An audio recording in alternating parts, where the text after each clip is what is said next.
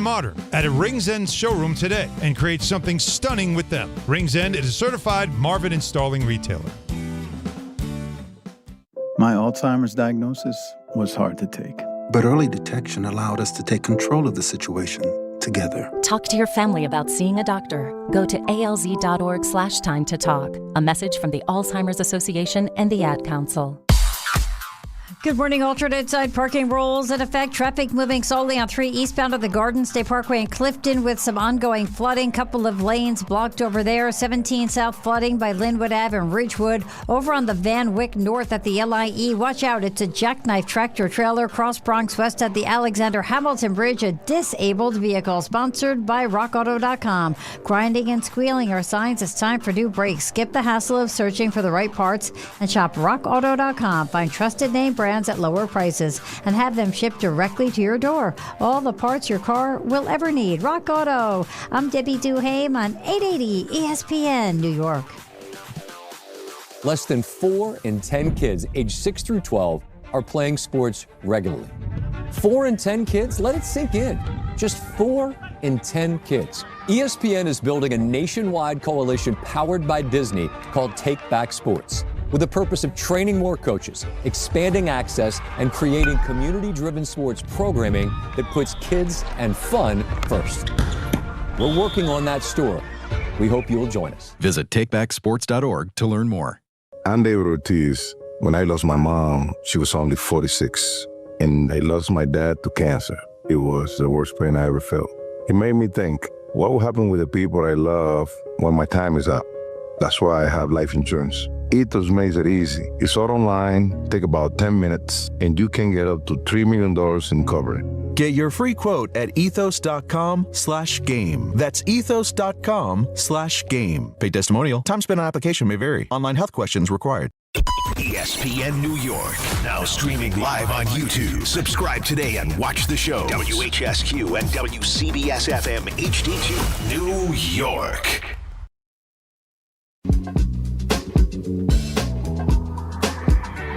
Got the #1 pick in the NHL draft, but the men they can't seem to stump. Do something dumb, that's an observation. CLT make them need to run. Cut them every trash, CMT for short. Wonder if we best once you peep the score. Up at the crack of dawn, top stories of the morning. While you're yawning, grab your coffee, rise and shine with 8:80 a.m. This is Drop Time. We provide highlights from your favorite teams. Got Dave and Rick making plenty of picks. It's Rule 76. All right, we have made it through the holiday weekend. We are back. We are live. It is DNR here on ESPN New York. No D, no R, but you got G and R. Grasson Renan here on ESPN New York. RJ is back. Ray Santiago, he never leaves. It's always good to see Ray. But Jordan Renan keeping us company throughout the week. We look forward to that. He is tan. He is sun-kissed from a week down at the shore. How are you, sir? I'm happy to be here. I'm ready for a Monday morning. You know, I think it's soccer season around here, isn't it? Soccer season? Is that where we're at? Soccer season? It's a soccer universe we're living in right now. Are you kidding me? Thank God, too, because our local teams stink. Stink to high heavens. We were talking about this, right, before the show. We were incredibly blessed by this Knicks run that we got, right? Mm-hmm. That took us all the way pretty much till the middle of June, and I don't remember what day even the parade was, but it felt like it ate up all of June before, like, the confetti stopped falling, and we said, okay, Knicks won a championship, it's over. Then immediately you go, boom, you hit the switch and you're into the World Cup, and now the World Cup has been so exciting, and now you have all these off-the-field storylines, which we're going to get into in just a little bit. We're already now past the 4th of July. We got a week left until the All-Star break. You figure the World Cup's got some legs for a few more days. And, oh, by the way, we've got 2 baseball teams. One season is completely over, and then you have another one who looks like they want to join that other team in the world of irrelevance. But, yeah, New York sports not really good right now outside of the Knickerbockers. Obviously, the Yankee season isn't going to be over, but I'll say this, and I'm a big Yankee fan. So the routine. You have the hat on? What's that? That's why you have the hat on. Right? I do. Yeah, well, no, it's patriotic. It's almost like an American hat. You know, just New York, NY. No, it's true. And then I got the American flag shirt because it's a big day. Huge. Tonight's, I'm excited to watch that game tonight. How can you not be? Yeah, absolutely. So, but with the Yankees, I mean, first of all, even the Mets. I used to sit down. I'll watch the Yankees every night come spring, summer. It's the routine. Every single night, you're sitting down watching the game. Right? Yes, the Knicks preoccupied us for a while, so you could put the Yankees and the Mets became unwatchable. Even though I was a Yankee fan, I would watch the Mets most nights. They're unwatchable. I can't even put them on now. The Yankees, I'll check in on them every once in a while at this point, and I'll stick on the World Cup or something, just to keep me busy because I'm kind of indifferent to them at this point. It's just bland. It's blah. It's like, oh, this team again, the same thing over and over. I mean, the Yankees are putting out a lineup with Jason Dominguez batting third and Anthony Volpe batting fifth. Like that's what we're watching, and it's like, and they rolled back the same team, and they're going to tell us Judge and Stanton are coming back. Like, that makes me feel real good, right? I could really trust Giancarlo Stanton. Like, so I'm barely watching. I'm watching the World Cup, Mexico over and England, although that wasn't the same time as the Yankee game yesterday. No, over in a set, but Brazil was. I was watching Brazil-Norway over the Yankees. Anything is much better than the Yankees right now, or New York baseball for that matter. And I'm old enough to remember you mentioned those two guys' names when Volpe and Jason Dominguez were said to be can't miss. Surefire, can't miss. Studs, future Hall of Famers, Monument Park, get the speech ready. Not working out too well. We could make a list of Mets and Yankees who were Alvarez, Volpe, and by the way, every team we didn't know who Cam Schlittler was at this time last year. We didn't even know he existed, and the dude's a stud. I'm done with prospects in baseball. Well, I'm done listening about prospects. Him and Ben Rice. Those are two guys that weren't exactly like can't missers, if that's a term you can make up, can't missers. But here they are, and where would the Yankees be without those two guys? Like, you don't love where the Yankees are right now, but at least they got off to that great start, fueled largely by the performance of those two guys. Who? Ben Rice and Cam Schlittler. I thought you were saying Dominguez. No. I'm like, what? They're not even part of the conversation. No way in hell. Yes, absolutely not. Yes, Ben Rice was great. He's obviously tailed off a little bit here. Not having Aaron Judge certainly not a good thing for him. Doesn't exactly help. But he made the All-Star team and has been their MVP so far this year. I think that's pretty clear, him and Schlittler. So I think it's fair to say, and both of those guys are going to be part of the All-Star festivities in a couple of weeks, or next week, rather, in Philadelphia. Mets get the one guy, Juan Soto, no big surprise there. But no, baseball's in a rough spot right now. It really and truly is. Yankees will have legs throughout the season. We know that. Mets season is done. The sell-off, if you want to call David Peterson beginning the sell-off, but it's only just going to continue from here on out. But thank God for the World Cup. Thank goodness for the World Cup. Like, too bad we can't have this every year if we were going to get bad baseball, right? To help us continue to bridge the gap to training camp and the start of the football season. Great diversion, the World Cup. And, especially with the story that dropped yesterday. Oh my God. I thought it was a joke. So did I. I really and truly thought it was one a of joke. These memes. I was sending you guys memes all day. Like, these people on the internet are amazing. Yeah. Like, so they obviously suspend the red card of Flo Balogun. We're going to call him Flo because no one could say his first name, right? Well, Folarin Balogun. Yeah, that's why they call him Flo. Wait, what's the American coach's name? Marcel Chichito. Mario Panchetta. I like Chichito. I like Panchetta because Marcel Chichito. Marcel Chichito, I'll tell you, he wins another game tonight. I mean, they're going to be, throwing him a parade pretty soon. He does look like a young Russell Crowe. He does, yes. He does. Well, did you see that, the attire that he wears during the game, that, navy kind of buttoned-up short-sleeve job, which looks like... It's weird because there's a high button, right? Right, and it looks like he's about to sit down, or somebody's about to sit down in the barber's chair, and he's about to give you a haircut. That's what I first thought of it. But I saw this story last night that is apparently like Hugo Boss attire. And it's extremely popular. Hugo Boss sold out, and I didn't even know that you could buy this thing. They went and they had a second production of the items, and those things are almost sold out now. So Mauricio's a trendsetter. All right, so if they fashion win tonight, icon. if the U.S. who plays tonight, 8 o'clock, right? It's 8 o'clock. 8 o'clock, baby. Against the good old Belgians. Right. They win tonight. We'll be here all week. I might have to get a Mauricio Pochettino shirt. Can you get one? That's the thing. A Panchetta shirt. We got to see if we can get Panchetta. one. Should look that up. Yeah, we'll see. We'll see if we can get one in time. Otherwise, we'll settle with my Pulisic jersey. So anyway, Balogun's red card gets suspended, And you go on the internet, and, I mean, the memes are just amazing. It's, the guy has a reverse Uno. Like the ref is giving Balogun the red card when I send you, and he's giving back the reverse Uno card. Or he's giving back the Trump card. The Trump card, yeah. When you saw in later Donald memes, yeah. Trump on it, giving the ref the middle finger. And obviously, I'll tell you in a little bit, I think this is actually bad for the U.S., not in regards to this game. Mm-hmm. I think it's a bad situation for the U.S. in that FIFA just changes the rules. They make up rules left and right. It's known as this corrupt organization. Everyone's now going to look at this with cross-eyed, right? They're trying to help the U.S. win. Donald Trump gets involved. The White House makes a call to the president of FIFA. So now it becomes political to people. The U.S. use their political power to get their star back.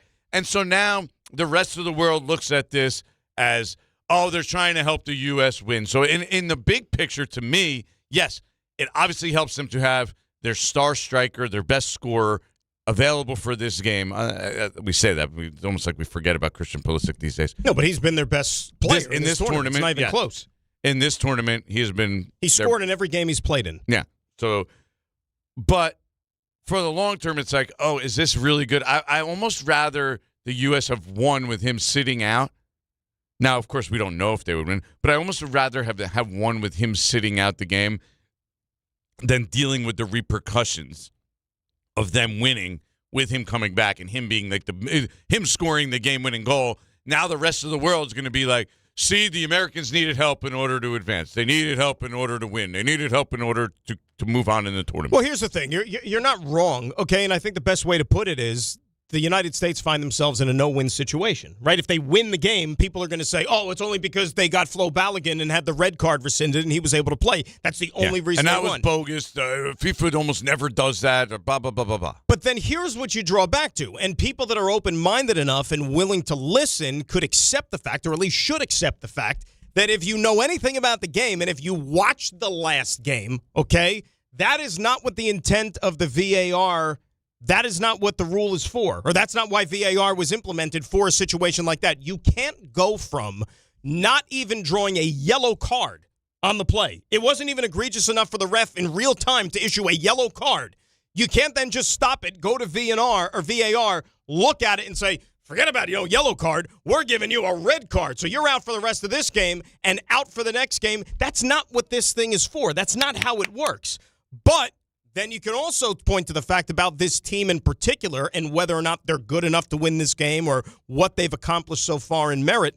Dude, they just won the last game playing with 10 men for 30 minutes, 35 minutes, whatever it was. So it's not like they're chopped liver.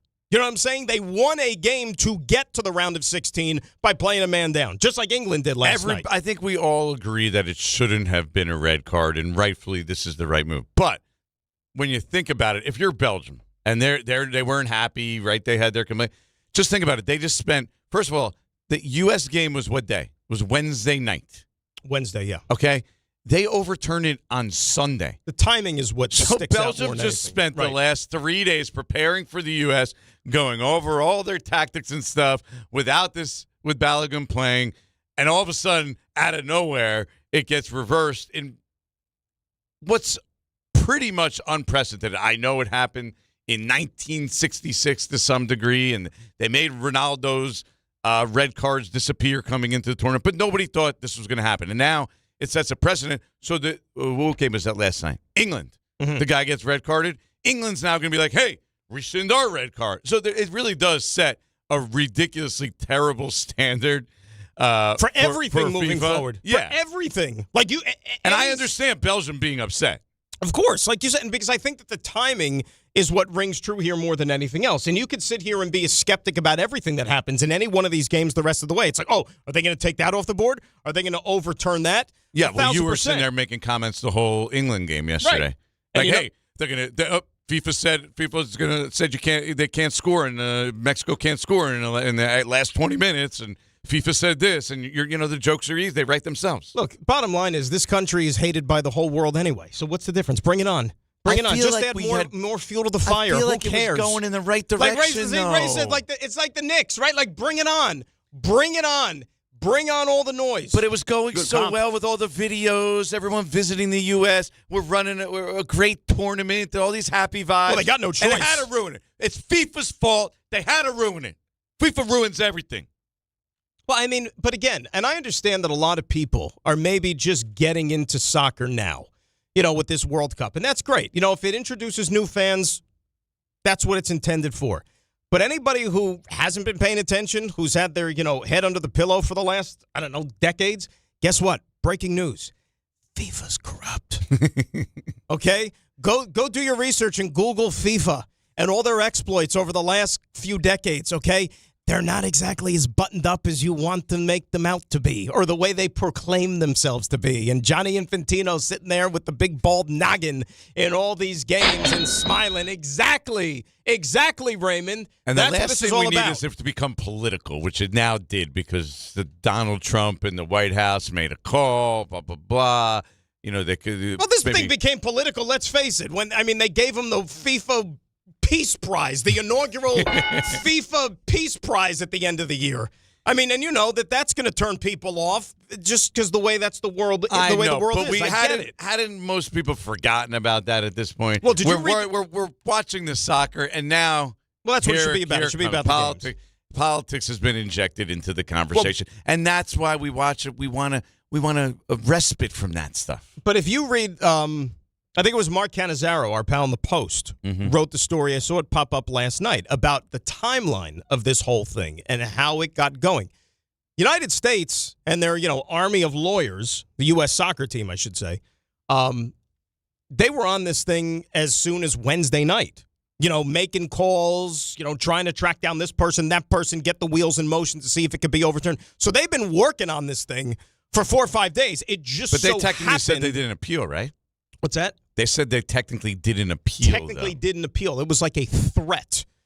Because, like I said, they got these lawyers involved, and I forgot what the actual committee is that they from International World Sport or something like that they would have to that FIFA would have to sit in front of to hear this whole kind of process, and that is what they wanted to apparently avoid at all costs, and that's why they went ahead and had this thing rescinded. Knock knock. Hey, this is U.S. soccer. Hey, by the way, have you looked at the replay of the Balogun red card? Maybe you guys should look at it. We're not going to actually file an appeal, but I think maybe, just maybe, you should overturn it. What do you think? No, nobody's going to want to hear this, okay? Nobody's going to want to hear this at all, and I don't blame them. We win this game tonight, though, we might have beat them even without Balogun. Because anybody who knows, if you've been following these teams and following this tournament, United States has been the better side than Belgium throughout this tournament. This is a Belgian team that's on the end of their run, right? Correct. Their best players are aging. Right. Lukaku's 35 years old. Can't stay healthy for more than 20 minutes. He can only play a portion of the game. He's also gigantic. The memes about him are amazing, too. I don't know if you've seen them. They just make him out to be a fat guy. When the U.S. lost to Belgium... And De Bruyne used to be one of the best midfielders in the world. Probably not anymore. Same thing. They're in their mid-30s. Exactly. So this is probably it for them as far as the World Cup. But when the U.S. got knocked out by Belgium in 2014, that was a team, like you said, the beginning of their run, that team was poised to make a deep run. They could challenge for the top prize, all that stuff. And we played them pretty good in 2014, but ultimately didn't win in the round of 16. This is different. Before we even thought that there was any chance whatsoever that Balogun would even be able to play in this game tonight, there was a better than a coin flip chance that we still could have won this game, even without him. But nobody's going to want to hear that. They've been better in the tournament, but also in the lead up to the tournament. Belgium, on U.S. soil, thrashed the U.S. them. Thrashed 5-2. But not the same lineup 5-2. Either. We didn't have the same guys in there, vice versa. We played Balogun, Pulisic. We had McKinney. We had most of our good players playing. Now, we didn't have, maybe Chris Richard wasn't healthy, a few other guys missing, but it was most of our team. So this is still a really good team. If it was played on anywhere but in the U.S., we'd probably be underdogs. Probably. And home field advantage is massive. RJ, you're our soccer guy. You think that's fair? Massive. Anywhere but U.S., Belgium, U.S. Belgium's significant favorite. You mean on a neutral field? Yeah. I still think it's maybe a coin flip. I mean, Dan follows it close as well. I don't know anything, RJ. I'm a big fan of you. I think you follow a lot. Nice to be with you both today. Great seeing RJ. you, by the way. Welcome back. I got to tell you, I'm with Dan. I'm not saying they do win, and the odds certainly change. But Ricardo Pepi is, I know he plays in the Dutch league, and it's not the EPL or Serie A or anything like that. But he's a good player, and if you've watched international matches, he often fills in, and is not one of our starting 11, but is a good player. Yeah, he's not a scrub. Like we don't want to. It's not like a humongous drop off. He's the guy I actually feel bad for a little bit. Yeah. Because think about it. For the last 5 days, he's thinking he probably called his friends and he's like, "Hey, I'm playing World Cup. I'm starting. Yeah. Guys, you need to get on a plane and get here. I'm dressing tonight. I'm playing." To answer your question, I think neutral site we're still favored by a hair. If you swing it all the way to Belgium, then sure, maybe we're underdogs. But this is a match. I was telling Dan before. Maybe I'm too confident. I expect to win tonight. I don't disagree. I expect nothing less. I don't disagree. A loss tonight, especially given the transgressions of the last 24 hours, anything less than a win is severe. I did the unthinkable. I even looked to see when the next game was this morning. Well, why is that unthinkable? We're down to possibly the quarterfinals. Sort of like looking ahead. It's like putting the cart before the horse. No, it's not looking ahead. No? I've been doing that the entire tournament. I'm planning out my life as to okay, when is this game so I know what I have that day so I can watch. And I was telling RJ and I know we got a break. Very odd scheduling. Maybe we could get to the bottom of it at some point over the next 4 hours. The quarterfinals, there's one game on Thursday, one game on Friday, Saturday, 2 games, Sunday, none. Yeah, one was at 9 p.m. on Saturday. Yeah, why not one on Sunday? Why are you making me double up on Saturday? I don't get it. Man. Don't get it. Anyway. The man above needed a day of rest. I guess. Something like that. On the 7th day, we don't watch soccer. I don't know what it is. 800-919-3776. This story not going anywhere. And look, this is, if you're into the soccer, if you got USA World Cup fever, this is your day. And by the way, the appetizer at 3 o'clock this afternoon ain't too shabby either. I mean, this is like my 2 soccer worlds converging throughout this day. This is going to be a nightmare of epic proportions with the Portugal-Spain versus our game coming up at night at 8 o'clock here. We will do baseball, and Buster Olney, who usually joins us. When does he usually join us, RJ? Is it Tuesday or Wednesday with Buster usually? He's been moving around a little bit. It's usually the Tuesday. It's usually the Tuesday. Guy, yeah. But today, it's a Monday. We're coming off the weekend. Big Monday. Coming off the weekend of just scintillating New York baseball. So we got to have Buster on at 7:30 this morning. We'll also possibly do a little feud this morning on a Monday. I've never done it before, How about, I'm excited. You've never done the feud? Never done the feud. I think you're going to thrive at the feud. I think I'm made for the feud. I think you're made I for consider the feud myself as a well. man of the people, so this is my kind of game. You're a feud guy. Yeah. Plus, we're going to give you the stuff you missed. Ray's going to do the 3 stars. We're going to have a whole bunch of shenanigans today. It is a Monday. It is a new week. It is DNR. It's Grassa Vernon here on ESPN New York. Get ready as Fanatics Fest returns to the Javits Center July 16th through the 19th, right in the middle of the biggest sports weekend of the summer. With more than 500 athletes and celebrities, every major league, and hundreds of thousands of fans for the ultimate sports fan experience. Get your exclusive merch, rare trading cards, free photo ops, and a full tailgate zone all weekend long. Grab your tickets before they're gone at fanaticsfest.com. If you've been injured in an accident that wasn't your fault, then you need a lawyer who knows New York's unique personal injury and workers' compensation laws. At the Parisman Firm, they have decades of experience handling all types of accident cases and a proven track record of delivering huge results. Their team has already recovered nearly $1 billion for injured New Yorkers. From construction to car accidents and slips and falls, they've got you covered. Call the Parisman Firm now at 718-WORKERS, where your case is their cause. Get the justice you deserve today. On the biggest stage in the world, FanDuel is changing the game. Because sometimes your player gets subbed off and your bet goes with them. Not anymore.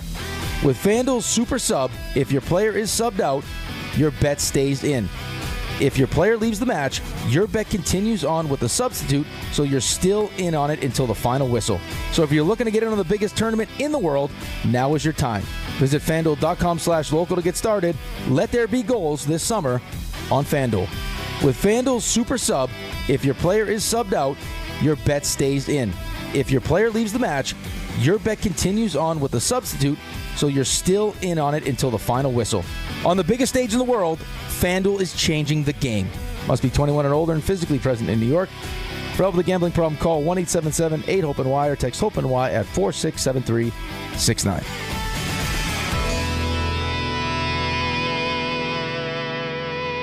Prizes, flyaways, even cash money. You want it? We've got it. Find a list of all contests and official rules by visiting ESPNNewYorkContests.com. That's ESPNNewYorkContests.com. At City Harvest, we believe no New Yorker has to go hungry. With your help, we're on the road 365 days a year, rescuing over 77 million pounds of nutritious food and delivering it free to millions of New Yorkers, transforming surplus food into sustenance, sustainability, and smiles, rallying thousands of New Yorkers to power a network of nourishment across our city. One day, one meal, and one New Yorker at a time. That's how we feed good. Donate at cityharvest.org. We all hear the radio ads about the IRS. They tell you to be afraid, to be scared, and they try to frighten you into calling. I'm not here to do that. Tax Relief Advocates is different. TRA is here to tell you that if you owe money to the IRS, whether it's $5,000, $50,000, or $500,000, we have a solution. It doesn't matter if you're sitting in your car, at work, or with your kids. No matter where you are, call now. 800-575-6759. Don't lose hope. TRA can eliminate or reduce what you owe to the IRS. Generous programs are now available that can give you a fresh start. Our passion is taxes and helping individuals fix their IRS problems. We have over 1,000 5-star reviews on Google and an A+ with the Better Business Bureau. You don't need to be afraid of the IRS any longer. End your tax nightmare today by visiting us online at TRA.com or call 800-575-6759. That's 800-575-6759. Tax Relief Advocates. Real solutions for real people. This is the Michael K. Show. I'm not quite sure how you blame Boone for this, and how do you blame Cashman for it? Could anybody have actually predicted that Aaron Judge was going to get hurt and be out 3 months? He's incredibly important to this team. But I will tell you this, you should be upset. They're playing like garbage right now, because as bad as the injuries are, they shouldn't be this bad, because they are bad on an embarrassing level now. The Michael K. Show, weekdays at 1 on ESPN New York and streaming live on YouTube. Presented by the Parisman Firm.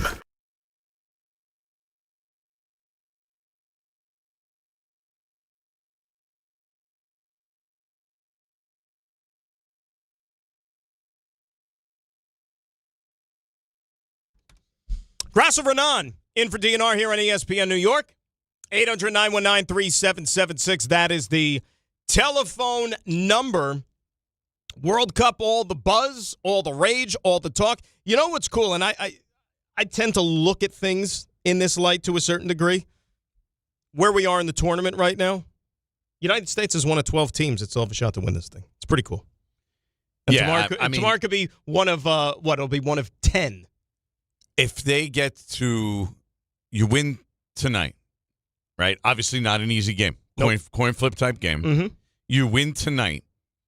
You're playing in the quarterfinals against Portugal or Spain on Friday. This country is going to be nuts. It's going to be all in on the tournament at that point. Insane. Like, well, even, they are already. No, but even I'm talking about bringing even in the fringe or the people who are anti-soccer. At that point, you have to watch if you're even a semi-sports fan, right? And by the way, and you know, it's not even prime time either. Like that next, and I don't think you're wrong, by the way, for looking ahead. It's 3 o'clock, and it's also on the West Coast. Yeah, but Every 3 o'clock game the on a United Friday States has played has been on the West Coast. Friday's a weekend in the summer. Correct. But 3 o'clock in the afternoon, that's 12 o'clock local time, SoFi. Every game is on the West Coast. Yeah, why is that? Is that just the way the formula was? You know, like they schedule all It was random? It was random. You know, all their group stage games were West Coast, and then depending on where you finished in the group, you got placed into that next site, whatever it was, and they just happened to be West Coast sites. They won't play a non-West Coast game unless they advance to the semifinals, which I think might be in Dallas if they make it that far. You gonna go? No. $5,000? $5,000? No. $5,000 all in trip to Dallas? I got to be honest with you. What? I got to be honest with you. And we'll get to the calls here in a second at 800-919-3776. I have bemoaned this publicly over the last 2 weeks. Mm-hmm. I am kicking myself for not making more of a concerted effort to get to one of these games. The U.S.? No, not the U.S. I'm just the Knicks. No, the World Cup. We're talking soccer. Oh, You're like game. all over the place. Stay with me. I didn't get you. Folks, Knicks. Oh, any the World Cup. Any at World MetLife Cup Stadium. Okay, MetLife, we've had, 5 games, 6 games or whatever is at MetLife? And here's the reason why. And Ray knows this. RJ knows this. Because in the lead up to the World Cup, like if you even want to go back as far as like March, okay, March, April, all we heard about the tournament in our area was negative and how much it was going to be a disaster. Transportation, the New Jersey Transit, all the garbage.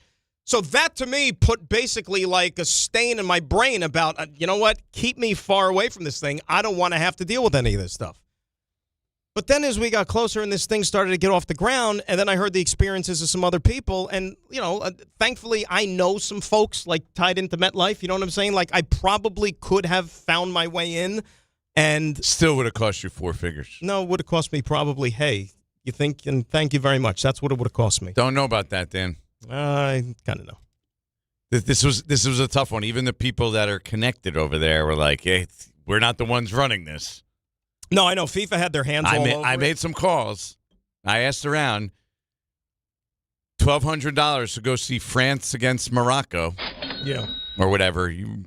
Would you have done that? No, I wouldn't have. Okay. And I don't think I would have had to necessarily. But anyway, that's another story for another time. But the point is like I am Dan kicking. Grassa. Well, I don't have to do I that. am kicking myself for not maybe being a little bit more aggressive.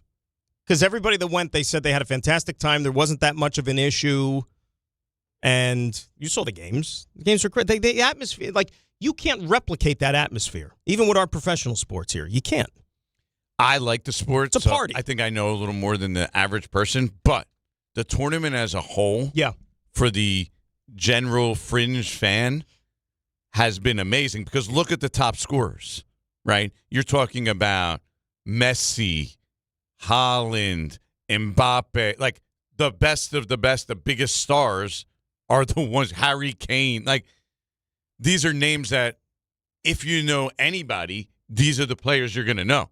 So the fact that they've come through has made it a really good spectacle and event for 100%. us here in this country. And you saw Haaland again yesterday. And look, Brazil, this wasn't like a vintage, like, juggernaut Brazil team. Like, not compared to some of their other teams. They're good. But they're one of those.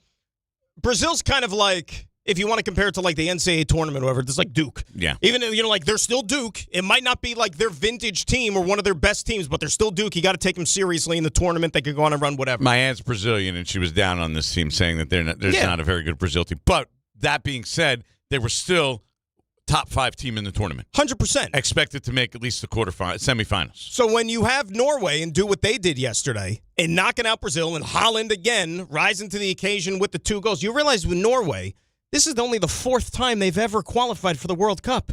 And this is their best finish already, no matter what happens the rest of the way.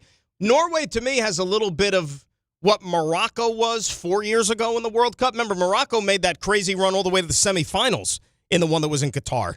In 2022. They beat Portugal as an underdog in the quarterfinals, and they made it all the way to the semifinals. Norway has a little bit of that magic going for them here. And next they play England after the game last night. Like that, think about that. That's going to be a fantastic game. And the fan base and the row with the fans afterwards, like, that's awesome. It really and truly is. It's been phenomenal. They're in New Jersey too, right? Norway? What do you mean? They were in New Jersey yesterday for the game. I mean, like, they're still here. They're gonna. I don't know how long, if they stay here or they go. The next game is in Arrowhead. But I wonder if they stay locally for. I think they stay at least because the Norway fans are going. They'll be all over the place. Do we have a baseball game? No, we don't even have a baseball game here today. Well, good. We don't want them. They've already seen enough bad baseball. But they've been going. They were at the Mets, right? They were at the Mets. That day they were at the Mets game. The Mets were embarrassing that day, right? Didn't they do something embarrassing? Well, that was game 1 of the doubleheader, where on the second game of the doubleheader they committed the 6 errors. Oh, okay. Oh, sorry. Yeah. Sorry, they just lost the first game. No, but wait, even though that first game where the Norway fans were at, there was nobody in the ballpark. That thing sounded like Game 7 of the World Series just because of the Norway fans who were sitting out in the bleachers.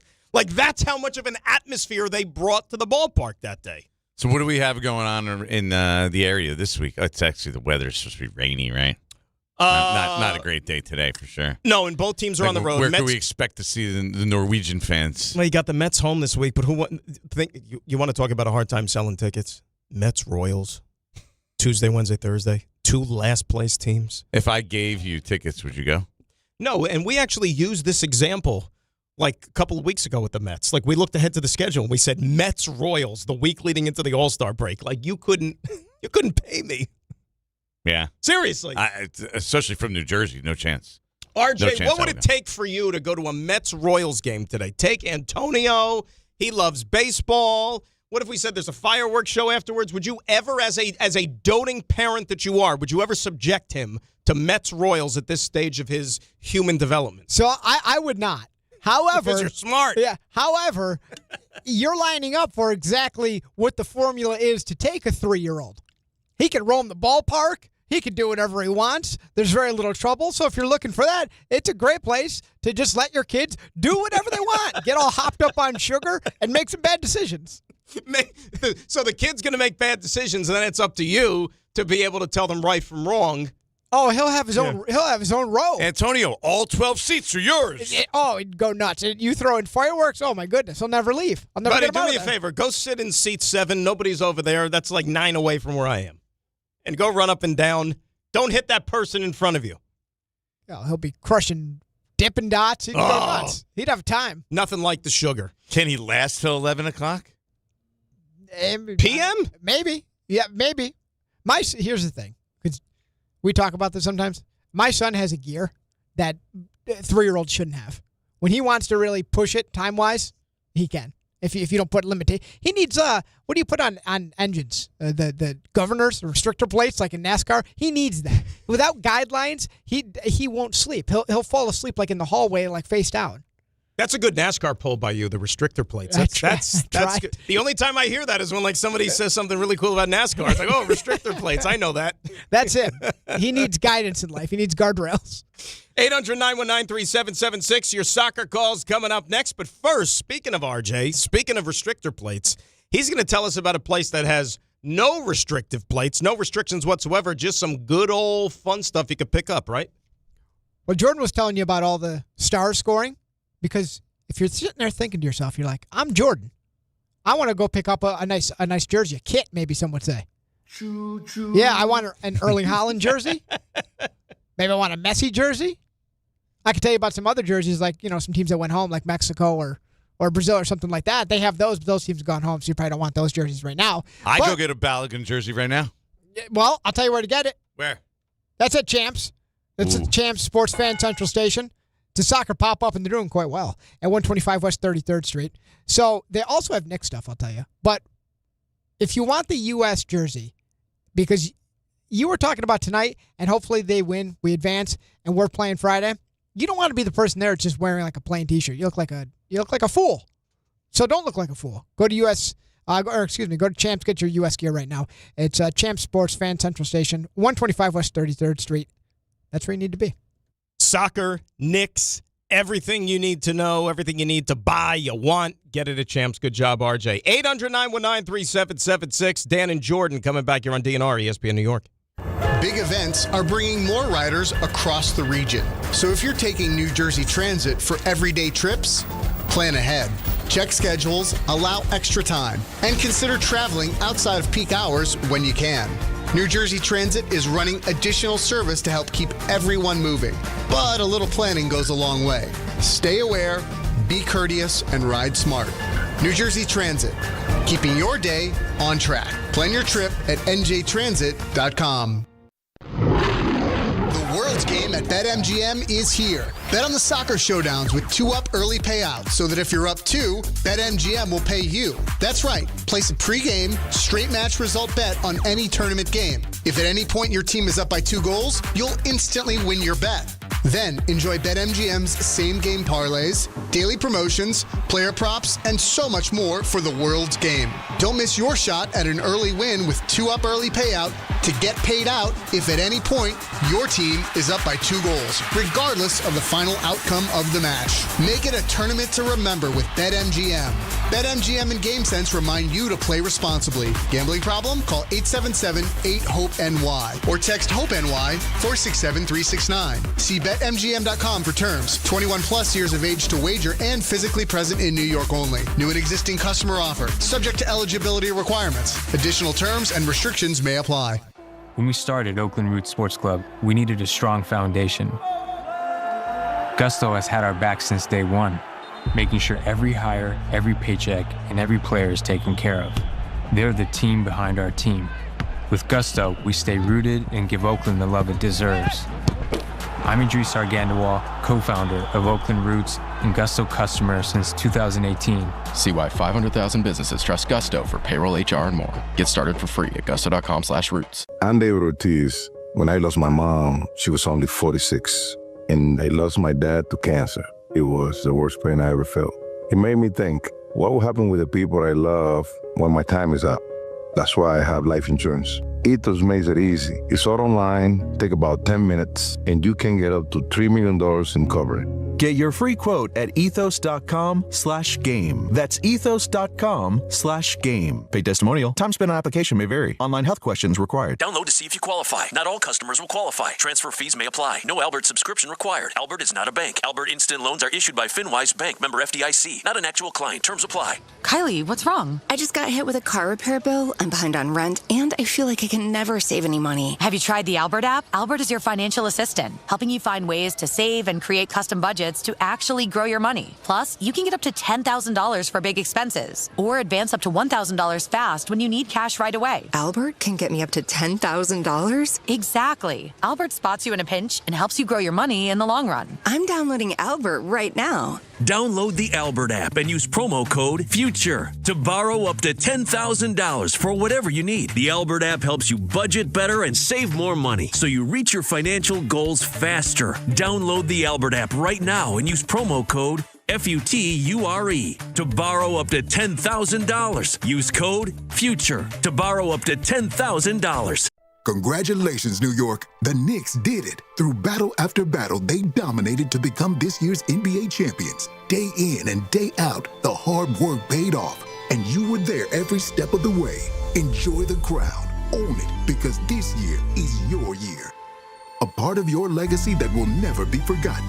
So celebrate this moment, show your pride, and shop the largest selection of official NBA gear at NBAstore.com. A Fanatics experience.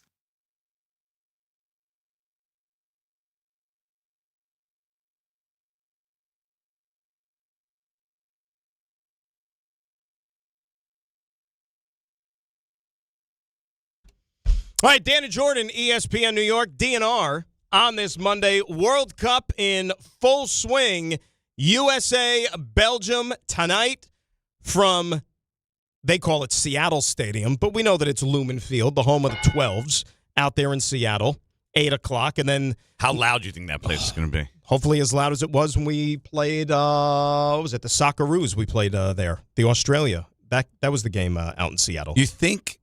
That was a day game, by the way. That was like a 12 o'clock or something local, or 1 o'clock local. It was on the 19th. It was my wife's birthday. We were out, yeah. And now tonight's a night game, so maybe they get a few more, libations in them. You think it's a soccer game at that stadium is louder than a Seahawks night game? Ooh.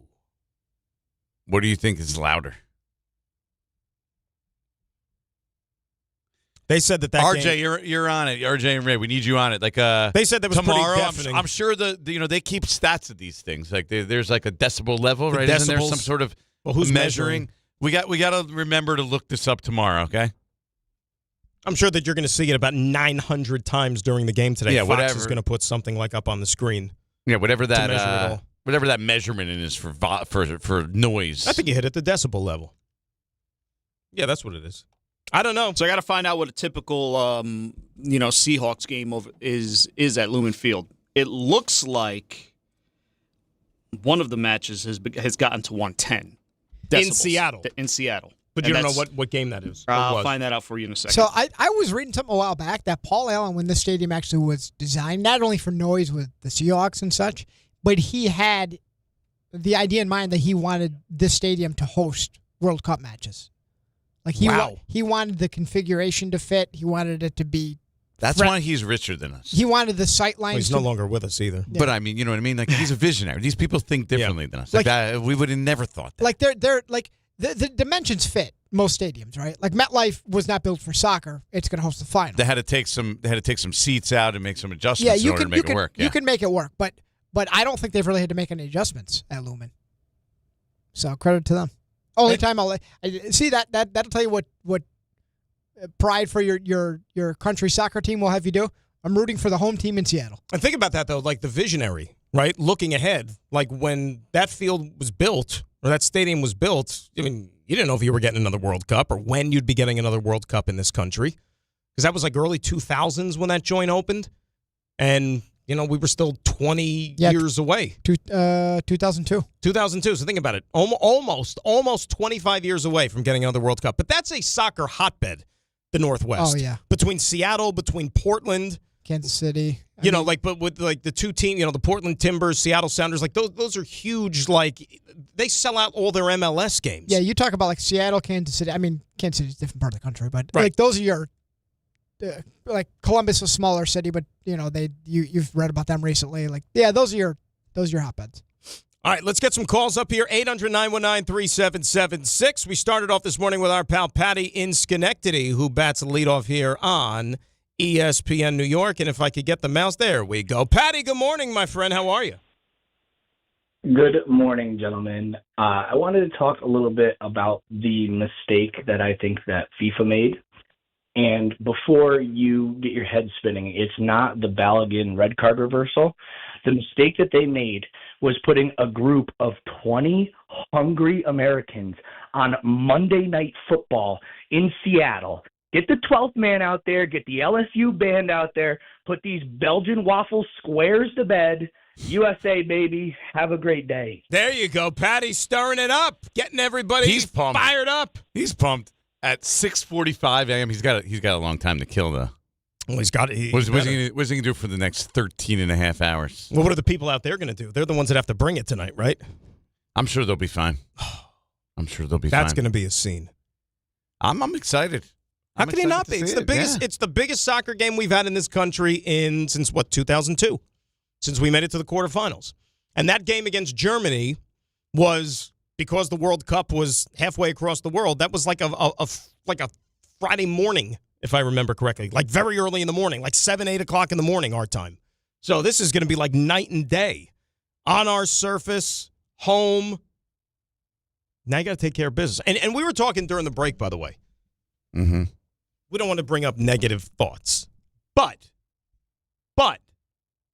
let's say the result doesn't go tonight the way you want to. Mm-hmm. Not a failure of a tournament, correct? No, making it to the quarterfinals was what they had to do. I mean, making it to the round of 16 was what they had to do. Right. It would be disappointing, though. Disappointment, not a failure. It would be disappointing for them to lose this game. RJ agree? Ray agree? Yeah, without question. I feel like they're the favorite in this without question. But would it be a disappointment or a failure? Massive disappointment. But not a failure. Can you call them making the round of, what is it, 16 now? Yeah, can you call that a failure? No, that was the bare minimum. If they would have lost to Bosnia in the round of 32, then it's a failure. I don't think it's capable of being a failure anymore. No, I think we've already graduated from that. But it seems like for the last 25 years, or even going back to when the World Cup was here in 94. I've heard the same stuff. How does U.S. soccer advance? How do we get on the same level as some of these other countries and blah, blah, blah, blah, blah? How do we make progress? Getting to the round of 16 when you're hosting the tournament, that to me is not considered progress. Exactly. Taking the game to the next level, 94 when we had the World Cup here, 2002 when we made the quarterfinals. Just getting to the round of 16 right now won't be looked back on like this was a pivotal point where we kind of gotten to the next level, where kids were like, I want to be like Pulisic or Balogun. But if you win this game, you play Spain or Portugal in the quarterfinals. That's the measuring stick. Like, let's be real. That's when when we look back on it 30 years, people be like, I remember when I was a kid watching these guys play, I wanted to be, Christian Pulisic. Right. But to make progress, to be the best, you got to beat the best. Like, you got to knock off one of these, soccer blue bloods on the map. And, Belgium has had their run for the last, like you said, 10, 15, Do they count as a soccer blue blood? They're good, but they're not on the same. I'm just asking. No, they're not. I don't put them on the same level as what Spain or Portugal would be. And I think it's going to be Spain, as much as it pains me to say. But I think Spain will win this afternoon. If we beat Spain, that's the biggest win in the history of U.S. soccer, hands down. That would be, miracle on grass, basically. And, even though this isn't the greatest Portugal team, if they beat Portugal, that would also be the biggest win in U.S. soccer. Yes, given the fact that it would be the quarterfinals. Being the fact it would be the quarterfinals. Yeah. And you're at home. And but they have not shown close to that level yet in this tournament. This is the time when you're supposed to do that, too. You have your best chance when 100%. You're playing at home. 100%. Now, being at home in soccer matters. 100%. And the other thing I just want to throw into this, RJ and I were talking about it before the show. In the past, it was always bare minimum, you got to get out of group play, and you got to get to the knockout round. Well, remember, this World Cup, they expanded to 48 teams. It's not like in the past when it was only 32. There's an extra round. So, all we did, you're in the round of 16 right now. That's what you got to in the past when you got out of group play. Right. So, to me, it's nice, but it's still not anywhere close to where you need to be. The analogy I used to RJ was, this feels like, or if you made it to the round of 32 in this current World Cup, it feels like it did with the NCAA tournament if you got placed in, the play-in game in Dayton. To me, that doesn't feel like you made the tournament. You have to win on the knockout or the play-in game or whatever in Dayton for the NCAA tournament to get into the big field to feel like you're in the tournament. You know what I mean? Yeah. That's what the round of 32 was like for this. You really want to get into the knockout round, you have to win the round of 32 game with this expanded field. 92nd minute, Balogun scores, U.S. advances 2-1. People go nuts. You think that'll draw some shot? You think that'll draw some headlines? I'm just saying that atmosphere would be crazy. I mean, for me, that would graduate us into the big boy category, but also we would stop asking questions of what if LeBron decided to play soccer? We would finally. It's time to move past those discussions. It's you know what I hated those discussions. You're right. Oh, because we're not good because our best athletes don't play soccer. Okay, how do we know our best athletes can play soccer? Yeah. Have you ever seen any of these guys that try to come, the basketball players that come and try to throw out a first pitch at a baseball game? Like Victor Wembanyama or whatever? Okay, or I was about to say, they say, Steve Francis, if only Wemby played soccer. Yeah, I mean, come on. Yeah, it makes us sound so trivial in our breakdown of the sport. And listen, it's always going to be an every 4-year thing where you get this fever pitch. Right, and that's good. But you will get people, MLS has expanded. All they've done is expand since 94. So you will get rollover where, hey, you know what, maybe Messi's in town playing NYCFC. I'm going to go check that out. That's how it happens. But in the here and now, how we're viewed internationally, we have a real manager. We have a real team. We have players that are having success internationally. It's on our soil. You have the Balogun news. You may never be able to bottle this up like this for a long time. We still don't have that full respect from the world, though, RJ. No. They still look at us. They still look at us in this sport the Americans, they're pretty good, but they're not. They can't hang with us. We haven't earned it. Look, because we haven't beaten any of those big teams in a big tournament.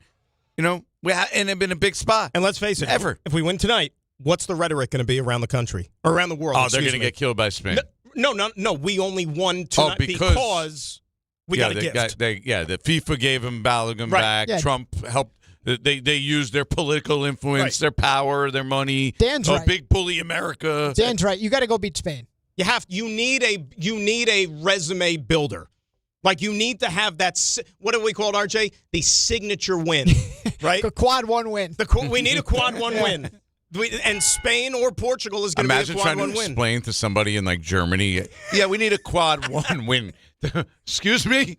What is this quad one? What do you talk about? Well, that right there is part of the discussion, too, about soccer growing in this country. We have the NFL. We have college football about to start. We have baseball, albeit not very good right now locally. But we have the NBA. We have the Knicks just when we were talking about that. We have Division I basketball. We have the NHL. There's so much to compete with. MLS it's not going to just start passing those leagues, but it's on the radar. Well, think about it. You have, and also, look, I understand that technically there was a national, we went further in 2002. We made it to the quarterfinals and all this other stuff, and we had players but this team's probably the most talented team we've ever had at a World Cup, like hands down. Like you see the talent you have guys on our national team that are playing in the top leagues around the world. Like back in the day, when you look at the Team USA roster, like for the most part, it was dudes who were playing in like MLS. Christian Pulisic is the most successful American soccer player of all time. He's been successful. He's been successful to a degree in Europe that we've never had of any player. No, correct. But I mean, like but based on what you say, successful, like there's still some people that are going to throw like a Landon Donovan in your face. But I'm saying because of the success I understand. He's played in a Champions League final. He's been the best player on AC Milan, which is a significant Italian team. Like nobody has ever done that. 100%. And I remember, but I'm just saying, I bring up Landon Donovan's name not because of the thing on his head, but because of like what he did as a player for the national team. But if you rewind 10, 15 years ago, like that conversation, somebody would throw out, like let's say, like Landon Donovan's name. But then they would also, like people that follow the game, be like, okay, Landon Donovan, blah, blah, blah, blah, blah. But on a global scale, like, do you think Landon Donovan is viewed as this like soccer god? Not even close. Well, they viewed him as like a semi-pseudo failure in Europe. Like he was okay. He's an American MLS guy. This, that. I mean, that like and that's he came back home to right. MLS. But I was saying now we have so much more talent and so much better players that allows you to go toe-to-toe with some of these great clubs around the world. I think we're so preoccupied with the Balogun thing right now, and he scored in every game, and the fact that he was reinstated, that everyone almost forgot. Like we haven't had a Christian Pulisic moment. No, and I think could be that moment. I do think at some point, maybe tonight, maybe if there's a next round, that we are probably going to have one because he is that good of a player. 1,000%. And we're going to need it. You know what I mean? Like, the more the merrier when it comes to talent. Like, you want as much contribution as possible. Joe in Ocean Gate up next year on ESPN New York. Joey, good morning. How are you? Hey, good morning, guys. Hope you had a great Independence weekend. Glorious fireworks and celebration and everything. So, and I had the pleasure of meeting Ray on Friday at the beach, or Thursday at the Beach Bash. So, hey, Ray, nice to meet you, man. He's famous. How was the meeting with Ray? Did it live up to all the hype? Just very well. I wasn't trying to bother the guy. Like, I met Dave briefly too. I was there early on in the Beach Bash before everything kind of got wild and stuff. But just was being respectful. Didn't want to bother the guys. Just say hello. Nice to meet you, Joe from Ocean Gate. And you guys get a great job on the radio. So, but very nice. Very pleasurable. It was a nice meeting with Joe. Joe's a nice guy. Thanks. Did you buy him a drink or something? Hard-working man. Did you buy him a drink, Ray? No. We were out in the big Sandy area when I first met him, so not near a bar. Was it under the mist? Because the mist was something special. Needed the mist. Well, it was only 100. It was 7,000 degrees, not 100. 7,000. So that little misty area was like a escape to heaven. It was very helpful. Jordan, Dan, thanks for filling in this week. You guys are always entertaining. But so the soccer, the World Cup, everything, the U.S. I mean, the Argentina game over the weekend, that was like unbelievable. Cape Verde. I thought the extra time was better than like the first main part of the game. But I'm just gonna keep it brief, you guys. So just go USA. Looking forward to them playing great tonight and Balogun win, coming back and playing. That's fantastic. And I think maybe the whole wasn't it the fraudulent stuff that the ref had some issues with a red card thing years ago in Brazil. Yep. So maybe this is the whole thing. That they're like, what? Maybe this guy is a little bit of a fraud and corrupt dude. So let's. If you can't give a yellow card initially, how the hell do you look at replay and then offer up a red card? That's the bottom line. That's the bottom line. And remember, because the day after it happened, when we were doing the show last week, we brought up the fact Messi earlier in this tournament, he did exactly the same thing and didn't get anything. Not even a slap on the wrist, nothing. The ironic part is, I don't know what your thoughts were when it happened live. It never crossed my mind that he was going to get red card. No. And then until this guy came out with a red card, I was, whoa, okay. But that's not what the spirit of the VAR is. And, Joe, thanks for the phone call, my friend. Appreciate you. We'll hear from you tomorrow. Like, that's not what VAR is for. You know, like full speed, like, okay, you're going to make a play on the ball. And, all right, it happens, you know. He made contact. He stomped on the dude. I get it. But you can't then, like, go to VAR when you were never given even a yellow and say, oh, red card, you're gone. You're not playing next round. Like, that's not what this is supposed to be about. Yeah. But they're also not supposed to rescind it. And everyone else is like, why are we rescinding it? And now it creates a big spectacle around the game. Totally I mean, the pregame show, how much of the pregame show is going to think covering that? Oh, it'll be a healthy 50-60% of the pregame show is basically going to be on that topic. Think about yesterday too. You had the two great games yesterday, and oh, by the way, like the night that game story, was amazing, which was the thing about the night game yesterday. And remember, in the second half, the stoppage time that they added on was 11 minutes. And we were joking around in the group chat, but you know, I'm like, the game's in Mexico. Like, you don't know what Mexico's trailing by 1. I was like, this dude may not blow the whistle to end the game until like Wednesday, because he don't want to be the guy on his watch that if Mexico loses and gets eliminated, like in the Azteca, that friggin' like crowd. But it was awesome. We only hope we could even come close to the environment that was there last night. I don't think it's as crazy as I think it is. I don't think we could match what was like in the Azteca in Mexico City, right? It's in Mexico City. Yeah, you're not going to get that. You're not going to get that. That was crazy. That environment is almost unlike anything in the entire world, period. It doesn't matter. It's awesome. All right, 800-919-3776. More on the soccer. We'll also get into the baseball and just another, just glorious, fabulous baseball weekend for the two locals, even though one of them coming up for the still Yanks, actually has a pulse. Exactly. This will tell us a lot about them for the next 4 days. We talk Yankees as well when we return. It's Dan and Jordan in for DNR, ESPN New York. And at 6:59, we say good morning for the first time today to our friend Debbie Duhame. JNR, good morning. Good morning, Dan. Good morning, Jordan. Let's see what's going on as you take a ride to New Jersey. Transit Morrison, Essex, and Gladstone branch remain suspended with limited service on the Morrison-Essex line between Summit and Penn Station, New York. Watch for slowdowns on the Van Wyck northbound subject to closure by the LIE. It's all due to an accident on the southbound Van Wyck at the LIE. Emergency activity on both sides. Watch for delays on Route 1 south at 287 in Edison with a crash. Sponsored by RockAuto.com. Grinding and squealing are signs it's time for new brakes. Skip the hassle of searching for the right parts and shop RockAuto.com. Find trusted brand name parts at lower prices and have them shipped directly to your door. All the parts your car will ever need. Rock Auto. I'm Debbie Duhame, 880 ESPN, New York. On the biggest stage in the world, FanDuel is changing the game because sometimes your player gets subbed off and your bet goes with them. Not anymore. With FanDuel's Super Sub, if your player is subbed out, your bet stays in. If your player leaves the match, your bet continues on with the substitute, so you're still in on it until the final whistle. So if you're looking to get in on the biggest tournament in the world, now is your time. Visit FanDuel.com/local to get started. Let there be goals this summer on FanDuel. With FanDuel's Super Sub, if your player is subbed out, your bet stays in. If your player leaves the match, your bet continues on with the substitute, so you're still in on it until the final whistle. On the biggest stage in the world, FanDuel is changing the game. Must be 21 and older and physically present in New York. For help with a gambling problem, call 1-877-8-HOPE-NY or text HOPE-NY at 467-369.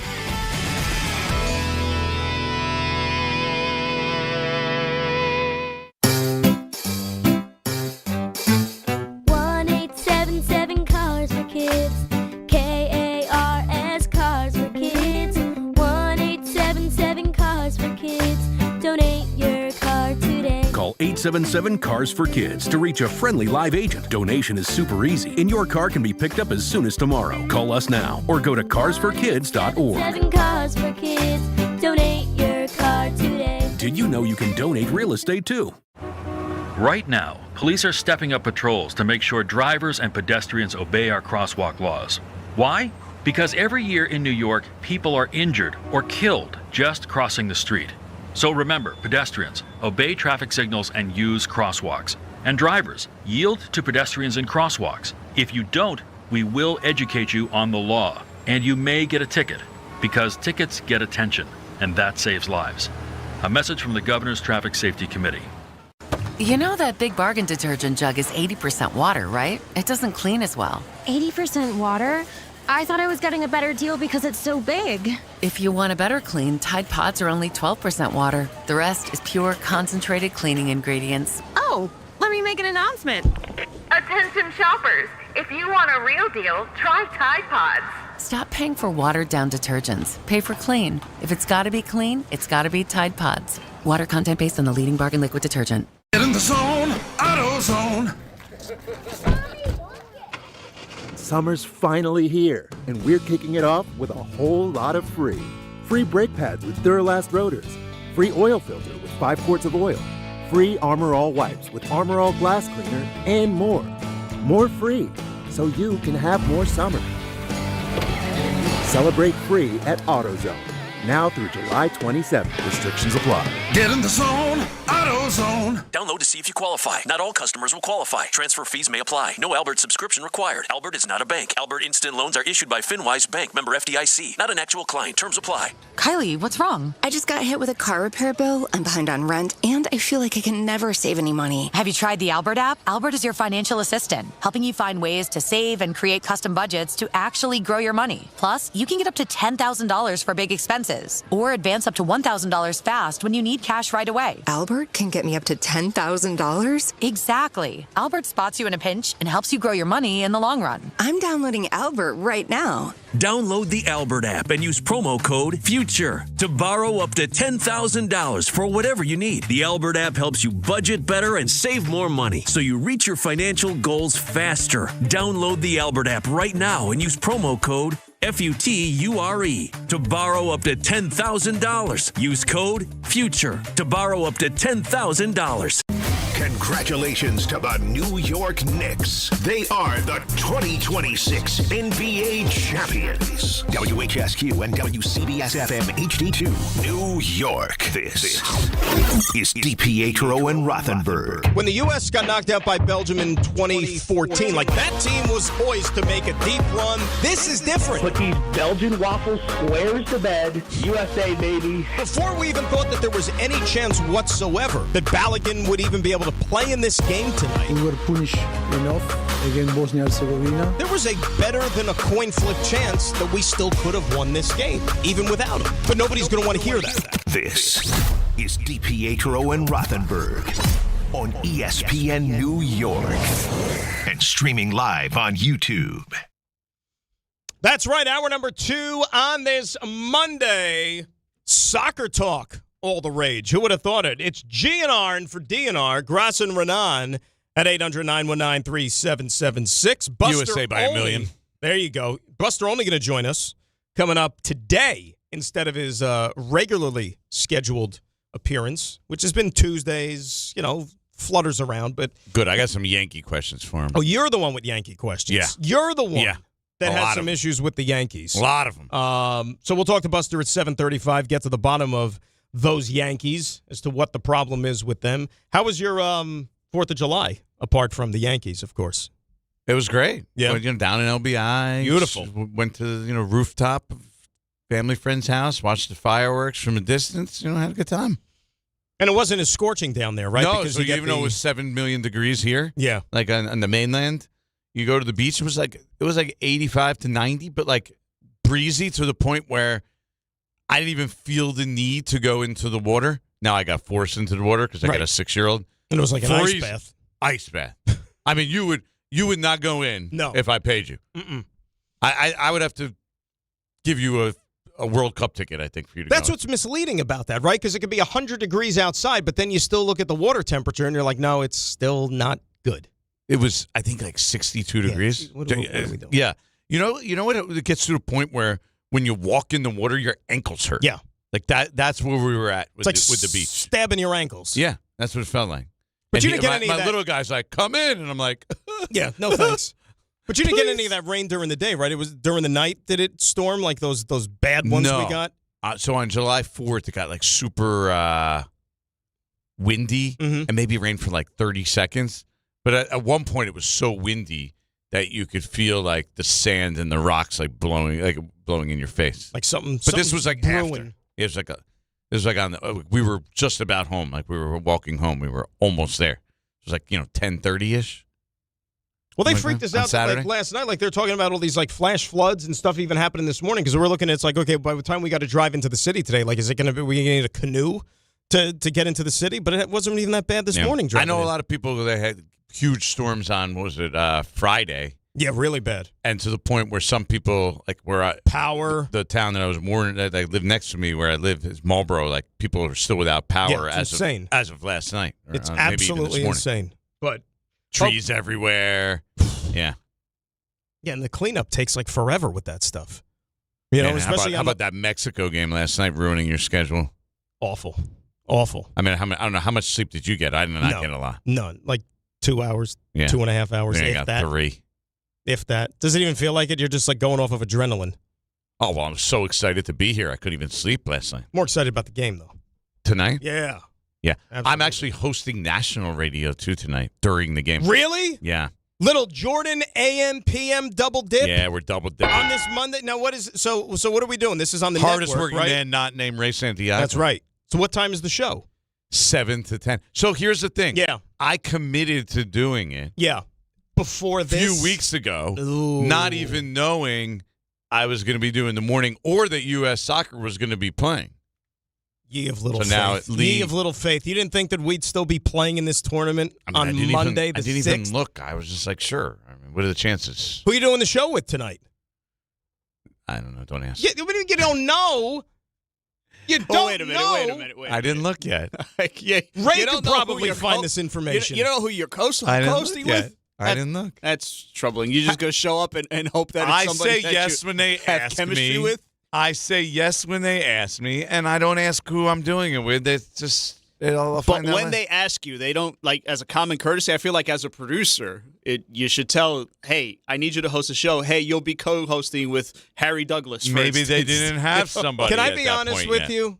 And maybe it was unknown at that point when they asked. Maybe I was the first commitment. That's a rough look. Maybe who's your producer? I got to talk to him. He did send an email yesterday. I did not read. Oh my goodness! You didn't even read the email. So, are you in on this? Like, You guys know are you Stosh, invested? right? Yes. This is All the, right. this is the It's definition Teron Davenport, who's an NFL guy. He's from the our guy. Titans. Yeah, I remember. He's from Titans here. reporter, yeah. He's from here. He's a He big is big Mets fan. Huge Mets fan. He actually flew in for opening day Mets this year.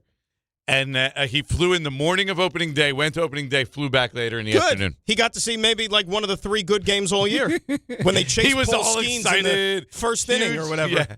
Huge Mets season coming up. Think that if you could go in a time machine back to opening day from a Mets perspective, you chase Paul Skeens in the first inning, you got a lineup that like works the count, grinds out at bats. I don't know how many runs they friggin' scored that day. If I would have told you when you walked out of the ballpark that day that we wouldn't even be at the All-Star break and this would be the pile of rubble that the Met baseball team is, you would have thought I was on crack. Yeah, I don't think anybody looked at the Mets and saw would have come up with this result through this at this point. It's not even the All-Star break, and they have a $400 million payroll, and they're in last place with one of the worst records in the entire sport, and they're sellers essentially. $400 million and being that bad. They almost blew a 10-3 lead yesterday in the ninth inning. Let me tell you something. In the ninth inning. Let me tell you something. 10-3 lead. I was hoping so hard that they lost. I was visiting my parents as that game was going on, and just sitting in my parents' living room and watching my father. And his dad's a Mets fan. Freak out that entire inning. I don't know if this makes me a bad guy. I wanted them to blow that game. So you're not alone, because by the time it was 10-9, my father's out of his chair is yelling, "I hope they lose now. I hope they lose." I wanted them to lose just for the laugh. Like it would have been like so we could sit here and talk about it. It would have been. It was like, rough. it would have been actually just humorous if they blew with 10-3 lead. It was humorous. Inning. It was humorous how it got to 10-9. Let's be honest. That was a disaster. I wasn't watching, but you guys were texting. I couldn't even describe describe what began to happen in that inning. Well, here's the funny part about it. Going into the ninth inning, it was 5-3 Mets. So the Mets put up a 5 spot in the top of the ninth. And the Braves began the inning with Cookie Carrasco, who's been DFA'd about, 80 times in the last, 2 years by how many teams or whatever it was, the Yankees, the Braves, the this, whatever. So They basically, Walt Weiss left Cookie Carrasco in to, like, take the beating, to eat it. They still got a game today, wrap around 4-game series. Yeah. So, but imagine if he actually, like, got him out of there when the walls started, like, caving in and didn't allow the Mets to put up 10. They would have lost the game. They would have lost the game. And according to your guys' play-by-play, Yeah. the Mets were making just ridiculous plays, like all over the place. In the bottom of the ninth inning? There was a couple soft hits to start. Yeah, Brazoban threw the ball away. Well, Brazoban threw it away, but I mean, again, the genius at first base, Mark Vientos, so it's amazing they keep. Well, no, Jared Young was in first base by the ninth inning. Who was playing left field? He made a stupid decision to try to throw to third. Tyrone Taylor. Right. And it allowed the winning run to potentially move up to second base by trying to get a guy at third. It was second and third of the 2 outs in the ninth inning against Devin Williams. It was just a comedy of errors. Like you had to step back and say, like, wait a minute, these are professional baseball players. These guys are supposed to know what to do in these situations. Just comedy of error after comedy of error. And that would have been the day after they give up 15 on the 4th of July on Saturday night. So on top of a 15-2 or 3 loss, which had, again, comedy of errors. Did you watch any of that? I had it on in the background while the fireworks were going on. But then if they would have blown a 7-run lead in the ninth, this is why I wanted it to happen, because this season is beyond saving. I'm almost thinking about the betterment of the organization moving forward. And there's still massive changes that need to be made. So you almost root for, in my opinion, you root for rock bottom. And then I know the owner went on the podcast with Joel Sherman and Heyman, and that's how he finally addressed his fans. And he's, committed to David Stearns and blah, blah, blah, blah, blah. Like, how bad does it have to get to where maybe he deviates from his course of thinking? That's the thing. and yesterday's game, I think, would have maybe added a little bit more fuel to it because it's inexcusable. It's like they needed the doubleheader to actually get rid of Mendoza. They needed the embarrassment of that doubleheader at home. Because he wanted all his heart to keep Mendoza. Right? They really wanted to keep him through this season. Like, they were trying to create some sort of normalcy or level of competency where they could keep him throughout the season. And that game made it, games, plural, made it impossible to justify to the fan base that they could do that for the duration of the season. And as he said in the podcast, he said, we made the decision basically because his contract was up at the end of the year. They said they weren't going to bring him back. So he's like, at this point, and he used the analogy, he's like, you might as well just put him out of his misery. And so that's what they ended up doing. They're obviously they've waved the white flag on the season. The only thing you look forward to as a Met fan, okay, the development of the 2 outfielders, Benj and Ewing. And by the way, can you freaking play Ewing against lefties? You saw what happened yesterday. He hits a freaking home run. The fact that they were still sitting him against a lefty like within the last week is mind-boggling to me. And Nolan McLean once every 5 days. That's basically what you have to look forward to for the rest of the season. And yesterday he had a rough first inning, McLean, but settled down, pitched into the 7th, which was good to see. He's turned it around again after a disastrous month of May. So good for him. One other thing real quick on that front before we get to the other things. Ron Darling brought this up. And McLean went through the speed bump there in the month of May. And he alluded to the fact that, remember, McLean was a guy who pitched in the World Baseball Classic. And this was a dude by like the 2nd, 3rd week of March that was having to hit like 98 on the radar gun because he's pitching in these like ultra competitive WBC games. And maybe he hasn't had the season that he had last year, and he's had like the stumbles along the way. Same thing about Paul Skeens, for example. You know what I mean? Like he hasn't exactly been Paul Skeens like what we would have expected because of maybe some of the things that you had to do in the springtime where you're just getting into the groove during spring training where you can like map it out slowly but surely. And, you never know if there's going to be that direct correlation, but I think it's a factor, but I also think we get like this all the time with the Mets, and they're like, oh, Senga's just going to be the star. Stinks. No, at one point, like 3 years ago, oh, Manaya's our number 1 starter. He figured it out. And then, oh, McLean's the guy. He pitched only a few games last year. I think the reality was there was going to be some ups and downs. Like, that's what happens with young pitchers in the league in general. I mean, look, even Cam Schlittler's going through it right now. He's had a couple bad starts here, the last few weeks. Like, I think that's just sort of the natural progression for a young pitcher. And he probably was going to hit it, but that certainly probably did not help either, that he had to be part of the World Baseball Classic and ramp it up so early. No, and even a guy like, think about it, Skubal. Right, I know Skubal kind of had like the, dip your toe in the water experience with the WBC. Like he came in, pitched the game. I'll pitch the game and go home. Yeah, pitch a game and go home. But it still just deviates from your normal routine in the spring there of getting ready for a season. So I don't know. We'll address it at some point or later this week. But I think the question that we now face with the Mets is, what do you do with Francisco Lindor? I think that's going to be the big question coming up here in the next few weeks. Well, we don't have to wait till later in the week. We could wait for about 20 more minutes. Buster Olney. That's a question. That is a question. 800-919-3776. Quick timeout. We come back. More of your calls. And got to get into the Yankees, the baseball team that actually still has a season. But where is that season heading? We'll talk about it next. Nowhere. GNR in for DNR, ESPN New York. Good Karma Brands is proud to be an equal opportunity employer, providing equal employment, development, and advancement opportunities to all teammates and applicants. To learn more about careers with us, please send an email to talentacquisition@goodkarmabrands.com. That's talentacquisition@goodkarmabrands.com. From your neighborhood stop to the city and back, New Jersey Transit keeps your day moving.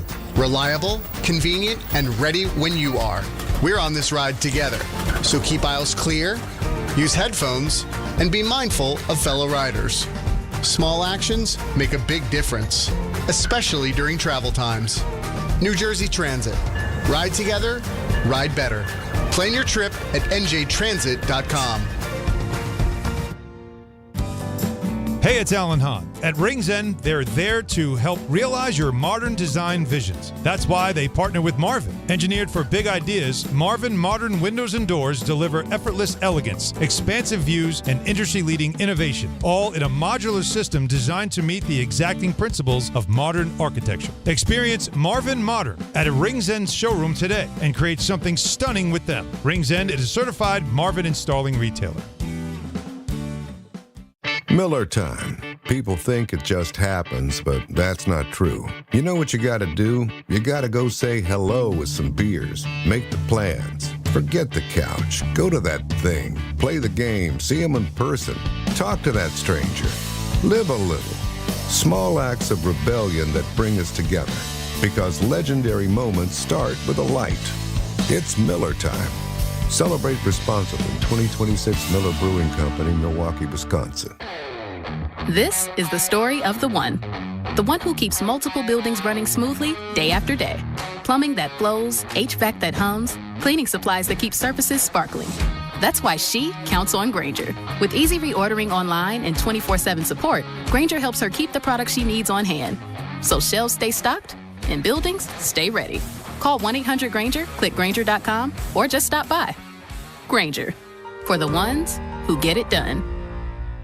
My name is Whitney Allen, and I'm a widow. My husband, Ryan, died. We never thought we'd ever have to use life insurance, but the unexpected happened. With Ethos, signing up was fast and 100% online. You can get a quote in seconds, apply in minutes, and get same-day coverage. No medical exams, and you can get up to $3 million worth of coverage. I'm grateful we were prepared. Get your free quote at ethos.com/play. That's ethos.com/play. Paid spokesperson. Time spent on application may vary. Online health questions required. Back to school starts now.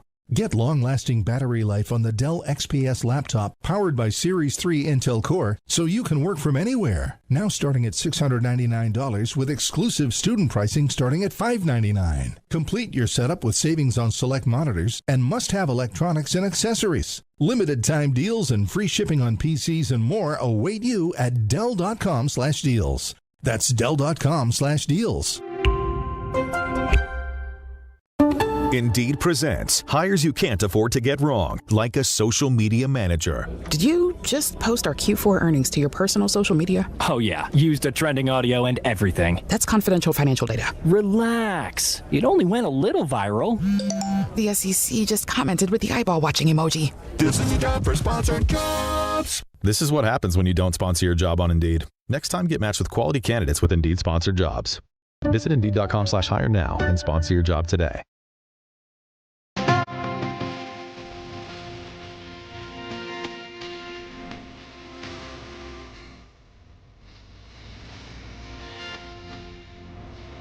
All right, TNR in for DNR. here on ESPN New York.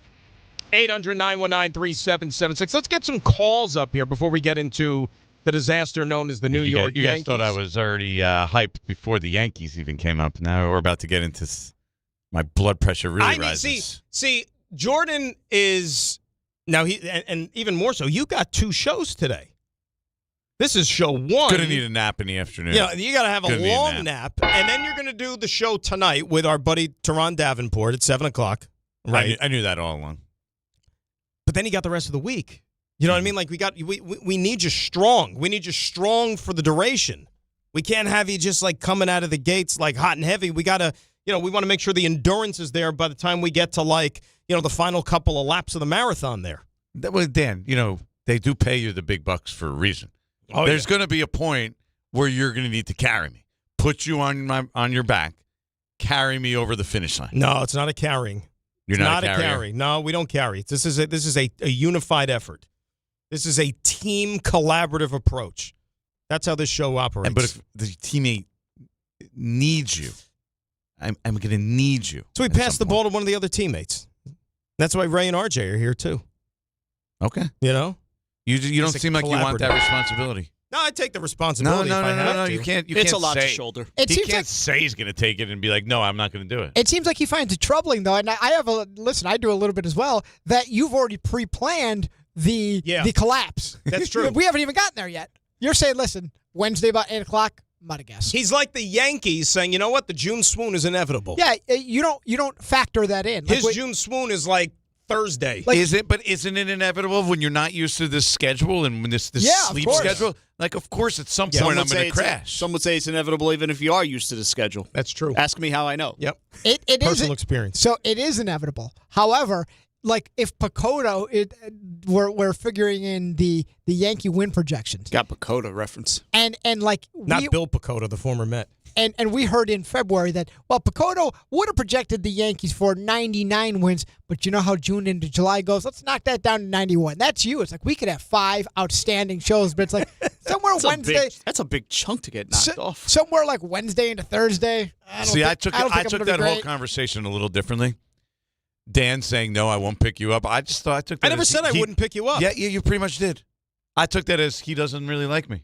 And that he'll let me fail if it comes down to it. Here's what I'm doing. I'm setting you up to accomplish things that you probably didn't even know you were capable of doing. That's what I'm doing. I'm like your mentor.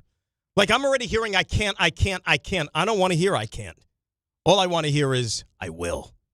And I know you can do it. I like that. I thought Dan was a teammate. I didn't know he was the boss and the leader around here who's like he's doing the motivating. Well, yeah, I mean, right now he is. He's picking up the slack, huh? Well, Ray, what did you say about what do we call it with this show? The life? The life is ultimately going to get you? Yeah. It has a shelf life. Yeah. It has a shelf life. It gets you. It brings you down in one way, shape, or form. Meaning like it could be even like your personal health, your well-being. Like it got me. It got me. By the grace of God, you made it to the end of that week. Oh, but my God. That was like I almost died. It was not pretty. And I think this show contributed. Has it gotten like Rick and Dave like permanently at this point? I feel like it got Rick. Rick was struggling for a while there. Dave had something, but he got over it rather quickly. Rick, I was legitimately concerned for Rick's health at one point. A couple of weeks ago, we were very concerned about Dave because he had twofold. He had an eye issue. Oh, yeah. Okay. I heard about that. And he had, even though we didn't witness it, he had a profusely bleeding nose that just wouldn't stop. It was panic. It was like a fire hydrant on a hot day in the summer. Just because? It was very scary. I question what he's doing on the side. By the way. Wow. Strong. My friends. Strong. It's only Monday. I mean. What is he, Elmo? I mean, did everyone else not think about it? Come on. No, I didn't go there. My friends. So, anyone out there? On top of that, yeah, I'm in the shower today. Like, what is this? What's that? Blood. Nosebleed. You know what's great about that? He actually had to sit there and ponder. Like, what else could it be? My friends, I went to the beach bash. Mm-hmm. So when we show up, the first thing we see is Rick taking some soccer shots in goal, right? And all my friends were like, amazed. And if anyone wants to go look, there's YouTube video of Rick at the See, I haven't at the seen beach that bash. yet. Were you there? Rick is. I got there right after the yoked kicks. up these days. No, Rick is. All my friends were like, "Holy cow!" I didn't realize Rick was taller. Like you don't assume a goalie is like 6 foot. If I were Rick, smaller. I'd walk around shirtless all the time. His arms all the time are huge. But I thought he had like the back issue, right? Wasn't he like struggling during the week? That's he what made we it heard? work. He made it work somehow. Was it like a psychological thing to psych people out, thinking that they're not going to have a lot of success trying to get a shot past him? I don't know. He gave me some number like he saved like I don't know 21 of 30, a high percentage. I watched for like I must have 9 saw goals. I must have saw all 9. It must have been the first 9 or something. Oh no! What type of distance were we like talking about? It looked like a lot went in. I don't know. What type of distance were we talking about? Like it was how far super the close. kicks? That's why it was pretty close. It was penalty close. kicks. It was closer than a penalty kick. I think Even closer. I thought so. So I got there right after the kicks had happened, to my shame. But so I saw the aftermath. Excuse me. I'm going to stick up for you. This guy worked that morning, right? Mm-hmm. Into the city, back home. Had to get at least a little R&R. Then drive. How long did it take you to drive down? It took almost 2 hours. 2 hours. Did you? I don't know if it came up on the radio, but there was a lot of talk, a lot of whispers behind the scenes there at the event about how long that ride was and how it wasn't ideal for all the New York area residents, you know, that are maybe hosts of this station. Well, I was going to say, are they on-air people or just not?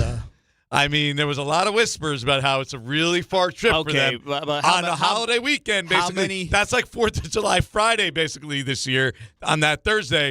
You were talking that's no secret, though. 2-3+ hour drive. My rebuttal to that is how many years have we been doing the Beach Bash A and how many years have we been doing the Beach Bash at that particular location? You know the deal. You know the deal. I don't think you guys have done it on a holiday weekend, basically. That was a different level of traffic, I think. It was earlier than there had been in the past. It was always earlier. But a summer weekend. Exactly. But a summer weekend. It was usually heading down the shore is still you're going to run into traffic regardless. For me, it was I didn't view it as higher than what I'm used to traveling down that way on a weekend. It's always bad. Pretty sure it took Dave over 3 hours. You said that's shocking. Yeah, but Dave is coming from way farther than I am. That's double the amount if he went like at 11 o'clock at night. Like that's 2 times the amount. Did you take back roads like you said you were going to do, or did you just go straight down the highway? No.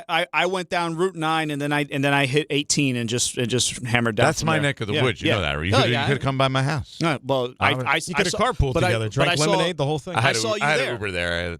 I had Uber there. I saw you there. And Uber back. I had Uber there and back. We played golf. I was going to say you had a busy day that day. I wouldn't have been able to see it. It was 110 degrees. We golfed in the morning. I had a whole crew and I brought them there. Nice. Yeah. The only thing is, and I had a couple drinks on the golf course. No effect to you at all. I mean, you're sweating like crazy. Right, you're sweating it all out. I could have had 10 drinks and been perfectly fine. Because you just sweat them out. It was nothing. That's Jordan Renon's golf tip of the day, brought to you by insert whatever. Yeah, get some water in there. Stay hydrated. Though. Yeah, you got to stay hydrated there. But you had I held it took together. You a while, but everything was. What about going back? Everything was fine. Going back was easy. Yeah, you're reverse commuting. It took maybe an hour. Everyone's going to the shore at that point. Yeah. It's easy to get out. The only rough part is that I had to come back. I had to do the show the next morning. See, because I'm the dummy who agreed. Oh yeah, I'll do the show July 3rd. Yeah, no problem. Can I be honest with you? Yeah, you can be honest, and I deserve it. I'm going to be honest because this is we everyone has had the same reaction. Carlin looked at me. We preach honesty. Carlin looked at me with shame in his eyes. Hahn shook his head at me. So yeah. It had to be what, Thursday night, whatever, and I forgot what I was doing, home, sitting, probably watching the World Cup, right? And I think I said to my wife at one point, I was like, because I was tired, and I was like, well, at least I don't have to wake up too early in the morning. And I'm like, but I was like, geez, I feel bad for Ray. Ray's got to go in the morning. I was like, I can't believe he agreed to do this. It wasn't so bad. I had fun. I was doing the show with Jake Assman and Joe Leo was back here, and it went fast. I might have been asked to do the show, but thought better of it. Yeah, because you're a smarter man than me. I'm not going to lie. For multiple reasons. We were also going to go to LBI on Friday. So coming here and then by the time I would end up going, it would have been late. My wife and son would have been sitting at home waiting. It would have just, You also brought a whole army of people to party at Beach Bash. Yeah, I wasn't sure. I wasn't sure how I was going to feel on Friday morning. Also, that might have played into the situation. Was an actual a little bit. This guy gets them all on the VIP list. That's a mover and shaker right there. So I had to I wanted to help out my friend Jordan, and I had to send the email. And I believe it was Ebony, who's wonderful. Best. That's right. She replied, said, how many people? ICC All Jordan on it. Did you see the reply? I did not, but I heard about it. He brought half his neighborhood. I was like, I don't know. Not sure who's coming yet. Put +5 or something. You're with Mr. Renan's group. Yes, right this way. It was two carfuls. We couldn't fit in one car. That's unbelievable. We got Buster Olney coming up next. You know that? Little baseball talk. I got some so questions. all these questions. Can you do it in under 54 seconds? We're going to do, and you have to as well. If we have to adhere to it, those are the rules on this show. Everybody does. Buster is next. We talk baseball with him. It is GNR here on DNR and ESPN New York. If you've been injured on a construction site, then you need a lawyer who knows New York's unique labor laws. At the Parisman Firm, they have decades of experience handling construction accident cases and a proven track record of delivering huge results. Their team has already recovered nearly $1 billion for hardworking New Yorkers. From scaffold accidents to slip and falls and equipment failures, they've got your back. Call the Parisman Firm now at 718-WORKERS. That's right, 718-WORKERS, because your case is their cause. Get the justice you deserve today. At Uline, they know firsthand the road to success is an uphill climb. Uline started in the family basement, and through hard work is now North America's most trusted shipping and industrial supplier. They get what it means to have the support of reliable, hardworking partners. So they keep 41,000 items ready to ship. Whether your company is still in a basement office or expanding cross-country, Uline will be there on your road to success. Visit uline.com. Monkey Sports, built by players for players, is your one-stop shop for hockey, baseball, lacrosse, and more. Find top-name equipment and expert in-store services like sharpening, break-ins, and relacing. Shop in-store at Monkey Sports in Farmingdale or Woodbridge, or online for all the top brands. Whatever your sports, Monkey Sports gets you game ready fast. Monkey Sports, where athletes shop. Heat up your 4th of July at the Home Depot with our wide variety of grills under $300 and make every gathering one to remember. Give your outdoor space a glow up. Whatever your budget is, with savings on seasonal plants starting at $5. With the grill fired up and your backyard set to perfection, you'll be able to invite friends and family over to kick off the party. Start celebrating with low prices guaranteed at the Home Depot. Prices may vary by store. Exclusions apply. See HomeDepot.com/price match for details. In my world, you're always sorting through information, trying to find what matters most fast. Well, if you're hiring, you can now review all these resumes and applications faster thanks to ZipRecruiter. ZipRecruiter has a new feature that instantly shows you the most interested, qualified candidates first. ZipRecruiter's matching technology finds qualified candidates quickly. And with ZipRecruiter's new feature, qualified candidates show up at the top of your list. Try it for free at ZipRecruiter.com/sports. Meet your match on ZipRecruiter. Progressive knows that boat days can come with unexpected problems.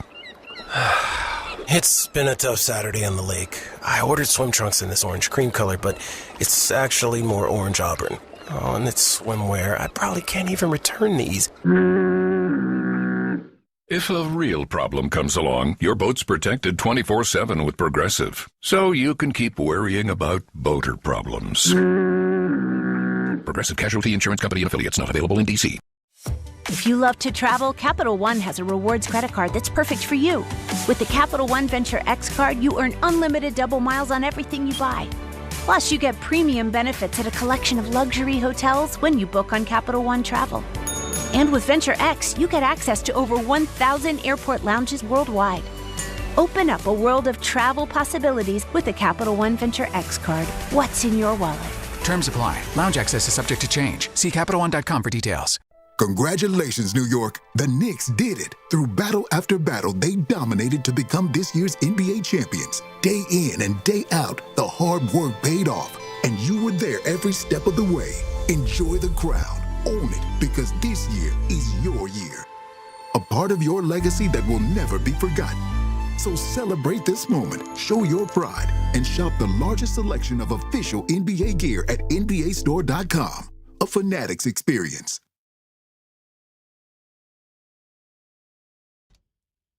All right, GNR, Grasso Renan here for DNR on ESPN New York. And it is time now for the Buster Olney Report. That is brought to you by the Parisman firm. We have a week left in the first half of the baseball season as we head into the All-Star break next week. One of the two teams in New York, at least will have a season after the All-Star break, but the way things are trending right now, they can certainly use a boost in performance. Buster, it is Dan and Jordan this morning. How are you, my friend? I'm doing great. Good to talk with you guys. Yeah, it's man, it is ugly. And for the Yankees, the Minnesota Twins have always been their Washington Generals, right? I mean, the one team you could count on that you could beat on, and instead it goes the other way and just continues this trend of the Yankees struggling. 12 out of 15 now. Let's start there, Buster, right? Because I think you hit it right on the head. Not just the Twins, but the American League Central as a whole. And prior to the Twins series, you had a Tigers team, which was as bad as any on the road. They come in and take care of business in the Bronx. Is this just a June swoon that has extended into July here, or what is ailing this team to the point where they can't snap out of it? Yeah, I mean, I think the concerns are legit. This is not just a blip. This is something that I think they're going to need to address because of the fact not only are they not playing well now with the offense struggling. Paul Goldschmidt, it felt like when he was doing really great, like, boy, that's a bonus. You didn't necessarily count on a older first baseman getting it done, but he is slumped. 0 for his last 22. Cody Bellinger, he's a great player, but he's also a streaky player. He goes up and down. And it has felt like in the last couple of weeks that, yes, the Yankees without Aaron Judge are a very different team. We knew that for the 5 years previously, previous to this one. And now that he's actually out of the lineup, you've seen the problems. And here's the problem. Neither Judge nor Stanton is going to be back anytime soon. Like, if you told me that Aaron Judge would be back in the lineup by mid-August, that to me would be a jump start. That would be a shocker. He'd be back that soon. I think he's going to be out a while. And then you have Giancarlo Stanton. He's going to be out until August. That when he had that setback recently, that was not a minor thing. So what you have now with this group of players, they have to figure it out unless the front office makes an aggressive move. And guys, I have one specifically in mind that I think that desperate times, desperate measures, you got to make a deal now. Okay, Buster. So I hear you talking, and you seem to be along the same lines as me, right? That the lineup is a big problem moving forward. Yep. No Judge, no Stanton. The talk, obviously, on this station and Yankee fans comes to Skubal, right? Tell me that a hitter and a bat is more likely than a starting pitcher for the Yankees are right now, or is Skubal actually a realistic thing, you think? First off, I wonder, because when the Yankees, when they're right by the end of the year, like they're going to be okay in the rotation, I think, right? I think as Max Fried comes back eventually, Cam Schlittler comes back, to me, the glaring need is in the lineup. And the perfect guy, I think, right now is Luis Arraez of the San Francisco Giants. You can call the Giants today and make a deal. And this is one of the issues at this time of the year. There are not many declared sellers. I can sit here and other folks can sit and speculate on who might be available when it comes to July 31st. But as of today, there are just not a lot of teams out there saying, hey, we're willing to trade. And Buster Posey, is the head of baseball operations for the Giants, made that call, 2 weeks ago, where he called other teams, said, look, we'll take offers on everybody other than Logan Webb and other than Bryce Eldridge and some of their young guys. So who's actually out there? And the thing about Arraez, I don't know how you guys felt. I always have thought this guy is perfect for the Yankees lineup, right? He's he's not a right-handed hitter, but he's a left-handed hitter who can take advantage of Yankee Stadium. He has demonstrated this year great improvement on defense. I was talking to Ron Washington, who's their infield coach, who went to Arraez at the beginning of spring training. He said, look, if you want to get better at second base, because the perception of Arraez was he's not good defensively, Wash told him, you got to show up here every day. And if you missed a day, I'm out. And Arraez has shown up every day to do his work with Wash, with the advanced metrics, with the eye test. You can see how much better he is. Go and get Luis Arraez. Because then later in the year, not only is he going to help you now, he's hitting 326, but later in the year when Judge comes back, he's the perfect guy to bat behind Judge because he makes opponents pay with runners on base. He has such a unique ability to put the ball in play. You can make a deal for Luis Arraez today. It would be expensive. It would make the Yankees front office gulp, I'm sure, whatever the asking price is, and I don't know what that would be. But today, go get it. And part of the reason, my thinking too, is Jazz Chisholm has this toe issue, right? So he's going to go get that checked out today. At the very least, you could have Arraez play second base in the immediate future. And with Jazz headed to free agency in the fall and him having such an up and down season, I don't feel bad about going and trading for Arraez and saying, you know what, he's going to be our second baseman going forward, and telling Jazz, we're going to move you around, right? He's played third base in the past. He's been in the outfield in the past.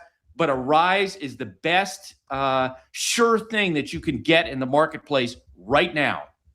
Fully on board. You don't have to pander to Jazz Chisholm. No, I agree. Bat to ball skills. I mean, the dude is, he's a proven commodity, certainly what he's done over the last several years of his career. We're talking about Buster Olney here on ESPN New York. Let me transition to Aaron Judge for a second. He made some comments the other day about the team exhibiting a little bit, of his words were, a little lack of focus. The question I have for you, Buster, how much do you think, should this continue, then would reflect on the manager? First off, and you can see Booney is trying to find ways to get this guy going, right? And get these guys going. After that series in Boston, talking about, hey, baby, we lean into this. There's not been a response yet with what he's trying to say. And then you have Aaron Judge trying to do the same thing, trying to put the jumper cables to this team. Hey, let's get it going. Let's focus. Does it reflect on him that they're not, we have veteran players not playing well? I don't know. He certainly is not getting a response from them at this point. I think the bigger thing is they have veteran guys who need to play better, and they need to perform better, and they need to own it. It absolutely jumped out to me, as I'm sure it did to you guys, when Aaron Judge chooses to speak like that.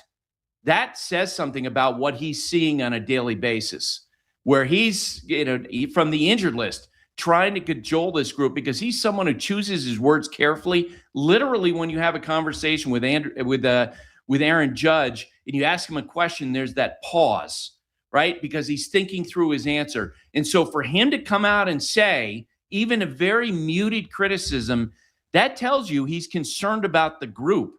And it's part of the reason why, I think now is the time.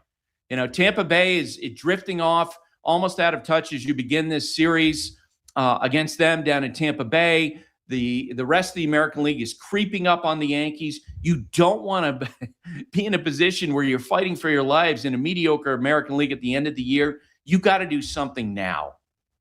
If Aaron Judge is talking about the Yankees like that, Buster, what is going on across town with the Mets? Like, where do they go from here now? What do they, the trade deadline coming up, midway point? Like, where are the Mets at? Well, at this point, I think you just have to try to hold together and compete on a daily basis. Like, it's gotten that ugly. Going into that game yesterday, they were on a pace to win 65 games this season, okay? That would be their worst season since 1993. The worst team money can buy. I mean, think about how bad it is. And yes, in the next few weeks, and I think the results of the recent days allows David Stearns to go out and earnestly tell other teams, okay, that's it. We're ready to trade. Guys like Freddie Peralta, some of the veteran relievers they have that maybe you're willing to market and look forward. But I think for the playing group, they need to find a way not to devolve into this absolutely dead losing culture. And that, at times, is what we've seen recently. It's part of the reason why I think you put Andy Green in that spot, because he's managed before, and he is a no-nonsense guy. And I think they have to find a way to keep this group focused as you play out the rest of the year, because there are times when, man, it has looked ugly. Like, they're just kind of drifting. Obviously, Lindor and Soto, it has to start with them. You have to hope that Andy Green gets their attention. But that's the biggest challenge, I think, for the Mets the rest of the year, is that you don't want to get to a point where you just look like a group that doesn't care. All right, on that point, Buster, they went ahead and changed managers. Steve Cohen said that basically to put Carlos Mendoza out of his misery. You mentioned Andy Green, the no-nonsense. Well, Saturday they lose 14-3 on national television on Saturday night, and that was a laughing stock of a game.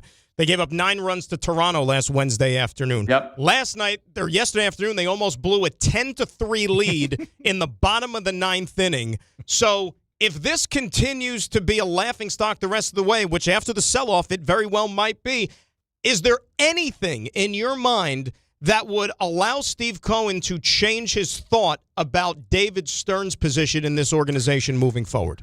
It's his prerogative if he chooses to. Now, I will tell you that, before Cohen did that interview with the New York Post, I talked to people in the Mets organization and asked them, are they going to do something? What's your sense of this? And everybody I talked to said that Cohen is behind Stearns, that what he said in that interview is how he's feeling. However, I think a month ago or 6 weeks ago when I started lobbying for Cohen to say, look, if you're going to keep David Stearns, say it out loud. Tell reporters. Give the vote of confidence. The thought that I got from one executive was, it costs nothing to give a vote of confidence because guess what? If you change your mind, what are they going to do? Yeah. I mean, it's not like someone can arrest you, put you in jail if you give a vote of confidence and a month later you change your mind. The Mets did that with Carlos Mendoza. We got the vote of confidence. He's our guy. And a month later, he's fired. There's no Cohen can still do that. And that's why I think these next few weeks, even though they're not going to matter competitively in the standings, make the playoffs, not make the playoffs, what's going to matter a lot is what sort of effort you get from the group of players and what are you seeing from the team? Because I agree with you.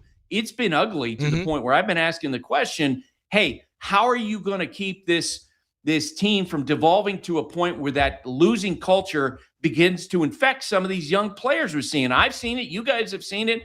It's the worst case scenario if you're a veteran team like the Mets. With that being said, this question 3 months ago would have seemed incomprehensible, right? What are your thoughts on the Mets at least listening to offers for Francisco Lindor? Oh, I think at this point you're open for anything, right? The question is going to be with the potential of a salary cap going forward. Would there be another team that would be willing to talk about taking on that contract and having that big of a deal on your payroll at a time when spending is going to be restricted? And on top of that, Lindor can control some of this, right? And my sense of when that came out last week with Cohen talking about the relationship between Soto and Lindor, I know those two guys. Neither one of them, it's not like when you were around the clubhouse last year, like it was these two guys were fighting with each other. They just weren't best of friends, right? And they probably didn't talk that much. I think now they're in a better place. That is not as much of a driving force as it was. But at some point, you are going to have to manage your payroll. That's why last week when Cohen came out and talked about, yes, I'm really concerned about 2027 because we already have huge financial obligations. And how do you get better off of what we've seen this year? How does that trajectory change? That's a really difficult path to identify right now. Final thing, we're talking about Buster Olney here in his weekly report. And let's move outside of New York for a second, Buster. I'm sure you saw this, and I get you're talking about a young pitcher who has some injury history. Yuri Perez yesterday with the Marlins. Yeah. Okay, perfect game through 7 innings, only at 92 pitches. Granted, his team has an 8-0 lead. You'd expect them to be able to get the final 6 outs, but Oakland, the A's, put up 8 runs in the last 2 innings. The Marlins have to eke out a 9-8 win. I get this is the norm now in baseball, but does it still ruffle your feathers that we're taking guys out with a perfect game, less than 100 pitches, 7 innings deep? No, because the sport has changed. I do. I loved it when the Mets gave Johan Santana the opportunity to throw over 130 pitches and to go for that no-hitter. What it meant for him, what it meant for the franchise. I absolutely thought it was the right decision then. In baseball in 2026, there was no possibility he was going to finish that game. If you're going to throw a perfect game of no-hitter, you better be in the 70 pitch range going into those last 2 innings. That's just the way teams are managed right now. And, in the past, you could have a manager who had the power, the stature to say, you know what? I'm going to let this guy make history. I'm going to give him the opportunity to do that. That's not how teams are run anymore.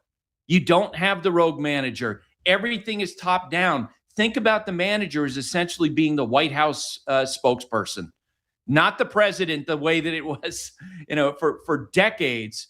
And that's the only way someone's going to be allowed to throw 120, 130 pitches, is that if you had a manager who basically said, F it, I don't care, I'm going to let this happen. That just does not happen anymore. Times have changed. So I think you hit it right on the head, Buster. And, for those of us that grew up in an era when it was a little bit different, we've had to make some adjustments, but still doesn't mean we have to like it, right? 100%. And, I give the kid credit because he gave his manager cover after the game. He said, hey, we had a plan, 90-plus pitches. I totally understand what he was doing. But you do wish that at times that when you watch a game that history is allowed to happen, and that would have been an incredible moment for that kid. No doubt about it. Buster, great stuff as always. Enjoy the week, and we'll catch up again when we were at the All-Star break. How about that? Moving fast. That sounds great.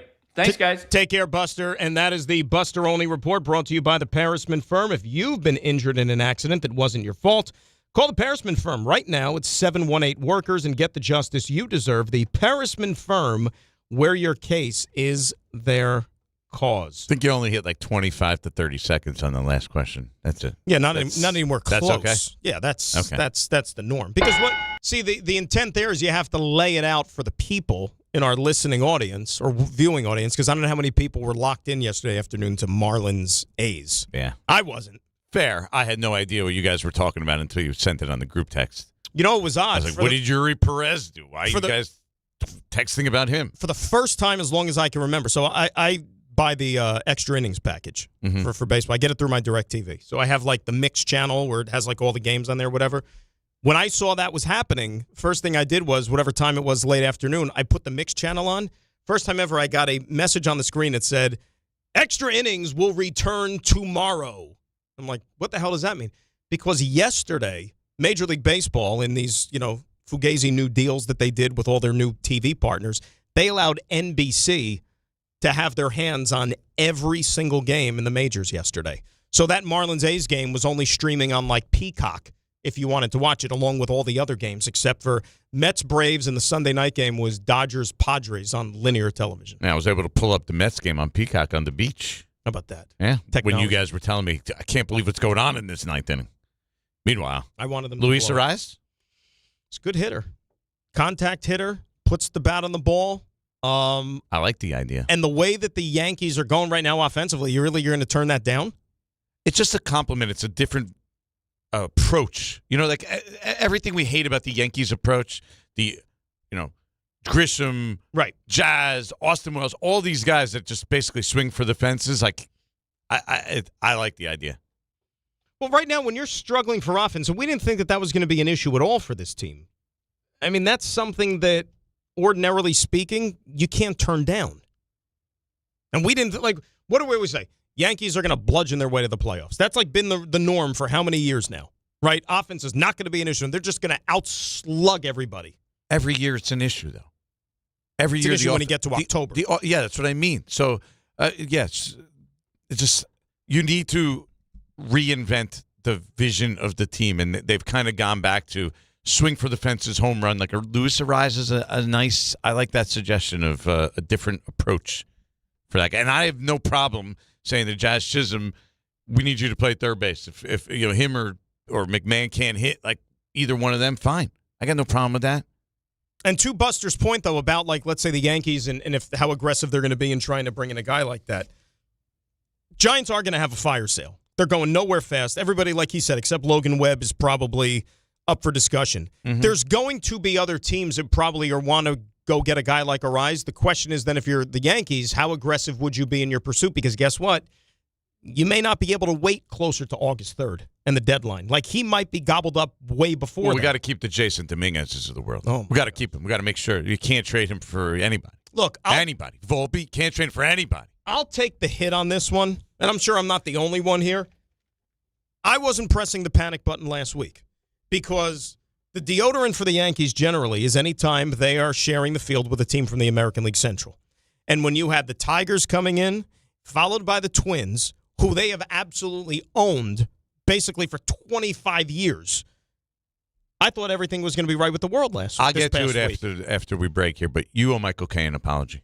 Why do I owe him an apology? I'll explain it afterwards. Well, there's no break. I knew there's no break. We don't break it. See, I knew that. You'll get used to this. Again, this is Monday. We don't break again, I think, until Wednesday morning. That's the way this segment works. It is a very long, drawn-out segment. You owe Michael an apology. Why? Because I heard you last week, you and Dave. Michael said, you better be careful. The Yankees could go on a big skid here. And at the time... But he said that, I think, 3 weeks ago. Can you let me finish? Yeah. Can you let me finish?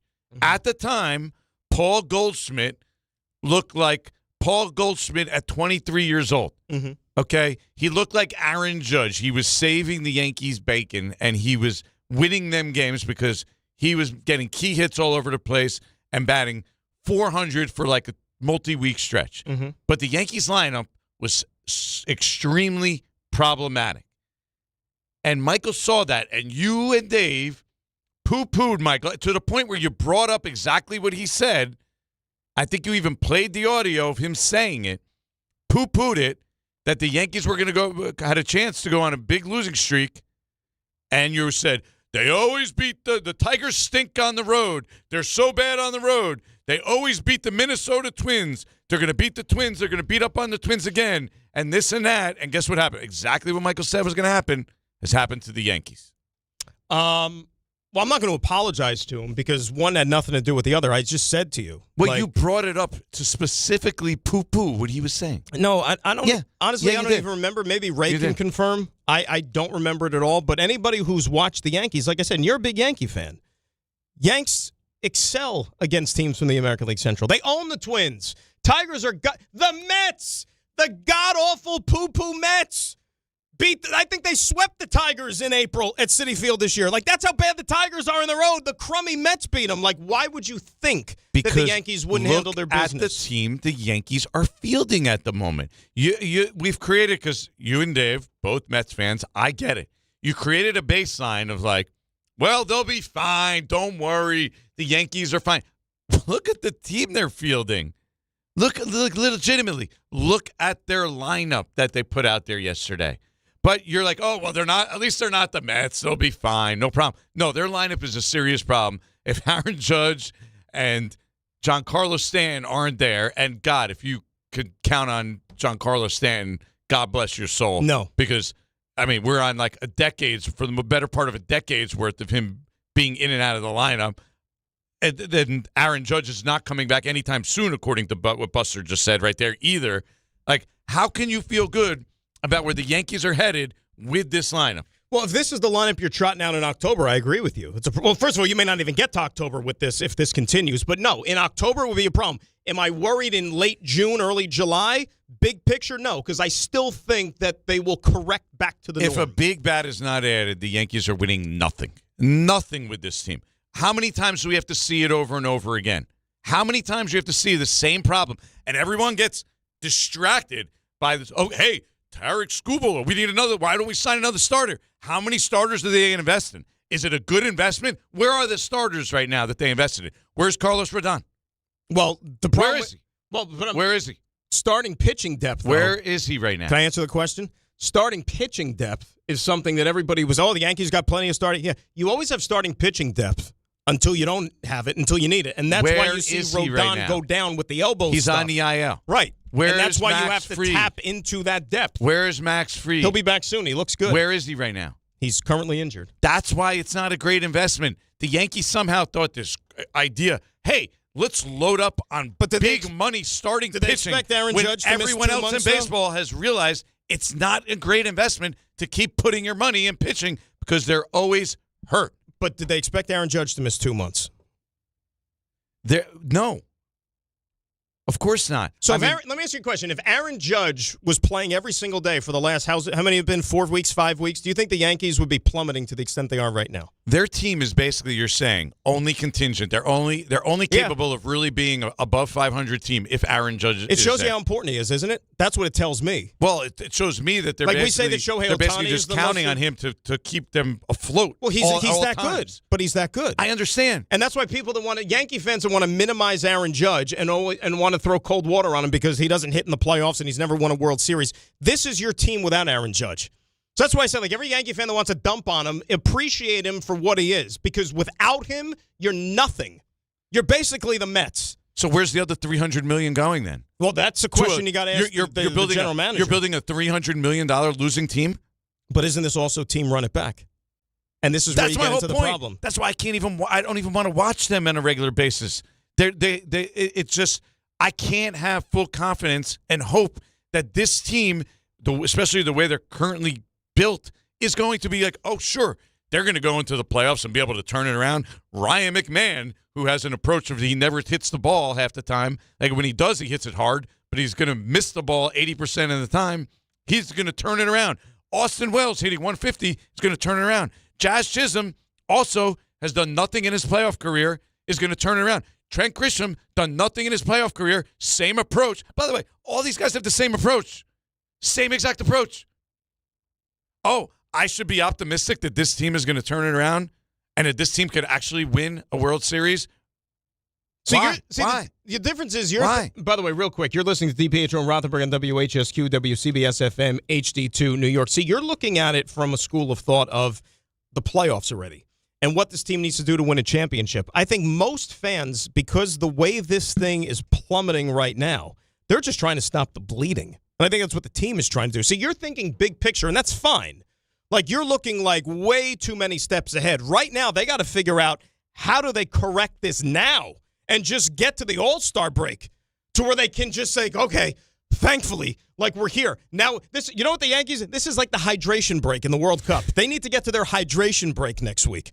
That's what they're trying to do. But I'll still go back to what I said. If Aaron Judge is healthy and in this lineup, are they a championship team? That remains to be seen. But they're not a team that's been as bad as they've been for the last 3 weeks. We saw the same thing last year, Dan, right? They went through like a 2 or 3 week stretch where they basically did not hit the ball. I mean, this is even worse. Right. But no, it just goes to show their lack of imbalance in the lineup. Everyone's so hit or miss. The lineup, that's why the two go hand in hand. What's going on right now and big picture. They go hand in hand to me is that the lineup is insufficient, has been for years, the better part of 5 or 6 years, and have done nothing to fix it. They tried to fix the fielding part of it, right? They got Ryan McMahon, Grisham, Austin Wells has been fine in the field for the better part of his career. But guess what? They're all the same approach at the plate, and it creates a lineup that you can't trust, especially when you face good pitching. All right, get right now. So before August 3rd, power rank 1, 2, 3 the areas that if you're Brian Cashman, you think they have to go out and satisfy to make this team the quote unquote contender again. Lineup, and lineup, bullpen. Lineup, bullpen. Here's my thing with the Yankees, and I said this coming into the season. Mm-hmm.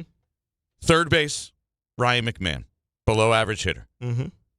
Catcher, Austin Wells, below average hitter. And that's actually being nice, right? WBC ruined Austin Wells. Jose Caballero's been pretty good, and he's fine. I'm fine with Jose Caballero and Volpe as your shortstop at the plate. No, but put Caballero at short and leave him there. I'm tired of the moving around stuff. Agreed. And I'm totally fine with that. But on the whole, throughout a 162-game season, probably at best average hitter. Right? Right. Average hitting position. Mm-hmm. Center field, Trent Grisham, not the biggest fan. Career year last year, they gave him a qualifying offer. Right. But we're talking. Did you think he'd be able to replicate that? I no, didn't. But right. Average above, maybe average at times in the playoffs, his postseason career, below average hitter. Right. That's 4 positions. And then you throw in Jazz Chisholm, who's been a big disappointment with the Yankees to me, has never fully evolved into the player I thought he could be. Hits 230. Again, a lot of swings and misses. Can do it. Super talented, uber talented. I'm not even going to count him as a below average hitter, even though he has been this year. Right? That's 4 positions where you're basically hoping you could at least get average hitting. 4 to 9 positions in your lineup, Dan. Like, what do we do? What are we doing? Well, and you're missing. So, of course, Aaron Judge can camouflage a lot of your deficiencies, but in the end, that's going to come and shine, and it's going to cost them in the end. Well, think about this. You this. can't win with that much that many spots. I still think, and look, this is in question. I think you're minimizing the absence of Judge because it's not only just one guy that you're taking out of this lineup, it's almost two in essence. And two guys who were essentially MVP frontrunners before Judge got hurt, because think of how they're pitching Ben Rice. All these teams are pitching Ben Rice without Aaron Judge and the adjustments he's had to make without him in the lineup. So think about it. You had two guys that all the Yankee fans wanted to say righty, lefty. I mean, you got like two murderers row guys right here. And now that's completely out the window because Judge isn't playing and Rice is a shell of the guy we saw the first 2 months of the season. But what happens in the postseason if Aaron Judge isn't superhuman? Well, if he's not superhuman. What has happened if he hasn't been superhuman? You lose. You lose. So they're contingent on only him and only him. Well, they made it to the World Series a couple of years ago, and he wasn't superhuman in October then. Giancarlo Stanton was superhuman. Yeah, Giancarlo Stanton, right. You had Juan Soto. They did. They had Juan Soto. That was the difference. What happened? They got rid of Juan Soto. They got Bellinger, really good player. I really like Cody Bellinger. I think he's a great all-around player. He's been even better than I thought he could be. But they don't have that other big bat there anymore. And so they're so reliant on Aaron Judge that if he's not superhuman, the team ultimately can't be one of the best teams in baseball or win a World Series. Can I tell you something? Not you, and I'm not saying you. I'm addressing Yankee fans as a whole. To your point, you're making the point that I've been trying to make for years now. Yankee fans, I think, collectively owe Aaron Judge an apology.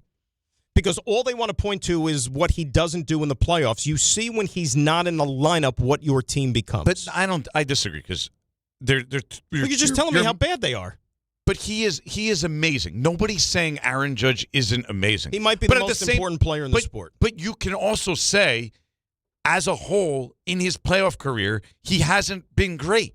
He hasn't lived up to that standard that he set. And what you're telling me now, though, think about this. You have to still get to the playoffs. And without him, you may not even be in the playoffs consistently as you are. But they're two separate things. Aaron Judge is an all-time great. If he wants to be one of the best ever, he has to at least get close to matching the numbers that he's doing in the regular season in the postseason.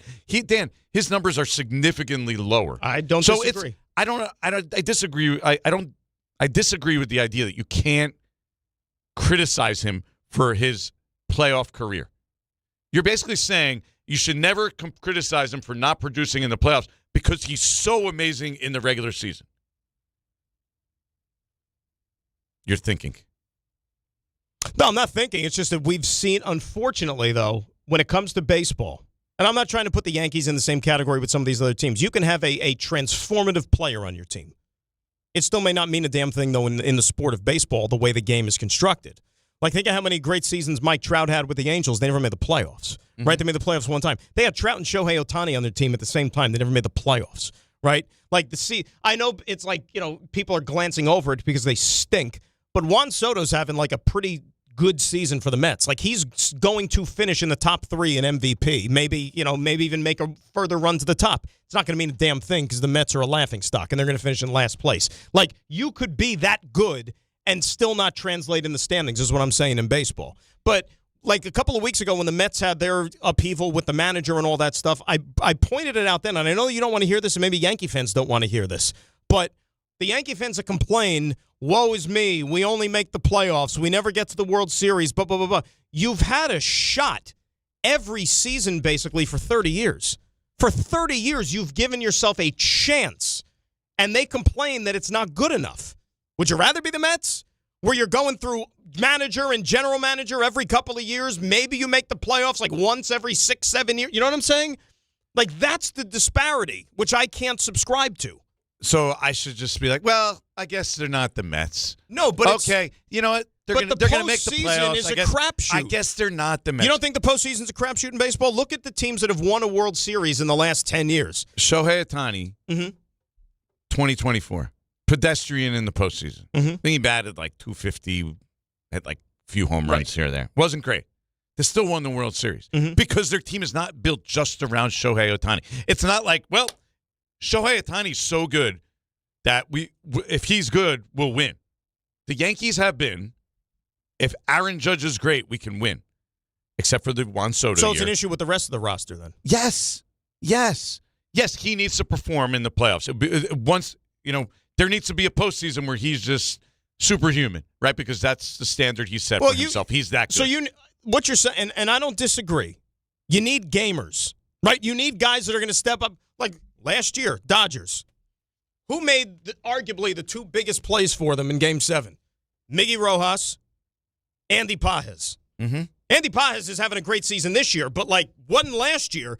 Those two guys aren't household names. They're not making $50 million a year, but they don't win a World Series without those two guys. Scott Brosius was a World Series MVP once upon a time for the Yankees. Guys like that. You need gamers that are going to be able to step up and, get big hits for you, make big plays in those situations. Has so Jazz I agree Chisholm with you. shown he's that guy? No. No, absolutely. And that's not a guy. Gleyber Torres actually is, in my opinion, had a better Yankees career than Jazz Chisholm. He was really good in the playoffs a couple of those years. Giancarlo Stanton, same thing.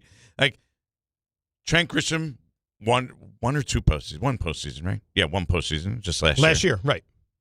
Obviously, he was almost unplayable last year, right, in the postseason. Ryan McMahon, same kind of thing. Austin Wells, same kind of thing. Jazz Chisholm, same kind of thing. Why should I feel like, oh, yeah, those guys are due to turn it around? Those are the guys we should roll with moving forward. But you know what the problem is? Last year, though, for example, what did you in against Toronto was your starting pitching. You got clubbed. It was. They got clubbed. Yeah. So in some cases, okay, maybe the bats go cold, and then that's what does you in. But then last year, for example, your starting pitching, which you felt good about, guys like Schlittler, guys like Fried, when he got into that Toronto series, they didn't get the job done for you. It happens. That Toronto lineup was better than the Yankees. Again, to me, that's the biggest thing. When you look at the common thread, these teams are not built. Are the Blue Jays built around 5 great starters?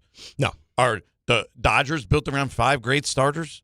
No, but if I have they did add Ohtani this year. If I have that, though, I'm not necessarily willing to just throw it in the garbage because I know that it could be a luxury for me. And I'd rather have that rotation humming in late September going into October versus if I have to take my lumps in early July, so be it. The problem is at this point, and I agree with you to a degree, but at this point, even Garrett Cole. Well, I was just going to bring him up. He's going to pitch 6 innings in the playoffs. He's going to pitch 6 high-leverage innings. Though. It stinks. But you're bringing up my point. So why are you going to invest so much money? Why is it so important? You can get 6 innings out of Chris Bassett was great for them last year, but right? If you get 6 innings out of those guys, give me 6 innings, 3 runs, and our lineup, top to bottom, is strong, and that's what the Dodgers had. That's what the Blue Jays had. But if you have that's what the Yankees had a couple of years ago when they had Soto and Judge. I mean, they were going to. If you have stud starting pitching, though, in the playoffs, there is no designation between starter reliever. There's none, right? If you got a stud starting pitcher, you can bring him out of the bullpen in October, and he could get big outs for you. Like we talked before the show about what Yamamoto did last year for the Dodgers. They don't win a World Series without him. Maybe it's the Yankees. Maybe it's another team that's going to do the same thing this October, and that guy's going to prove to be like the X factor or the weapon. There's different ways to skin a cat, and you have to make those decisions based upon what you have available on your team. You play to your strengths. And I can't sit here. Maybe it's because the era in which we grew up with baseball. I can't sit here still and say that having a damn good starting rotation when everybody is healthy is somehow going to be something I need to apologize for once the playoffs roll around. I certainly would love to have a great starting staff. But I also don't think you want to dump big money and assets into 5 big pitchers. It just doesn't make sense in today's baseball to me. You're already heavily invested in Max Fried, Garrett Cole, Carlos Rodon. Schlittler's up for the Cy Young this year, right? I mean, he's one of the best pitchers in baseball, and we want to keep throwing money at starting and big contracts and assets into starting pitching when the lineup has scored 27 runs while losing 9 of 10 games? Sure, we have Aaron Judge and Giancarlo Stanton. Unfortunately, can't trust Giancarlo Stanton to stay healthy ever. And Aaron Judge is injured, also does have a history of injuries, let's be fair. He has been injured a bunch in his career. It is not something we can just brush off. Although he got through it for a few years there to where you didn't remember it. But he did. The biggest but he's out right now. Right, he's out right now. And the thing that we keep bringing up, and I think it's fair, remember, for the longest time, the 2 big heads for the Yankees, it was Judge and Cole, right? Judge the bat, Cole the pitcher. And we said, are they punting on their chance, the proverbial window, with those 2 guys at their peak, right? And now you have Judge, who's injured. Cole, he missed last year with the Tommy John. Like, you just sit there, and that window just keeps getting ever so slightly more closed with those two guys able to perform at a super high level, leading your team. Like, that's the thing that I would think about. You know what I mean? Like, is the clock ticking even more so with these two guys being the central focus of my club trying to win a championship? Which is why it's even that much more important to put the big bat next to Aaron Judge. They need Another a right-handed big bat. A right-handed bat in particular, at least according to me. Because even before we got into this discussion. They have gotten very lefty-heavy. Not only that, lefties are gobbling them up. And you could say there aren't as many lefties you're going to face, but still, teams, if you have a lefty, they're going to throw them at the Yankees. You got McClanahan that you're facing tomorrow, for example. Rasmussen coming up on Thursday. Without Judge especially, and without Stanton, lefties are eating them for lunch. And this, by the way, no off day the rest of the week going into the break. We know about Big Tampa. series this week. Huge. And then people sleep. I know they're not household names. People aren't watching them. They need a big outing from Slither today, by the way. After Tampa Bay, going to Washington this weekend is not easy. Washington's got a top 3 offense in baseball. They're James slugging Woods like crazy. made the All-Star team. C.J. Abrams, I think, got snubbed. I don't know if he made it. Maybe he did. Maybe he didn't. I don't remember. But, those two dudes who, by the way, Washington got both of those guys in the Juan Soto trade with the San Diego Padres. That is not going to be easy either. So this is a big, big week for the New York Yankees. You know who's a big Yankee fan, by the way? Who's this? Ray Santiago. Is he? And I knew that. R.J. Santillo. Level of concern, Raymond? You know my level of concern. It's been high from the beginning of the season. Because you knew this, not this, that it's so bad that everything has been bad, the hitting, the pitching, the fielding, but you knew that they were all going to be concerns at some point. You didn't think you'd be missing Aaron Judge for such an extended period of time. He was the one constant. Aaron Judge is going to put up MVP numbers. They'll compete for a playoff spot, may even win the American League East. But when it comes down to October baseball, you knew the same things that have been holding them back for years are going to rear their ugly heads, and here they are again. They're just accelerated now because you don't have Judge. Ray knows ball. Is there going to be ball? Maybe there's another World Cup in October. Stop me if you've heard this one before. I mean, come on. No, I mean, if you were we can be fooled every year by the same thing, but if you're paying attention, it's the same problems that are reoccurring over and over. Yeah, it disappeared for a year. They made the World Series because Juan Soto next to Aaron Judge, the two of them together so darn good that you were going to score no matter what, because when one was in a slump, the likelihood is the other wouldn't be in a slump. And you could overcome that. But now they're so reliant on Aaron Judge, and when they're not there, their lineup is having Jason Dominguez bat third and nothing's going to change. Fifth. And nothing's going to change because they follow the same philosophy, and it's still the same people. I mean, you complain about David Stearns, but Brian Cashman's not going anywhere. We know this. We can get into a deeper argument, but it does drive me nuts. The analytics tell you get hits on the first pitch. I mean, they're coming out there and swinging at the first pitch early in these games and against pitchers who are struggling with their control because, hey, they're going to groove one over, and analytics tells you to do it. But the reality is the Yankees, when they were at their best, I know it's a while ago now, there's a value to making pitchers work, especially when it's 99 degrees like it was last week, and they're swinging at the first pitch every stinking at-bat. Austin Wells has to come up and swing at the first pitch after the guy. He just walked the guy. By the way, I'm glad you just mentioned that, by the way. So I don't know if you guys noticed it over the weekend, too, and I don't blame let me preface this. I don't blame you, and I'm talking to Yankee fans as a whole when I say I don't blame you. And I know the temperatures were ungodly this weekend. Like, who the hell would want to go sit out in that? But there was nobody at that ballpark all weekend. So my question is how much of it do you think were the temperatures? How much of it was the way the Yankees have been playing? Because you would think 4th of July weekend, that place was going to be packed. I'm sure the temperature played a role, but... I mean, there was nobody at those games. What is the appeal for Yankee baseball right now? What is the reason you want to go to the ballpark? The play, the chicken, you ever hear the chicken bucket, the chicken thing? bucket, the chicken bucket ice cream. Yeah, looks pretty good. You ever have it? I haven't had it yet. I haven't been this year, and I don't feel like I've missed anything. RJ, have you been to a Yankee game? You did, right? You took Antonio. Yeah, I had one of those chicken buckets. Not the ice cream; they were out at the time. The real chicken. Yeah, the real chicken. Chicken bucket's great. The old school. 39,155 yesterday. Well, that's paid. Yeah, but that's what I'm saying. Yeah. And how much then don't show up because of the heat? A lot, especially on the 4th of July weekend. But But I'm saying, but the way Imagine that the going to team that game. has been going. Imagine going to that game. No, but same thing. Saturday, Friday, like it wasn't. Friday's probably the worst, right? Yeah, there was like, you put the game on. It's like, I guess geez, it wasn't there's during nobody. the day. It looked like old school, like old Yankee Stadium when Don Mattingly was hitting home runs into the outfield and nobody was there. That's kind of what it looked like. When Andy Hawkins threw a no-hitter Andy and Hawkins, lost. yeah. RJ, what's your level of concern about this team that you subscribe to? Yeah, high. High, huh? It's high. Yeah. I mean, I still think when they're whole, I'm probably still holding more stock than many, because I still think what you're going to be left with here is, I mean, I don't know what's going to happen with Unless you're telling me Aaron Judge is out for the rest of the season, I'm cool. Yeah, I mean, it feels like it keeps getting pushed back. Like what Buster said, I was always kind of banking on mid-ish August, maybe late August. Buster said a little while ago that if he's back in mid-August, that would be a surprise to him. So what are we really talking about here? Yeah. Well, remember, the initial timetable was, 4 to 6 weeks before we do imaging again. Reevaluation. At the earliest. So we got to that 4-week plateau, and they said, no, he's still weeks away from even that. Okay, well, weeks could be 2 weeks. Like, we don't know. Yeah, so, I mean, I also don't know intent here. Are they slow playing it so you don't have a setback with Aaron Judge like you did with Giancarlo Stanton? Or is this truly a little worse than they thought? How far behind the pace do we believe he is? I think it's just impossible to, facilitate the healing, right? It heals on its own. Listen, I mean, nothing you could do surgically or, you know. And I know Schlittler's had some bumps in the road. If you're still left in 8 weeks with, you're going to run out there some combination of Fried, who threw yesterday, he's going to throw again later this week before progressing hopefully to rehab, and Cole and Schlittler, and we'll see what happens with Rodon.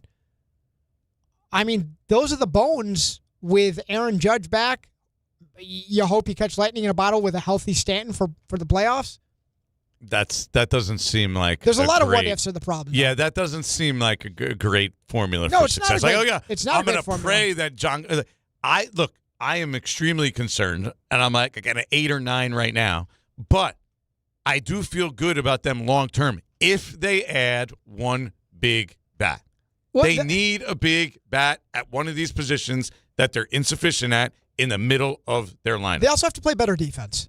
The defense has just been a catastrophic disaster. But I'm not worried about. I'm not super worried about that. Well, long the problem term. is you're missing. I've been worried about that long term. That's the thing for them for years. Well, the problem is you're I know, missing but they've guys. upgraded. They did upgrade some of the No, but that's why these injuries are killing you. Because, we talked about Caballero. Caballero should be the shortstop. But when McMahon is out of the lineup, when Grisham is out of the lineup, and all these, and you're having to then move Caballero all around the diamond, then you're putting guys at other positions, i.e. like the Volpes of the world, to where you don't want them there.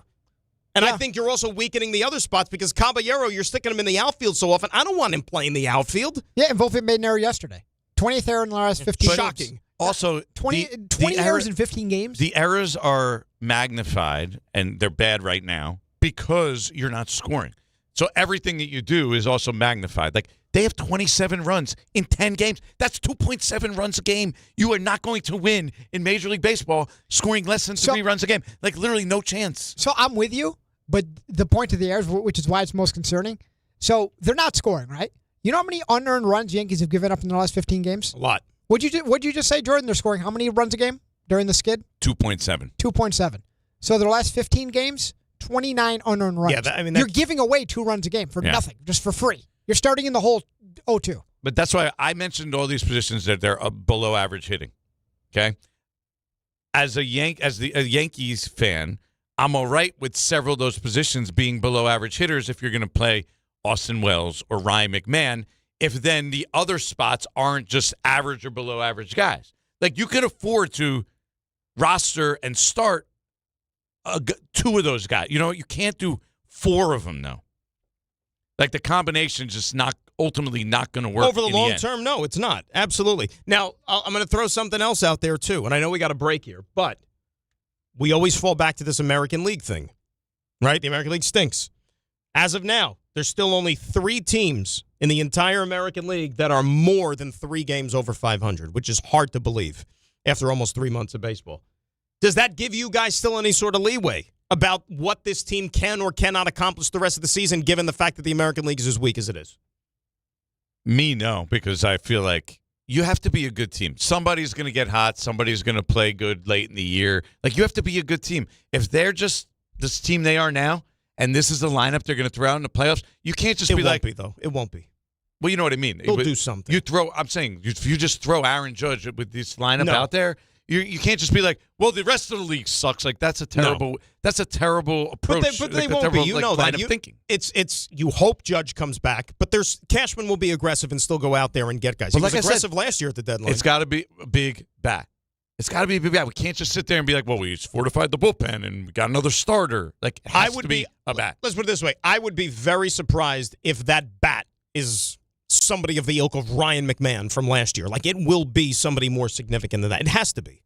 And I think they know that. They just showed you last year that they thought the answer was a bat like Ryan McMahon.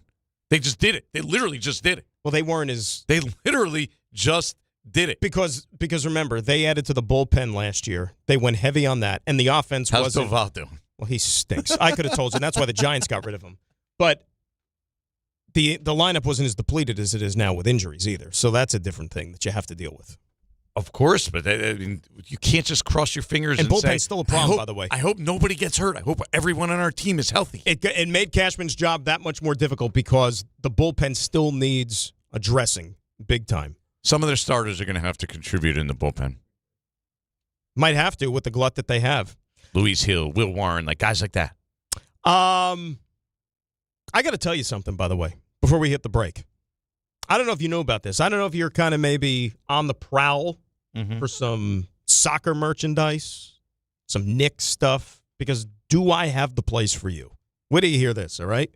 And the rest of New York, you got to hear this as well. This summer, all lines lead to Champ Sports Fan Central Station. It's a soccer pop-up shop open right in the heart of the city, 125 West 33rd Street, because this is the soccer destination in New York. With jerseys for every national team you ride with, USA, Mexico, Argentina, Brazil, and way, way more, all under one roof. And if you want to gear up, rep your country, and feel the energy of the city, Champ Sports Fan Central Station, 125 West 33rd Street, that's where you need to be. And guess what?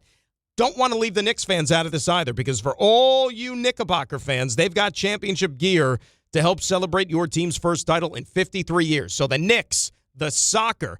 Hell, some of these teams that lost in the World Cup already, they might have even the merchandise half off. Who knows? Brunson's into it. I saw him there yesterday. He was at MetLife watching Holland and Norway knock off Brazil. Should have been wearing a Holland jersey. Game recognized game. He loves Holland, and it turns out Holland was loving the Knicks playoff run. Holland will be in MSG this year, sitting courtside. He looks like Lou Amundsen. He's definitely a guy. Lou Amundsen. He's definitely a guy who's going to be playing in like MLS when he's older. When he's like 38 years old, 100%. We didn't get any calls from the fans. How come Lou Admondson's not getting a ring this year? That's a guy that should get a ring. Remember they wanted like all some of these older guys to get rings? No Lou Admondson calls, unfortunately.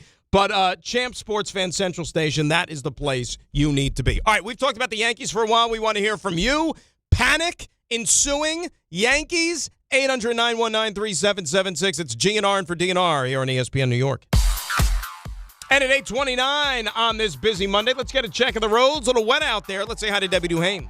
Hi, Dan. Hi, Jordan. I'm concerned about the Mets and Yankees. I'm also concerned about this weather today, bringing in more rain. It's going to be tough traveling around. Don't forget that canoe. Let's go out to 17 southbound, slowing down by Linwood Ave and Ridgewood, flooding there. Also seeing flooding on 3 eastbound in Clifton. Watch for an accident. Southern State westbound at Straight Path and West Babylon, a collision. Eastbound BQE slowing down at Cadman Plaza with an accident. And the Deegan north of Van Cortlandt Park, it's ongoing construction. Sponsored by RockAuto.com. A bent tie rack can quickly bring a drive to a halt. For the parts needed to get back on the road, visit RockAuto.com. Find a wide selection of quality parts at reliably low prices delivered right to your door. All the parts your car will ever need. Rock Auto. I'm Debbie Duhane, 880 ESPN New York.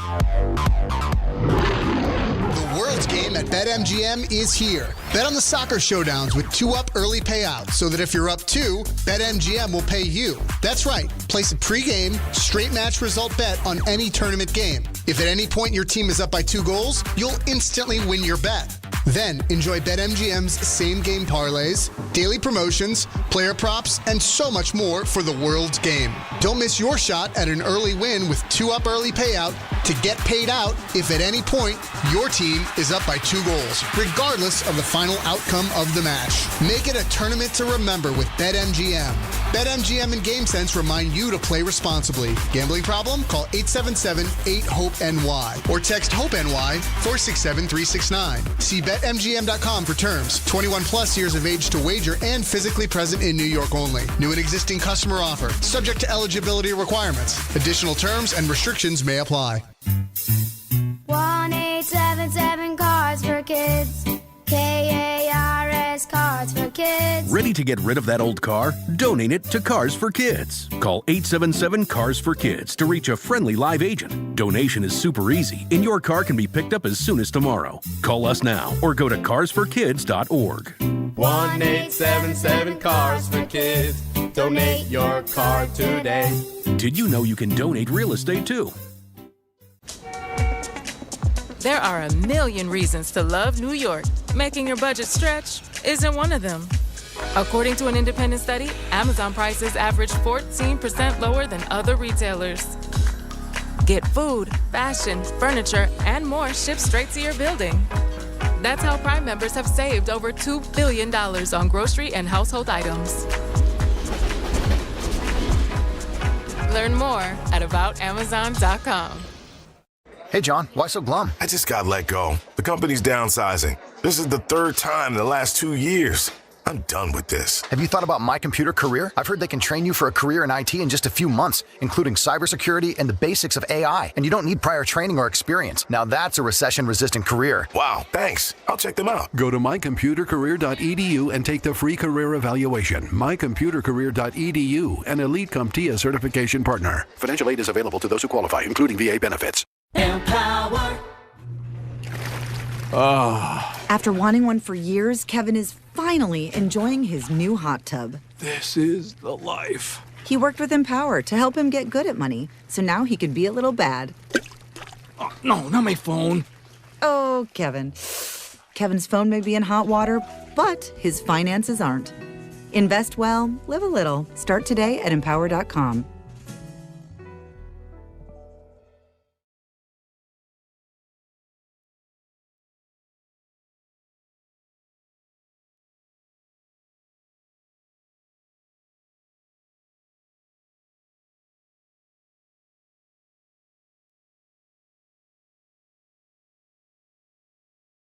was having a very, very in-depth, meaningful conversation with Carlin. By the way, off the air just now. Yeah. Best dressed guy at the Beach Bash, Carlin. Really? Yeah. What was he wearing? Yeah. 3-piece? Double-breasted? He had that would have been something. A hat, right? Straw hat that he sweated straight through. And melted the straw. One of those like white shirts with like a pattern on it. I don't know what the pattern was, but he almost like a Tommy Bahama yeah, type almost thing? looked like a boater. It was a little cleaner than like it wasn't like the Andy Reid like Hawaiian shirt, like a cruise wear type thing. Yeah, he looked like he was on a cruise. He definitely looked like he was on a cruise. Like a Carnival cruise. Yeah, but he looks sharp, real sharp. I'm looking to try to pull it up real quick. Here's the question I had. And he and I were out there discussing this. John had a drink that was an Oikos drink. Oh, now that's styling right there. Yeah, you're right. It looks like he's ready to get on a boat. He's ready for the beach bash. Yeah, that looks like a guy who's going to a beach bash. Those floating tiki huts, maybe that they have now too. You ever see those? If there was a pool in the middle and he was just sitting there with his feet up in that outfit, that's what you're wearing. That's what you're wearing. He was styling. What was I talking about? I don't even remember. The hell with it. The spirited conversation with Chris Carlin. Spirited conversation. It was a good conversation, though. We had some laughs. I know that. I just can't remember what the hell we were talking about. Nevertheless, 800-919-3776. That is the telephone number. Soccer day. Let's say hi to Ira. He's calling from Staten Island. Ira, good morning. How was your 4th, my friend? Very busy, very active. Thank God everybody is safe. And Jordan, I'm sure a very good parent. But we had too many saves this weekend, so don't say you're ever forced in the water with your kid. You have to be in the water with your kid. And I were talking about it with from lifeguarding because he's one of the lifesavers. I saw. I know. I got it. Yeah, we had 3 savings in 2 days. So, we had 5 the last 2 weeks, and it's just it's all mostly parent neglect. But anyway, I saw one with an 3 adult. saves in 2 days. That's like Mariano Rivera, there. With I saw one with an adult, and the guy was basically belligerently drunk, and they had to save him multiple times. Did you see this one, Ira? From the Jersey and then he Shore. started. Didn't you He started He started fighting him. Yes. Yeah, you guys all saw that. I wanted to set the Baywatch theme to that one. Yeah, people don't take it serious. It's you want to have fun, but you want to be safe. But anyway, getting to the soccer thing, and believe me, I'll set the record straight. I know nothing about soccer, but I'm listening with one ear. I'm looking forward to actually trying to get through and watch the game tonight. But just the glimpses on TV with the crowds and the excitement, and I get it, it's not here every year.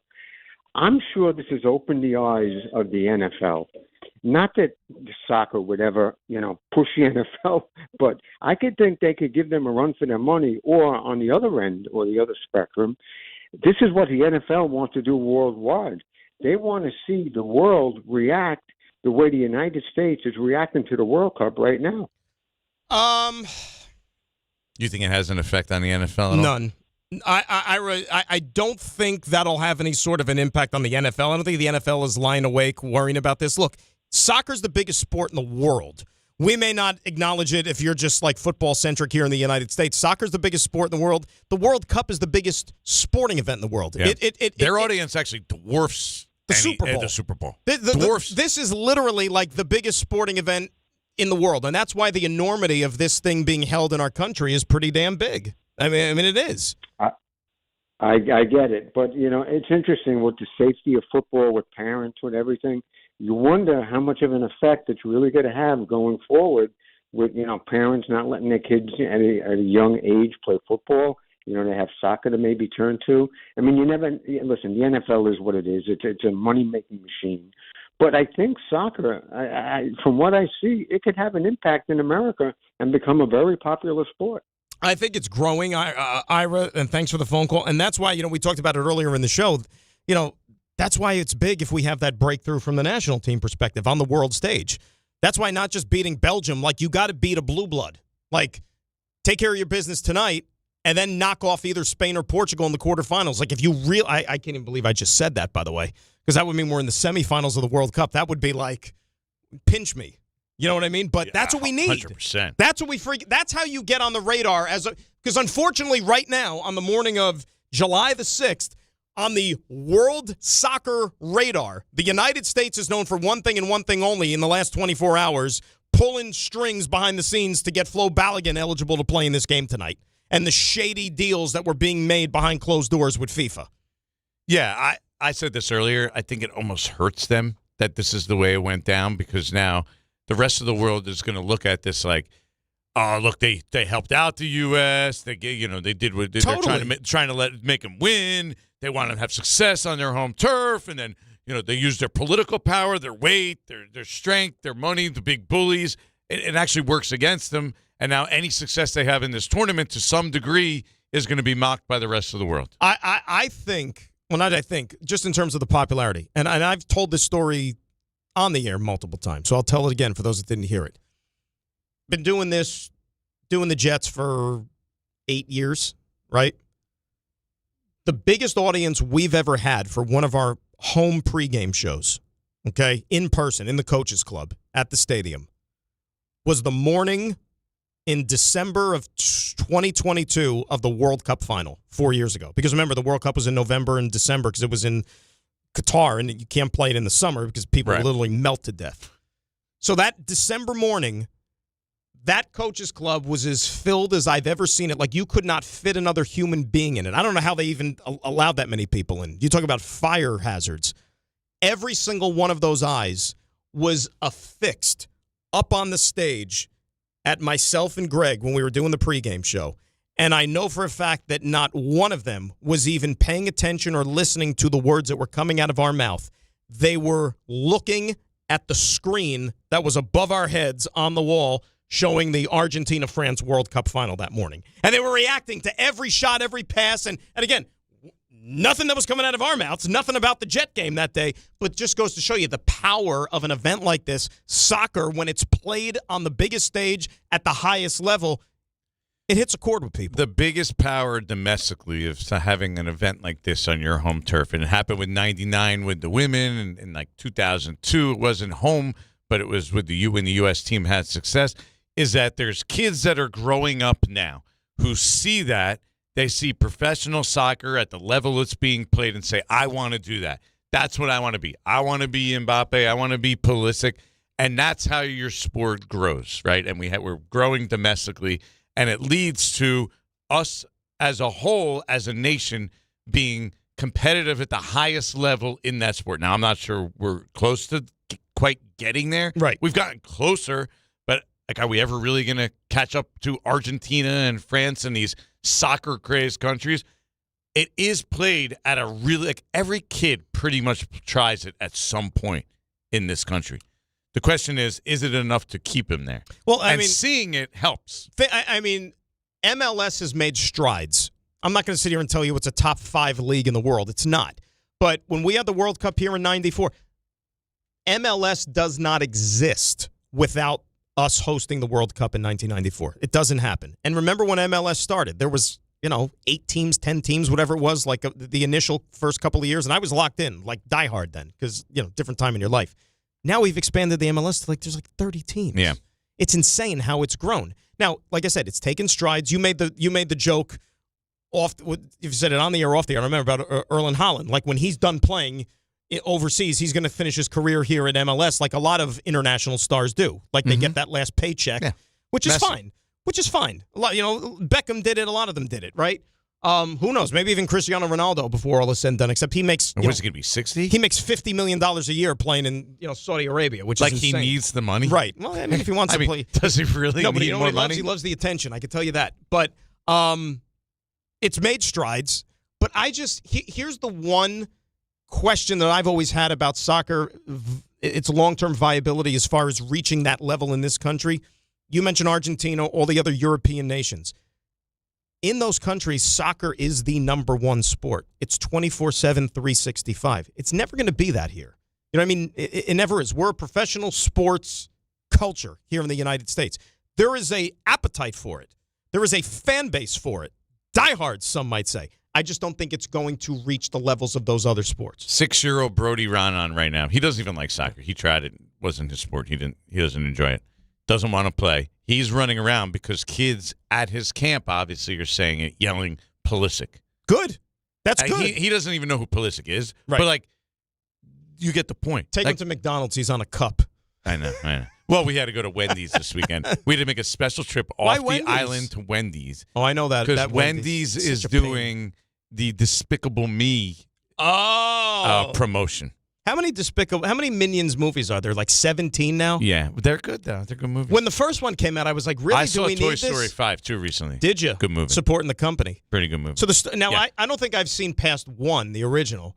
So they've kept the storyline. They're all pretty good. Inventive. RJ, had you seen it? He's on the phone. I'm assuming he has not seen it. No. You figure Antonio, is he too young? Could sit through a movie. He might probably be could into sit through a movie. Is Antonio into Toy Story yet? So it's funny you bring that up. So we've actually started in installments going through and watching Toy Story from number 1. Really? And we're like halfway through number 3. Little Disney Plus. They're good. Love Disney Plus. They're good movies. They're all pretty good. I think 4 was my least favorite, but most of them are pretty good. So yeah, I forgot how good Disney's also a great company. I forgot how good 2 is. And we're 60% of the way through 3. No shame over here. Those are high quality movies. Not even just kids movies. They're good. I agree, yeah. I enjoyed sitting through Toy Story 5 at the movie theater. To infinity and beyond. Man. Oh, love Buzz. By the way, the U.S. is playing tonight. I know how the heck we got there. 8 o'clock, baby. Quick timeout. 809. See all these soccer calls lined up, Yankee calls. We're going to get to them when we return. It is GNR in for DNR here on ESPN New York. D'Agostino, Law, Bite Back. This is John D'Agostino from D'Agostino & Associates.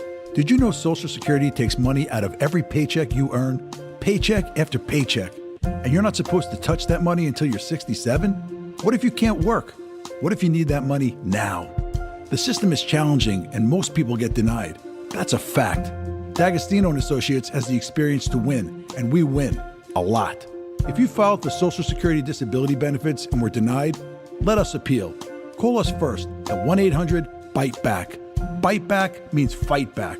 1-800-248-3222. We'll fight to get you paid. D'Agostino & Associates has offices throughout New York and New Jersey and handles Social Security disability claims and appeals. Remember, if you've been denied, call us first. 1-800-BITE-BACK. That's 1-800-248-3222. D'Agostino & Associates. We win a lot. Hey, Yankees fans, come out to Yankee Stadium on Monday, July 20th, when the Yankees host the Pittsburgh Pirates, and be ready to receive a traditional Yankees giveaway. It's Yankees T-Shirt Night, presented by Sato. The first 15,000 guests will receive a Yankees T-shirt. For tickets, log on to Yankees.com/tickets. Again, don't miss the Yankees and Pirates for Yankees T-Shirt Night, presented by Sato, on Monday, July 20th. Visit Yankees.com/tickets today. Refresh your yard this summer with 4th of July savings from the Home Depot. Choose your power starting at $99 with tools from trusted names like Ryobi and Milwaukee. From backyard get-togethers to end-of-summer upgrades, 4th of July savings on cordless tools deliver the power and mobility to keep up with every job without slowing you down. Power on the go is here, and summer projects are easier than ever with the Home Depot. While supplies last, see store or online for details. In a contracting business, you're either growing or you're grinding. Success is no longer about hard work alone. It's about using AI to accelerate impact. Service Titan is the only integrated intelligence that seamlessly automates your entire workflow, from first call to final invoice. Born in the trades, built for visionaries ready to stop operating and start automating. Service Titan, AI for the trades. Congratulations, New York. The Knicks did it. Through battle after battle, they dominated to become this year's NBA champions. Day in and day out, the hard work paid off, and you were there every step of the way. Enjoy the crown. Own it, because this year is your year. A part of your legacy that will never be forgotten. So celebrate this moment, show your pride, and shop the largest selection of official NBA gear at NBAstore.com. A Fanatics experience.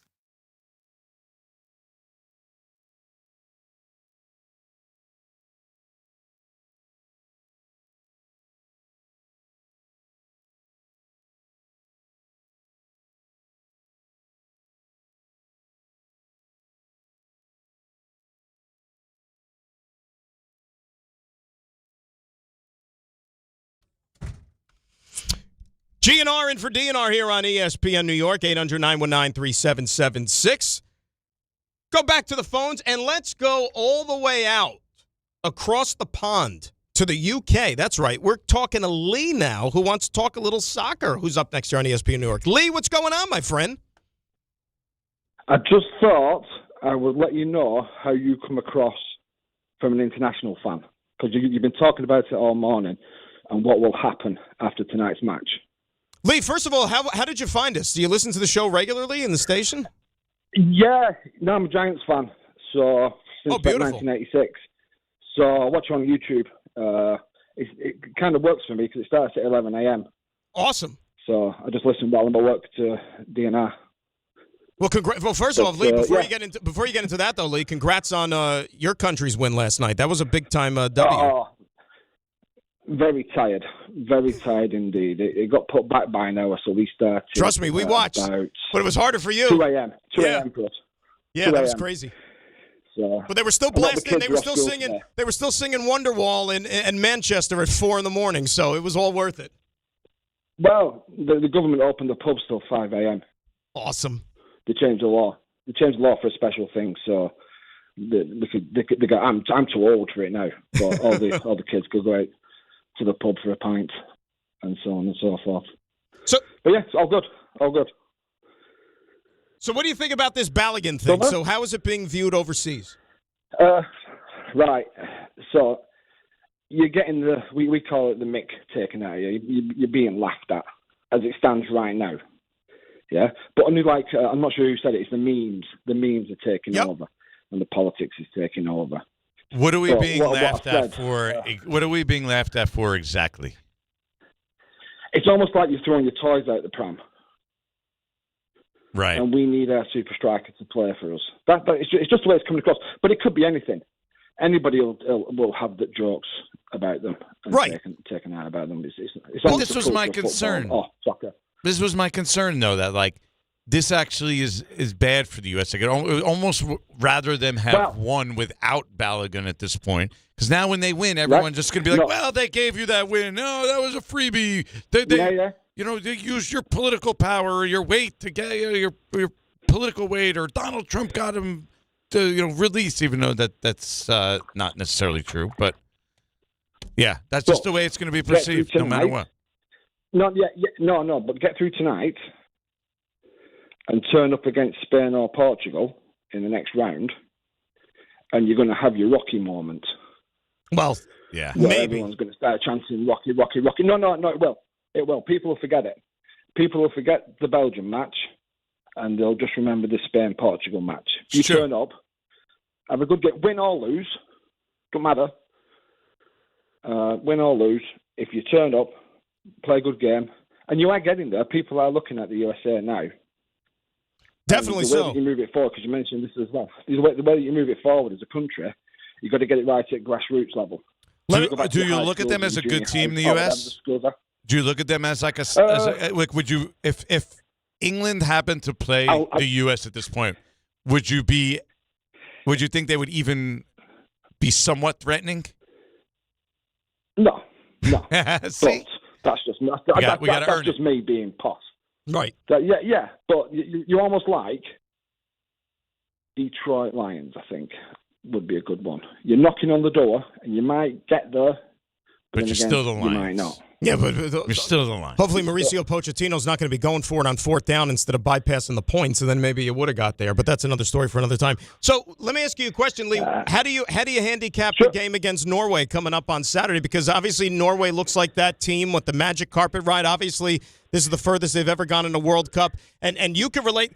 You know what that reminds me of a little bit? It reminds me a little bit of the run that Wales went on at the Euro about a decade ago, making it to the semis. And Iceland as well in the same. Iceland.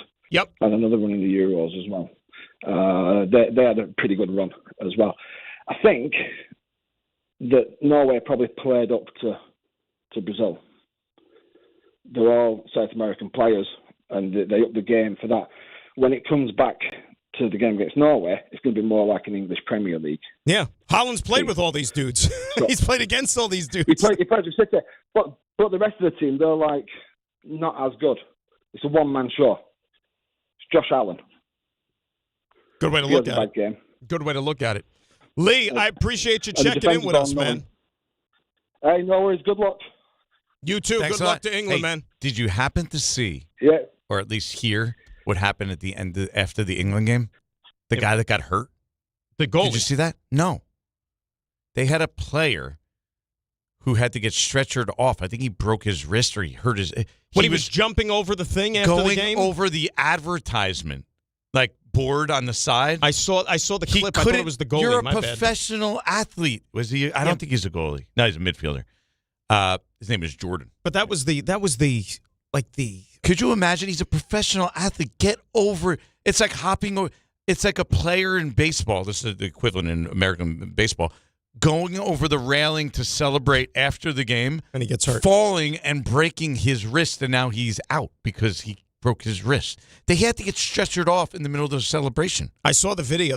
I think the Fox Soccer or whatever had the raw video of him just jumping over the thing and then falling, and then he's just like lying there. And then like Harry Kane had to like wave the Well, when Harry Kane was trying to do his post-game interview, I don't know if you heard that. You mean this one? Hello, just right over there. I think it's okay. Just trying to do his up. What? I could barely even make that out. I was like, wait a minute. Did he just say, I thought he said Jude Bellingham in the moment. I was like, did you say Jude like got hurt in the celebration? Hendo just over there. I think he's okay. Just starting to do his job. Yeah, he's got no voice. Jordan Henderson. I guess he called him Hendo there, right? Hendo. It's a little nickname. Yeah. Hendo! But he said he was sitting on the bench because he got subbed out late in the game. So he's sitting on the bench like screaming like the whole night. I mean, that was, you talk about an atmosphere for a game. But that was pretty cool. Lee checking in, right, from the UK. Yeah. It was awesome. See, but you hear like, does he think they would have? Like, they're not. They still look at us as a joke a little bit. Yeah. Well, like he said, I mean, naturally. It'll come to, if you win tonight, you're then going to be viewed on what you are in the next round. We're going to have to beat one of these big guns at some point in our history to really earn that respect, I guess. Now, for those that don't remember, the 2002 game in the quarterfinals against Germany was a blue blood. We only lost that game 1-0. And I remember that game well. They were the better side, obviously, but it was still only 1-0. We had a great chance to tie it on a corner. Tony Sane was a guy who got up and got his head on one and almost made the play. But Oliver Kahn was the Germany goalkeeper then. He was fantastic that day. That was our best chance. That's like the best chance we've had on the world stage. We're going to have to eventually have that breakthrough. Now, they did beat Portugal in that, but that was in the group. First game of the tournament. It's different than like beating a big team in like the knockout round. 100%. So that's kind of like, yeah, they have a big win there. That was certainly a big win for them at the time, but we're going to have to do it at some point in the knockout round. And you know what? Yeah. Beat Belgium today. Do it next week, Spain or Portugal. Not next week, later this week. I had to catch myself. Why? Because talking about that next game, like, you still got one tonight. I hate doing that. Well, I said that earlier, and you said no problem because I was already looking at the schedule. No, you can look ahead to the schedule and just see when a game is, but to sit there and talk in absolutes like it's going to happen, like the result, like a game is going to be played like on that day. That's what I was talking about. Yeah. Regardless of who's there. The betting odds say this game is, even though the U.S. is playing at home, which is obviously a big advantage, especially in soccer, in a raucous stadium, it's going to be super loud. Lumen Field, which is in Seattle, right? Maybe definitely our loudest stadium. I don't think it's close in this. I think KC beat them a few years ago. Oh, that's right. I forgot we're playing in KC. Okay, so it's either KC or Seattle, right? As the two loudest stadiums we have in this tournament. And it's still basically a coin flip game. And by the way, according to the bettors, maybe Raymond knows. Vegas. I would like to think a tournament like this in his building, you would think Jerry's been at every one of these games. And I know we're watching. We get to where we see the world feed. They have not shown Jerry Jones one time in any of the games played that I've seen at Jerry World. He must hate that. They have not. And remember, it's the world feed, so they're showing people that maybe we don't know who the hell they are, especially like international and stuff. I'm trying to think. I haven't seen any owner. They have not shown Jerry one, but you're not used to seeing an event in that building without him being shown 500 times. That's got to be killing him worse than not getting the final down there. I'm telling you. We saw Jalen Brunson, though. We did see Brunson. Who was the guy next to Brunson? I don't know who that was next to him. Nobody knows? I don't know. I didn't know either. Quick break. When we come back, we will reset a lot of it on the soccer. That's been the big story today. We also do some Yankees as well. We got the stuff you missed. We got the 3 stars. It is Grass and Renan and for DNR on ESPN New York. On the biggest stage in the world, FanDuel is changing the game because sometimes your player gets subbed off and your bet goes with them. Not anymore. With FanDuel Super Sub, if your player is subbed out, your bet stays in. If your player leaves the match, your bet continues on with a substitute, so you're still in on it until the final whistle. So if you're looking to get in on the biggest tournament in the world, now is your time. Visit FanDuel.com/local to get started. Let there be goals this summer on FanDuel. With FanDuel Super Sub, if your player is subbed out, your bet stays in. That's right, if your player leaves the match, your bet continues on with a substitute, so you're still in on it until the final whistle. On the biggest stage in the world, FanDuel is changing the game. Must be 21 and older and physically present in New York. For help with a gambling problem, call 1-877-8-HOPE-NY or text HOPE-NY at 467369.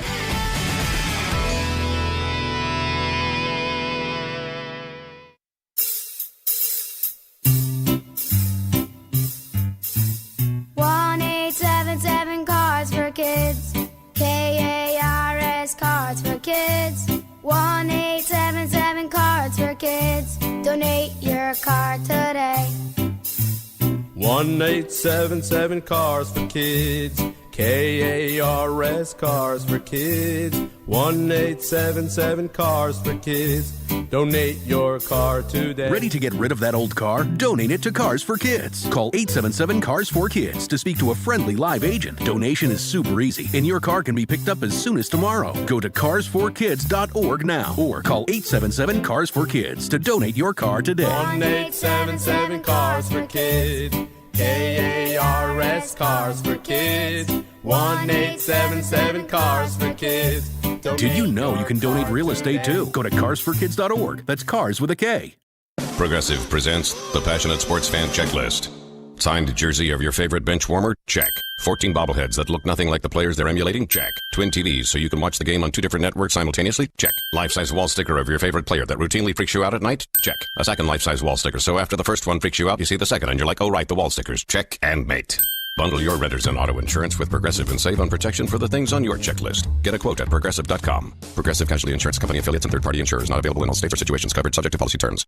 This is the story of the one. As a maintenance engineer at a beverage manufacturing plant, he starts his day knowing every line is ready to run because Grainger delivers the industrial-grade products he needs to keep mixers, conveyors, and packaging equipment moving. With Grainger's vast selection of bearings, belts, and motors, he keeps operations running smoothly, so nothing grinds to a halt. Call 1-800-GRAINGER, click Grainger.com, or just stop by. Grainger, for the ones who get it done. 880 ESPN, WHSQ, and WCBS-FM HD2, New York. A Good Karma Brands radio station. This is DiPietro and Rothenberg. Exactly what Michael said was going to happen has happened to the Yankees. There's going to be a slump on the horizon. Is this just a June swoon that has extended into July here, or what is ailing this team to the point where they can't snap out of it? The concerns are legit. This is not just a blip. This is something that I think they're going to need to address. I think that desperate times, desperate measures, you got to make a deal now. This is DiPietro and Rothenberg on ESPN New York and streaming live on YouTube. Oh, that is right. The big 9 o'clock hour is upon us. It is GNR, Gross and Renan in for DNR here on ESPN New York at 800-919-3776. Ray and RJ here as well. We got the stuff you missed. We got the 3 stars. And oh, by the way, we got ourselves a pretty damn big soccer game here tonight, boys. 8 o'clock, U.S. Belgium from Seattle. Flo Balogun playing. How we got there? Well, that's another story for another time, of course, and one that we've talked about a lot this morning. You got a pretty nice undercard this afternoon as well with Portugal and Spain. Those 2 winners will clash in the quarterfinals of the World Cup coming up later this week. Suffice to say, soccer fever has taken over this country, and tonight's the biggest game that we have played as a soccer nation probably forever. Mike needs to be on. There you go, buddy. You guys ready to hear Country Roads? Oh. Well, I don't know what you guys think about it. I think it's a little weird. You're not a Country Roads guy, huh? Like, I get it, but it just does the lyrics kind of, it's like, we're not good. They're not playing in West Virginia. Like, the final was in West Virginia. It would make more sense to me. I don't think West Virginia's getting the final. Exactly. But I don't know. Am I alone with Morgantown. This? Am I alone with this take? Is everybody fully on board? You know what it is? Or does anyone else think it's a little bit weird? It's just one of those things you don't really think about, and you just kind of go with it. It's a sing-along. Yeah, you're right. Because it's like you could just bob your head, and it's a they start. You know cute what? American You know song. what got the Country Roads thing on the map? The international NFL games when they were playing in the UK or in Germany, and then like during one of the timeouts they played Country Roads because you got an American sport, and the whole place, 60, 70,000 people start singing John Denver. And I think that we adopted it over here when it comes to the soccer. But you're right. What you're saying is right. It's a little weird to me because like. Right, you name. What does West Virginia have to do with it? It's like if you can't mention everybody, then leave the whole conversation out. There's 50 states, right? We got 50. One state is mentioned in that song, and it's nowhere near where any of the action is happening with the soccer. Like Party in the USA would make a little more sense, but then again, do we really want to be singing Miley Cyrus on the field? It's definitely not as catchy and as good, so I get it. I mean, you might as well go James Brown, Living in America, right? Rocky IV. It doesn't have like a sing-along like no, it doesn't. Where everybody can kind of just chime in and just take over a stadium kind of effect. But I don't know. The whole West Virginia thing does strike me as a little bit weird. But you know what? If it means they're winning games, so be it. keep it pumping, and hopefully around 10 o'clock tonight, Country Roads is blasting out of that stadium in Seattle. So the U.S., however it may have happened, get Balogun back for the game. And by the way, he's we their had, top striker. For those that did not hear it at the end of our last hour, and you could go back and watch it on the YouTube or the ESPN New York app, we had our pal Lee from the UK call in, and we asked him point blank, how are we being viewed across the pond in light of this recent decision here by FIFA to rescind the red card and allow him to play? And he said, look like a joke. Yeah, we look like a joke. So would that but be... we didn't ask for this. You didn't, I didn't, Ray didn't, Art didn't. Did the President of the United States ask for it? He asked for it, but that's not us. We're not the president. We vote him in. He's representative. I know how for Ray, better or worse. I know how Ray feels, though. I've known Ray long enough. I know how Ray feels. And if you can apply how his demeanor was towards the Knicks to this situation, Ray would have preferred to play this game tonight without even Balogun after everything that went down. Correct? My preference would have been that Balogun never got the red card to begin with, which was true. Erroneous. That's true, but you're a bring it on guy. As shady as all hell. But what's done is done now. Balogun's going to play, so you deal with it. I don't care what everyone says outside the country. You know what? This is where we are. He should not have even been banned from the game. We all agree that it wasn't a red card. I don't think it's even it's inarguable at this point. With that being said, everything that happened, the red card gets suspended, or however term they use. They suspended, right? Or it's like basically on probation. Would we prefer he scores it? The game's tied 1-1. We prefer he scores the game winner, or someone else scores the game winner at this point? Ooh, probably someone else. Probably someone else, just to avoid that controversy. But if he ended up scoring it, like I'd probably be more in your face about it. We'd probably be so overjoyed. We'd just be like, suck it. We don't really care. He went there. I'm kind of there with you. I'm kind of there with you though, because it's like towing the line of, oh boy, we don't want to anger people, we don't want to anger all, but then the other side, the hell with all of you. I hope he scores the game-winning goal. I hope he rips his shirt off in the celebration, and we get a USA chant going. Let's go. What if he does either a Joe Horn or like a T.O., and if he scores the goal, like part of the celebration is he reaches into his back pocket and pulls out like a red card or something like that. How great would that be? He did the silencer, the LeBron James, when they took that goal. I mean, he could just go out and do the silencer again. See, what I was going to say was, until you just went there, you kicked the door down and just went there. I said if Balogun scores a goal tonight, the phone will buzz not long after the goal, probably from Ray.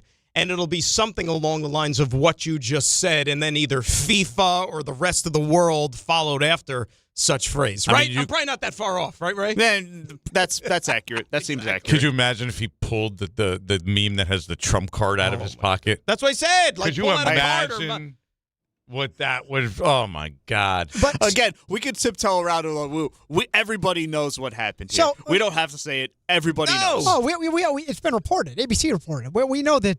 The president our president made a call to the president of FIFA to get this arranged.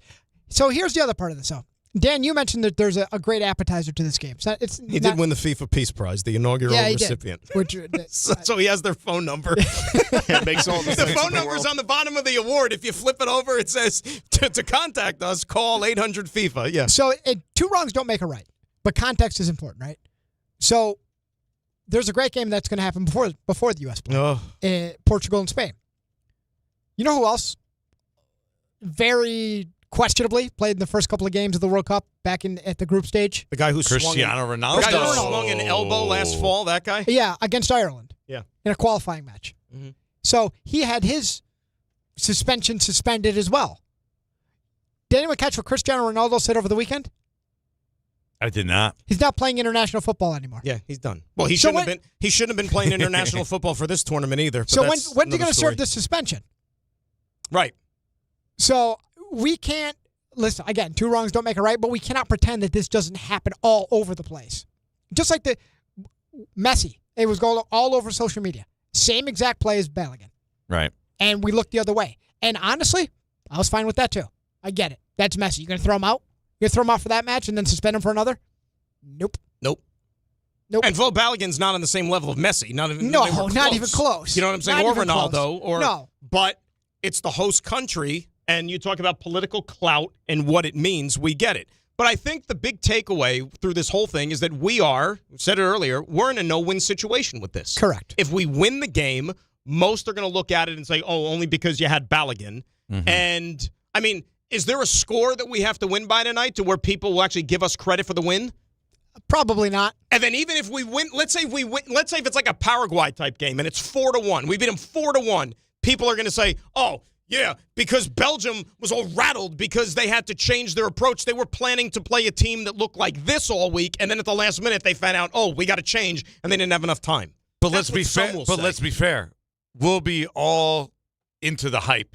We'll be all hyped up that they're actually still playing and that they're in the final 8?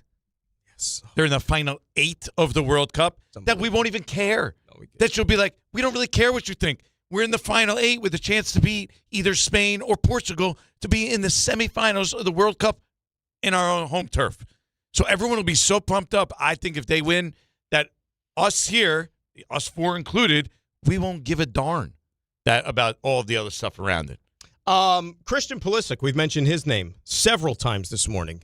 How does having Balogun change things? Well, I mean, obviously we played with him all tournament, so I mean, it changes as far as like just having him as a presence out there. He does so much. He runs off the ball.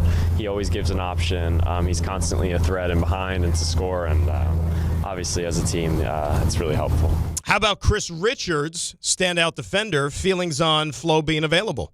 We had no idea that this was going on, so we were just business as usual for us, just like we normally would. But again, the sense of confidence knowing that our starting striker so far is going to be available for selection tomorrow. So there you go. It's a boost. Not that they needed any additional boost, but that's got to be like. And they said they all found out on the bus driving over to practice yesterday, training, practice, whatever they call it, that everybody's on their phones and they get the word like, oh my God, is this real? They didn't think it was real. Did go on my phone in the morning, and Dave Portnoy, Barstool, give him credit. He put something out like, I thought he was messing around too. But like, hey, don't be surprised if a certain red card is rescinded. And this was like 2 hours maybe before like it actually came down. It was probably like 9 a.m., something like that. It was pretty early. He got some contacts that go all the way up. That's what he's got. My goodness. Good for him. But you know what? Either way. So again, is there any outcome tonight that'll be looked at as justifiable to the soccer world for the United States? I mean, if you win by 3 goals. So if we dominate tonight, if it's like a USA-Paraguay game, like it doesn't matter. Nobody's going to be like, well, you won that game because of Balogun. But you can make the case again, like it's going to be hard. It's going to be hard to convince because it's an easy out for people. Big bad USA. We're the bad guys for the rest of the tournament. Yeah. For as long as we're in it, we're the bad guys. 100%. So we're Dan said it. We're in a no-win situation. Either you turn on your own country and say, well, we should, we're doing the wrong thing. We should voluntarily take this guy out of the lineup, or you sit down, you watch, and you say, hope we win. I don't know what else. You still think we're the bad guys in the next round? Like we're still little USA. Oh, we're the bad. We're the bad guys in everything now. No, we'll be the fun team to root against. If we for the win, rest of the world. Yeah, because even if we're in the next round against Spain, and I say Spain because even though I don't want it to happen, but it's going to happen. If we're playing Spain in the next round, people are still going to be like, oh, the only reason they're here is because they got a gift with Balogun against Belgium. But again, that's people that haven't watched this tournament, and Belgium has not played to the level that past Belgium is teams lucky have played. to be here. Extremely lucky. Let's go round to to 32. Be in this game. They were down 2-0 to Senegal in the freaking 80-something minute. And got a ridiculous penalty, I thought, to win the game. And was it over? It was overtime. It was extra. In the extra 30. But the fact that they were able to get the 2 goals in the next, was it 15 minutes or whatever to tie the game? I mean, that's more. Senegal lost the game more than Belgium won the game. You can't cough up that lead. I told the story. I was driving around running errands while that game was going on, and it was a 2-0 game in the 80th minute. And I usually, if I'm in the car and there's World Cup on, I'm listening to it, right? I turn the game off because I thought it was over, 2-0. And I put on the stinky Mets, and they were down 9-0. I was actually listening to that because the Belgium game was over. And then I can't remember how, maybe it was like 5 pitches or whatever. I heard it, I was like, I can't listen to this anymore. And then I put back the soccer game, And on the screen, it has the score, and it said 2. And I screamed. I said 2-2. Yeah. I couldn't believe what happened. I actually sent the text to my friends because I was watching it. And I was like, oh, the Belgian coach just fired himself because he took off their 2 best offensive players, De Bruyne and Doku. You'll notice them today in like the 55th minute or something. And like that's like basically soccer suicide in Belgium. That's like their all-time greatest player to take him off in the 55th minute of the game seemed sort of crazy. Right, trying to get a spark. And they did. So this isn't a dominant Belgium team that the U.S. will have to pull off a major upset to beat. If they play their top game, the U.S. has a very good chance to win this game. But then you also have, the motivation. Not that you should be motivated anymore. I mean, you're in the final 16 of the World Cup. But if you're a Belgium team, for example, with the news and you feel slighted, you feel like there's other higher factors at play. So you know how like the old saying in sports, we say like, oh, we had to play that team on the road and we had to play the refs too. Belgium's probably being told by their coach and their federation, you're in their country. They want you to lose. The whole world wants you to lose. The governing body is pulling strings so you don't win. So go out there and stick it to them. Like I'm sure that they're being fed with that over the last. They're definitely going to do the us against the world. 100%. Play the us against the world card. Go out there and win the game. Go out there and win the game now. That's the only way to shut everybody up. Go out there and win the game if you're that much better. Yeah, if you're Belgium, like the ultimate celebration would be them to give the U.S. a red card if they score the game-winning goal. And apart from this Balogun thing and all that stuff, that's a celebration. When the matchup was finalized, my first thought was, okay, cool, we got payback. This is a chance for payback for 2014 when they knocked us out of the World Cup in 14. Now they were a much better side in 2014 than we were. Also, I thought Senegal was the better team in that game. So we're to play them is actually, I think, a benefit for the survive the in US. advance. Survive in advance. 800-919-3776. That is the telephone number. Here is the head coach. That would be Mauricio Pochettino, who has done an unbelievable job with this squad. He, of course, is happy to see Flo on the field. We were punished enough against Bosnia-Herzegovina to play with 10 men, 30 minutes in a decision that was complete unfair. But it's not only because I am the head coach of the USMNT national team, I need to defend my side. It's only because I think it's a 100% or 99% because always some people, 99.9% that we all, agree that was an unfair red card. Meanwhile, the Belgian coach followed that up. Did you see what he said? Yeah, I saw what he said. I said to you guys, I didn't know if it was a real quote or not. Well, the translation was... Yeah, I didn't know that at the World Cup, the 5th of July is actually the 1st of April. It's April Fool's Day, Rudy Garcia said at a news conference Sunday. Is April Fool's universal? Is that a universal thing? Apparently not, because he's learning about it. Like, I didn't know. Does Belgium... I don't know, celebrate's not the right word, but does Belgium take part in the occasional April Fool's prank?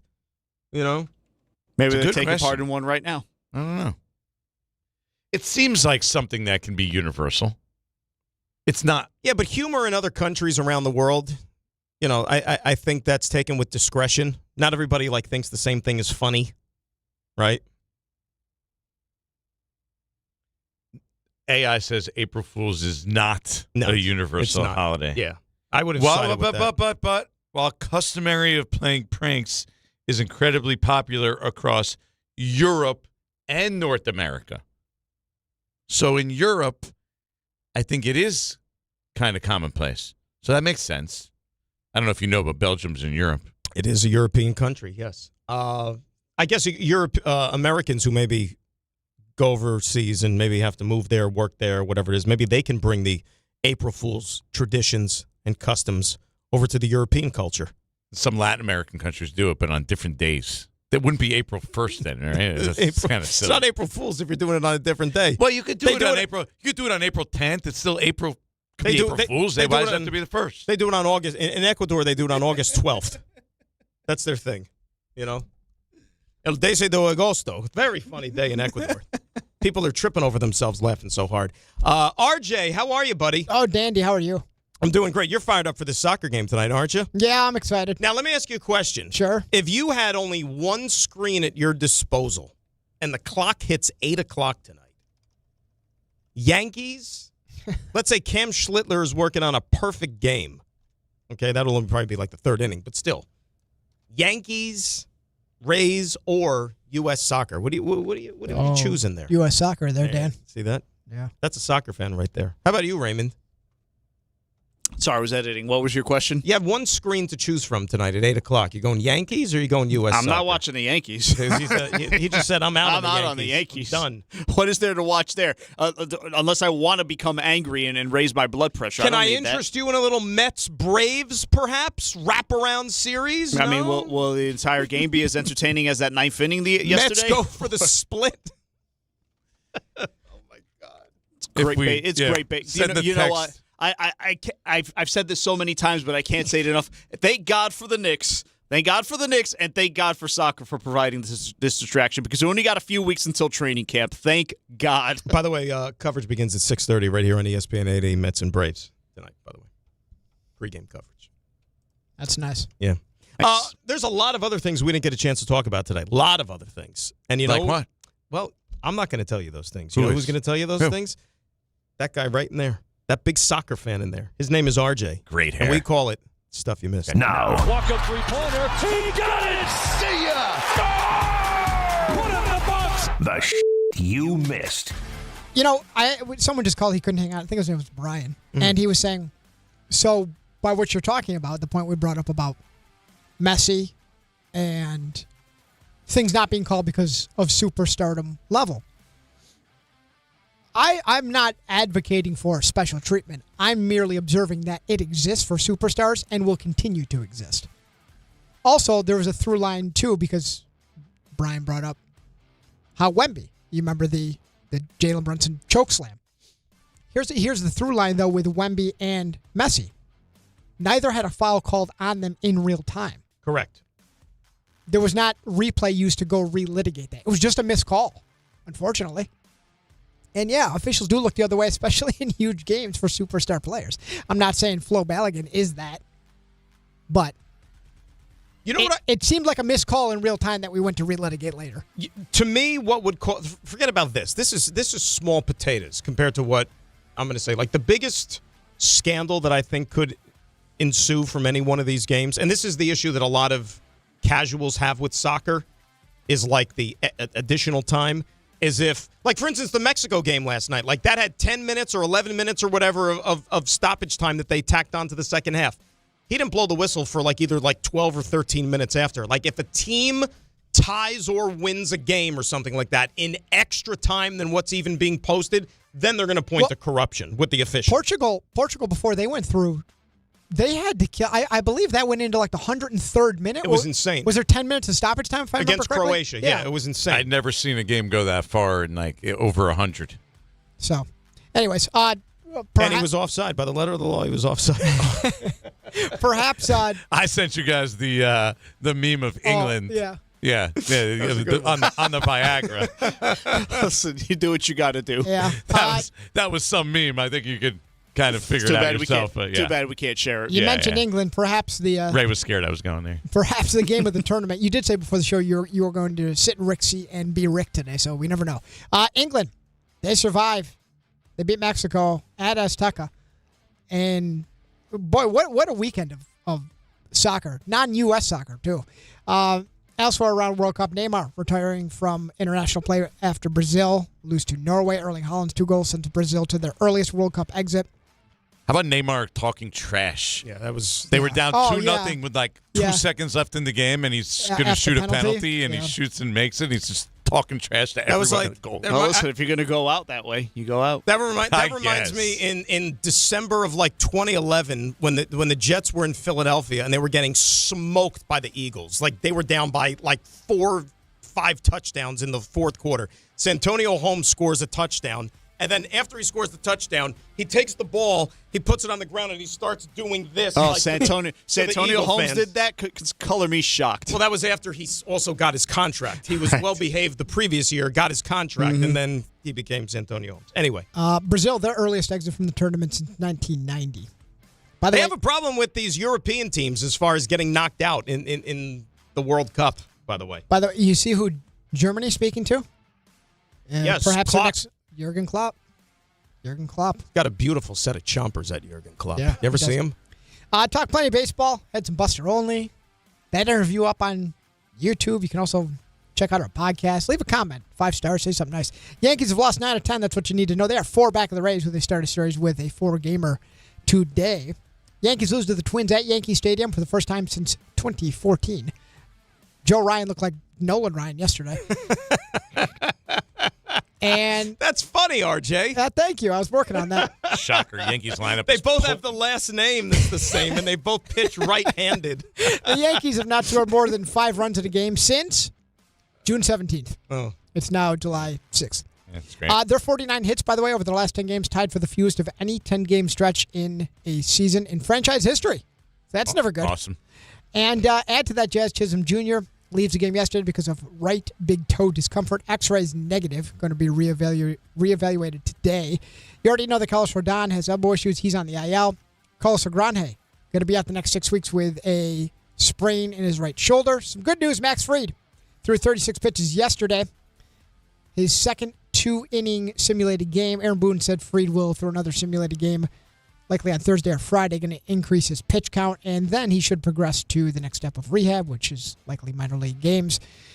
And the Mets, they played some baseball. They won yesterday. The league scheduled those games. At the behest of Dan, they won yesterday, and they tried to lose. They win 10-9. It was, 10-3 one point in the 9th? Yep. And then it all came unraveled. And the funny thing about it, Brazoban, who gave up 5 he was runs. actually been really good, and he just didn't have it yesterday. He did not have it. But Devin Williams comes in, big spot, strikes out Dom Smith, runners on second and third for his 13th save. And the Mets, who had lost 12 of 14 prior to that, Nolan McLean gave up 3 runs, 2 earned over 6. Did the Mets use that as evidence he could handle high leverage situations? leverage. That's probably why they signed him. Yeah. And you know what's funny, too? By that point in the game, there was nobody left in the ballpark either. They were starting to, show the crowd, and there was, nobody there. MLB All-Stars announced Aaron Judge voted a starter. Obviously going to miss the game because of that rib injury. Ben Rice and Cody Bellinger are reserves. Cam Schlittler may very well start for the AL. He's on the squad. Juan Soto, the lone rep for the New York Mets. Aroldis Chapman broke the record for career strikeouts ever by a reliever. Little hockey, boy. Who knew Leo Carlson was in such high demand? Woo! Flyers tendered a record $18 million per year offer sheet to the Ducks. And Leo Carlson. Now, when you think highest paid player in the NHL, I think Leo Carlson. You think Leo Carlson, don't you? Yeah, I'm glad they righted that wrong. That needs to happen. Dallas Stars news, Jamie Benn signs a deal to return for an 18th season. By the way, Stars and Jason Robertson going to file for salary arbitration. I haven't mentioned this yet. Andre Drummond, 1 year, just under $4 million deal with the Knicks. That is your Mitchell Robinson replacement. So, you like Mount it, Ray? Vernon zone. Love it. So, some for the money. Yeah, 3.9 mil. Yep. Come on. I mean, not what you can get. I mean, it's yeah. Well, we'll have a deeper discussion on it. You don't lose much on the rebounding, if at all. Nothing. Almost nothing. I mean, defensively, he's not going to be as much of a presence as Mitch, but just offensive rebounding is huge. Yeah, he'll give you. Essentially, he'll fill the same exact role that Mitch did. You worry, like Ray said, that the numbers at the rim. He is not the rim protector. Defensively, he's a street sign. Yeah. Yeah. He's only 32. He's been around forever. I mean, Mitch was just a tough investment for a lot of reasons. Yeah. The free throw shooting, a lot of different things. Patrick Ewing, by the way, joins the Wizards coaching staff as an assistant. Speaking of the Wizards, they trade for DeAndre Ayton from the Lakers. The Celtics pick up their big man Keita's option, add an extension on top of that.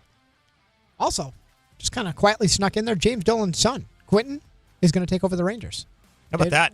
Yeah, it snuck in at the end of Friday's show. He's 32 years old. So I thought it was a joke or some double take or some 4th of July lead up gag or something. And then I was like, whoa. I sent it to Ray. Molly was all over that one. Yeah. Interesting. Wish my dad owned the Rangers or the Knicks. Maybe one day. You know what? I'm going to groom you to take over. You'd get to go to any game you want. Maybe in your early 30s, you could run the team. Take over the family business. How about a little Wimbledon? Ooh. Coco Gauff, the 7th seed, and the 4th seed, Jess Pegula, set for an All-American Wimbledon quarterfinal. Might wonder how some of the high seeds are doing. Well, Rybakina, number 2, and number 3, Iga Swiatek, out. 10th straight year, RJ, there will be a first-time champion on the women's side at the All England Club. 10 straight years. Serena Williams, who's out of the singles action, also forced to withdraw from doubles action with her sister Venus, has a knee injury. And Novak Djokovic wins his 106th Wimbledon match, breaks a tie with Roger Federer. Only American left is Taylor Fritz, who's in action right now. Can I be honest with you? Yeah. And you know I'm a tennis diehard. You're the guy. Mm-hmm. And Wimbledon's my favorite tournament. It's the most prestigious tournament. This tournament's had about as much buzz as a colonoscopy. It's competing with a lot right now. It's competing with a lot, but remember, the French Open had none either because of the injuries, the upsets, and it's kind of carried over to Wimbledon, and that's no bueno. Also, what does Serena have to prove by coming back and trying to play a 45? Of course your body's going to break down. That's why everybody retires eventually. Because she's like, what was the whole point? I mean, 44 in tennis terms is like 50-something? Because you start so young? I mean, it was so silly. What are we doing? Bjorn Borg, the great Bjorn Borg, retired at the top of his game when he was 26, okay? Came back when he was 35. His first 9 matches when he came back, at the age of 35, did not win a set in the first 9 matches. Like, it's hard. You're playing against people half your age. It's a young woman's. She's got nothing young to prove to sport. Anybody. Nothing. Like, what you want to play doubles? Play doubles. There's not as much, taxing on your body, but just. Look, anybody who actually thought that, she's in the singles draw, that she was actually and I understand the company's trying to attract viewers, by talking it up as much as they were. But anybody who actually thought that she was going to make a run, I mean, like I said, she would have been. To me, she didn't embarrass herself. Second set went to a tiebreaker. She could have won that set. The fact that she didn't get double bageled, I think, is an achievement. So consider that a win. I guess. That's it. Stuff you missed. RJ, tremendous. We talked briefly about Andre Drummond. We're going to talk more than briefly about that when we return. Plus your calls, 800-919-3776. GNR in for DNR here on ESPN New York. And at 9:32, let's get a look at the roads. It's nasty out there, but we say good morning to Debbie Duhame. Hi, Dan. Hi, Jordan. Good morning, company. Hey, congrats to Team England and go Team USA. Let's see what's happening. You're not going too fast here over on 21 southbound. It's closed at Ackerman Ave in Clifton with an accident investigation. We're still seeing down trees and wires after the weekend storms. Morris and Essex Gladstone branch service still suspended with limited service available. Watch for slowdowns as you head to the Van Wyck south of the belt with a disabled vehicle. Sponsored by RockAuto.com. Event tie rack and quickly bring a drive to a halt. For the parts needed to get back on the road, visit RockAuto.com. Find a wide selection of quality parts at reliably low prices. Delivered right to your door. All the parts your car will ever need. Rock Auto. I'm Debbie Duhame, 880 ESPN New York.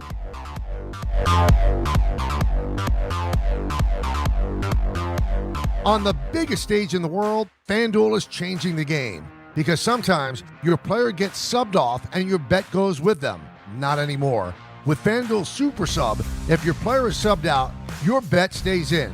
That's right, if your player leaves the match, your bet continues on with the substitute. So you're still in it until the final whistle. Visit FanDuel.com/local to get started now.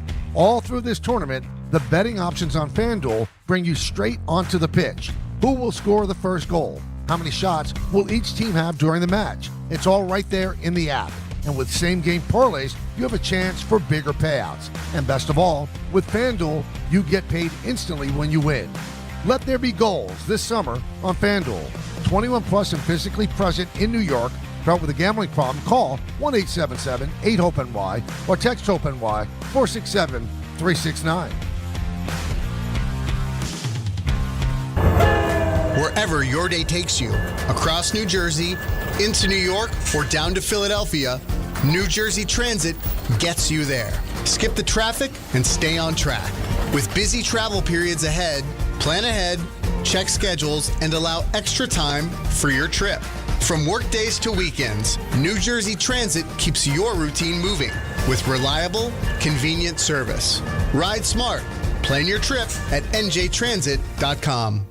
When you manage an active facility, disruption is not an option. Tricon Construction specializes in healthcare, commercial, and industrial environments where work needs to happen without shutting operations down. That takes detailed planning, clear communication, and safe, disciplined execution, because when patients are inside, tenants are working, or production has to keep moving, every decision matters. Tricon understands how to work around your business professionally, safely, and efficiently. For complex work inside active facilities, choose Tricon Construction. Visit triconbuilds.com. That's triconbuilds.com. Download to see if you qualify. Not all customers will qualify. Transfer fees may apply. No Albert subscription required. Albert is not a bank. Albert Instant Loans are issued by FinWise Bank, member FDIC. Not an actual client. Terms apply. Kylie, what's wrong? I just got hit with a car repair bill. I'm behind on rent, and I feel like I can never save any money. Have you tried the Albert app? Albert is your financial assistant, helping you find ways to save and create custom budgets to actually grow your money. Plus, you can get up to $10,000 for big expenses, or advance up to $1,000 fast when you need cash right away. Albert can get me up to $10,000? Exactly. Albert spots you in a pinch and helps you grow your money in the long run. I'm downloading Albert right now. Download the Albert app and use promo code FUTURE to borrow up to $10,000 for whatever you need. The Albert app helps you budget better and save more money, so you reach your financial goals faster. Download the Albert app right now and use promo code FUTURE to borrow up to $10,000. Use code FUTURE to borrow up to $10,000. This is Bart and Carlin on ESPN New York. The Yankees are under pressure, and there's more pressure on Aaron Judge than it is any other athlete in this market because of what Brunson has done. He'll never be accepted as one of the greats until he wins a title. And this is the time, because the American League stinks. Everybody just assumes, kind of like the Knicks, that the National League is that much better, like they did about the Western Conference. Take that easy path. Bart Scott, Chris Carlin, weekdays at 10 a.m. on ESPN New York and streaming live on YouTube.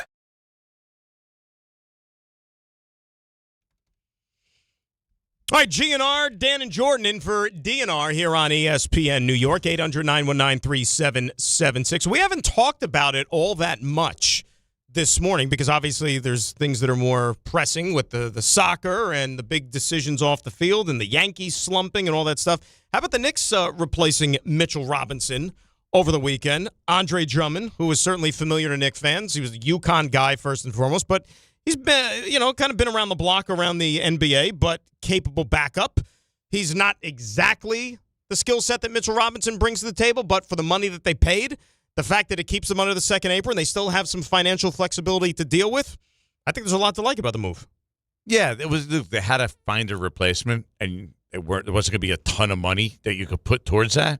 So I think when you look at it as a whole, you're like, okay, I like the idea of Andre Drummond. Like he brings that big body off the bench, reinforcement, rebounding. So rebounding, he could step out and shoot the three. He's a better offensive player than Mitch. 100%. But defensively is where he's a little lacking. If you're looking for that rim protector, he's not that guy. But how many guys are out there that like? Not many. There's not a rim protector like Mitchell Robinson that's out there probably. Let's be real. If there is that guy out there, he's getting a lot more than what Andre Drummond got. That's what I mean. And Ray, you said he's how old now? He's 32. He seems like he's been around 48. forever. I can't believe he's only 32. And he's always looked old. He's looked like one of those old guys. He's like a Greg Oden situation. Yeah, he did. The beard and everything. Yeah, definitely. He's looked old. He has. Is that bad to say? No. He's looked old? No. Well, I mean, this next year with the Knicks is going to be his 15th year in the league. To be only 32 in 15th year seems crazy. And by the way, that was him in Game 2 at the Garden who couldn't get the ball off the back of the rim. Yep. Hopefully that doesn't happen again. I'm sure him and Kat will talk about that at some point. But he led the league in rebound. I mean, this was, in his younger years when he was still in his 20s, but he led the league in rebounding 4 times, led the league in offensive rebounding a bunch. If you're asking, last year he played, I wanted to see his minutes. Last year he played about 20 minutes a night for Philadelphia. Last 2 years, he's played average of about 19, 20 minutes a night. I think you'll take that if you're the Knicks, right? And that's not unrealistic. The thing with Mitchell Robinson, and he brings a lot of good things to the table, right? Mm-hmm. He is an excellent defender, shot blocker, paint protector, rebounder, just a total handful for the opposition. Would have loved to keep him. But he's a tough investment, right? Because he can't be on the floor with the free throw shooting. There's and the fact that he's always been injured. Correct. So, like, are you really going to invest significant money in him when the reality is he hasn't had that season where he's always available? Even this year, he wasn't available the whole year. Like, there was a good chunk of the year where he wasn't available early in the year, right? Correct. So, like, well, he didn't play in back-to-backs. It's a very but he played difficult, 60 games. It's a very difficult investment for in regards to, do you put money into that? He's a backup center who can only use at certain times. Ray, you know what I didn't realize about Andre Drummond is that not that great of a free throw shooter either. He's only at 48% for his career. I think that's above Mitch, though, right? But I mean, still 48%. You're flipping a coin. But you're not even trying to have him on the court late in the game. By the way, pay attention to the summer league this year because they're trying out that one free throw rule. Which is see so that? stupid. Yeah. Did you see this? No, explain this to me. So, like, they're trying out in all the summer leagues, like Salt Lake City, Vegas, like, and the California one? I believe that to be the case. Yeah. Okay. So, for instance, if you go to the, you get fouled shooting a three, and you get 3 free throws, right? If you don't make the 3. Instead of going to the free throw line and shooting 3 free throws, you shoot 1 free throw. One shot, and that'll get you 3 points. And it counts as 3? What are we doing? That's like right out of the school of like the Rob Manfred like pitch clock type thing. Yeah. Like, what, are we speeding up the game? Is the pitch clock a bad thing? No, it's not. But I'm just saying, like, what do we need to do this though? That's part of basketball, isn't it? Yeah. I mean, I obviously it's to speed up the game, but why do we got to speed up the game? Does anybody complain about the NBA games being too long? Pitch clock. Who was that? Who was that? That was you. He didn't even know it was you. That was you a couple years ago. I knew it was me. Yay! Pitch clock. Whiny Dan. I think I was mocking the pitch clock more than anything. You're wrong, though. The pitch clock is the pitch clock's been good. It's good. Pitch clock's turned out to be really good. So maybe you're just silly. resistant to change. No, but this is silly. Even Ray disagrees. Free throw shooting is a part of the game. I agree. It's silly. It's about speeding the game up like the pitch clock, though. They said that they would revert to the regular rules in the last 4 minutes. So I have a solution. So what do we got to do? Sit there and look at the clock to know when I'm shooting free throws? I have a solution to this. Rather than putting a 1 for 3 free throw, just don't let them sit at the line for 35 seconds and do this stupid routine. Well, make them shoot it within 5 seconds. Like Giannis sits there for forever. Weren't they supposed to implement some type of rule on Giannis? Yeah, but they never enforce it. It's like the flopping rule. It exists, but nobody actually enforces it. I think they have it, but they just never enforce that they have to shoot it quicker. Just don't take 35 seconds to shoot the free throw. Simple. 800-919-3776. Something else happened this weekend, which we have to get to. Ray's also going to give you the 3 stars, and we're going to close it out with you on the phones as well. G and R in for DNR. We turn it over to Bart and Carlin. Come up at 10 here on ESPN New York. D'Agostino, Law, Bite Back. This is John D'Agostino from D'Agostino & Associates. And I know how a serious accident can change your life just like that.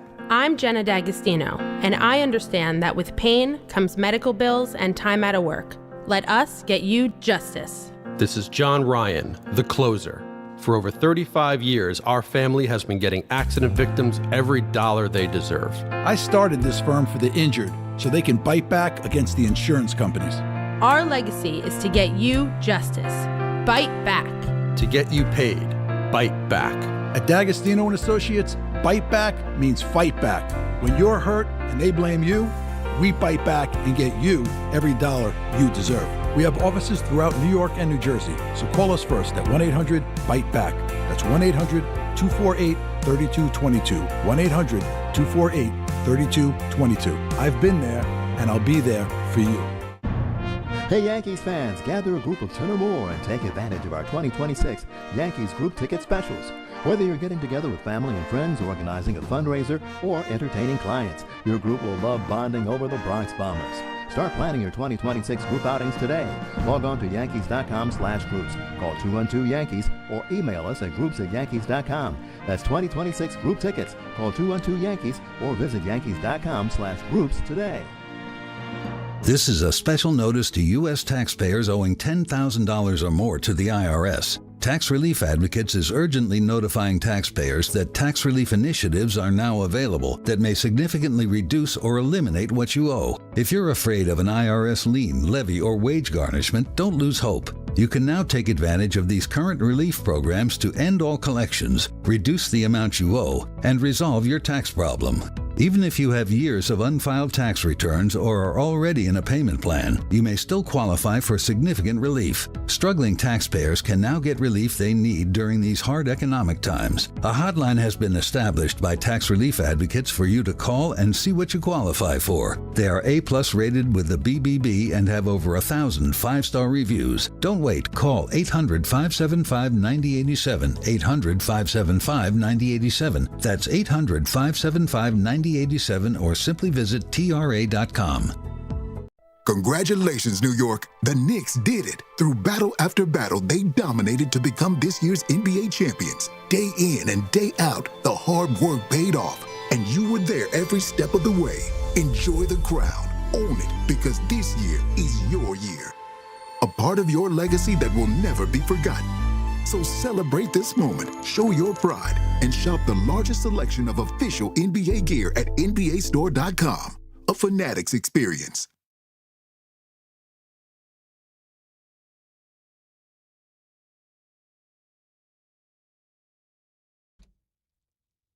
All right, GNR, Dan and Jordan here in for DNR on ESPN New York at 800-919-3776. Edgar in Bloomingdale has been holding. He wants to talk a little Yankees. Everyday Edgar, how are you? I don't want to really talk Yankees. I just want to say that I really don't care. USA and Colombia in the final 16. Let's go, man. Let's go. This is huge. You're right. And I love when I heard Wales and Euro Cup. I'm like, oh, they're talking soccer. This is awesome. Yeah, man. But let's talk what you were talking about before. I'm with Renan. You know what song I like? We're coming to America. Little Neil Diamond. I like Little Neil Diamond, baby. Keep coming. You get on board with that? We come around the world. They come into America. That's better. That's better than together. Exactly. Yeah, if everyone did that together, yeah, man. You know what? If you watch, that makes more sense to me. I'm walking Costco. Yo, USA tonight, buddy. USA. Let's do it. I'm on the radio. USA. USA. There you go. USA. Edgar's excited. Yeah. He's bummed. That's a Costco coworker, man. I'm walking up to everybody. All the way to Costco. People are fired up for this game tonight. I love it. Yeah, they're impressed. All right, man. Have a great year. Foreigners are very impressed by Costco, too. Like these kind of things. Like I've seen that, yeah. Edgar, thanks for calling, man. We'll talk to you tomorrow. I'm throwing a watch party, 2 people, and I'm buying the whole place. Let's go. Love it. Good job, right. Edgar. We'll see you tomorrow. One of the things that they're impressed is the flavor choices we have of Pop-Tarts I've seen. Pop-Tarts are good for you, I heard, right? Yeah, very good. But the number of flavors that we have in this country of Pop-Tarts. You ever go to, like, if you do go to Sam's Club or, like, Costco and look at the number of options that are available, or Walmart, it's unbelievable. And apparently they were floored by ranch dressing as well. Have you seen that? The thing. Yeah, that's a big thing. You a ranch guy, or? I like ranch. I don't like ranch. At all? No. Who doesn't like ranch? I don't like that. It's too creamy. It's kind of anti-American. No. I like Cool Ranch Doritos. But you got to eat those in moderation. You do. I actually like the purple bag. So does Jalen Brunson. The chili whatever. Is that what that is? Is that a chili, Ray? Is that the purple Doritos? Is that a chili flavor? I think it's supposed to. I think it's supposed to be hotter than the other one. I can't remember Jalen's off the top of my head. I can't remember what I call it. Jalen Brunson's spicy sweet chili. Spicy sweet chili. To me, that's my favorite flavor now. His bodega order, like when that kid asked him the thing that went viral or whatever, he said purple Doritos. They also have a sriracha Doritos. It's like a gold bag, and so I tried it. Gold bag? Yeah, it's gold. Is this new? Yeah, pretty new. Like I saw it like 6 months ago when I went into Sam's Club, and I was like, I got to try this. And I thought it was going to be terrible. Surprisingly good. I liked it. Yeah. I mean, you have to like spicy, obviously, but it's not like burn your mouth off spicy. But it was actually very good. One other thing I wanted to mention, too, from the Beach Bash, Ray sent me a picture. Ray met one of our outstanding listeners at the Beach Bash, and I don't have the sound on my page. I wish it goes on my I could play it, though. You know what I'm talking about, if you could throw it up there. But one of the things we've had a nice laugh at for the last couple of weeks, at Rick's expense, is, of course, What happened? I don't know what happened, but why Bregman not back? So Ray met one of our listeners who actually had a T-shirt made with that saying on the T-shirt and took a picture with Rick's face with the quote, "Why Bregman not back?"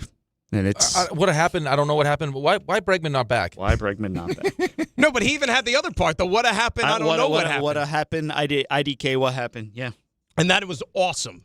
So and Ray sent me the picture, and I think I used some expletive, and I said I need one. And you know what? I've got the one for you, and I forgot to bring it in today. I apologize. But listen, the nice thing is you'll be here. You'll be here tomorrow. Yeah, and you don't remember the listener's name? No, I apologize. I had a good conversation with the guy, but I'm so bad with names that day. Well, send us it if that is you with the T-shirt. Holy bleeping bleep! I need one. That's what I said. That's what you. And that was genuine. What you said there. And I wasn't inebriated or anything. Like that was genuine. Yeah, as far as I know, you weren't inebriated. No, I wasn't. I God's honest truth. It was like 148 degrees. I wasn't going to do that. That would be irresponsible to me. But a great job with the T-shirt, and thank you for that. I guess you didn't make the guest list for the Taylor and Travis wedding this weekend. I did not. Because everybody else and their mother apparently was on it. Yeah. Some oddities there, right? When you see some of the names on that list. Like Russell Wilson and Sarah were there. I know. Basically, if you work for the NFL on Fox, you were there as well. I didn't know what that tie-in was. There, huh? I saw Rich Eisen was there. Rich Eisen was there. The one that kind of made me scratch my head a little bit, and there were a lot, but in particular, Dean Blandino. Like, was there going to be instant replay that was needed at this wedding? Why is Dean Blandino at the wedding? What are they going to go? Do they have to go back and review whether or not the vows were under 20 minutes? Is that what it was? Was there going to be a penalty very issued? random one, yeah. Dean what Blandino. about is that a thing Sandler? where the vows go over 20 minutes? I don't know, but I'm just saying. And Adam Sandler, officiated the wedding. What's the connection there? Does anyone know? There's a lot of things I can say. There's a lot the one that's making big news is the one who wasn't there. Do you know that? Do you know about this? No. See, with my wife into pop culture a little bit, I heard about this. Blake Lively. Oh, why is that? What's that about? Because she was super, super close with Taylor Swift. Like best and Ryan friends. Reynolds' wife? Yes. And so the two of them were not invited. When you remember so obviously something went down. Remember the Sunday night football game, Ray, when the Chiefs played the Jets here the year Aaron got hurt? Sure. And Taylor was at the game, and she had all the Hollywood people, and her and Blake Lively, among others, that night were hanging all over each other. They were Siamese twins. So they had a falling out. Yeah, there was a fallout. Yeah. How about our buddy Kevin Burkhardt on the list? Some people say I look like him. I don't see it. You guys look somewhat similar. I could see it. How? What do you mean how? I don't see it. I'll show you a couple pictures. I think. Yeah, you gotta.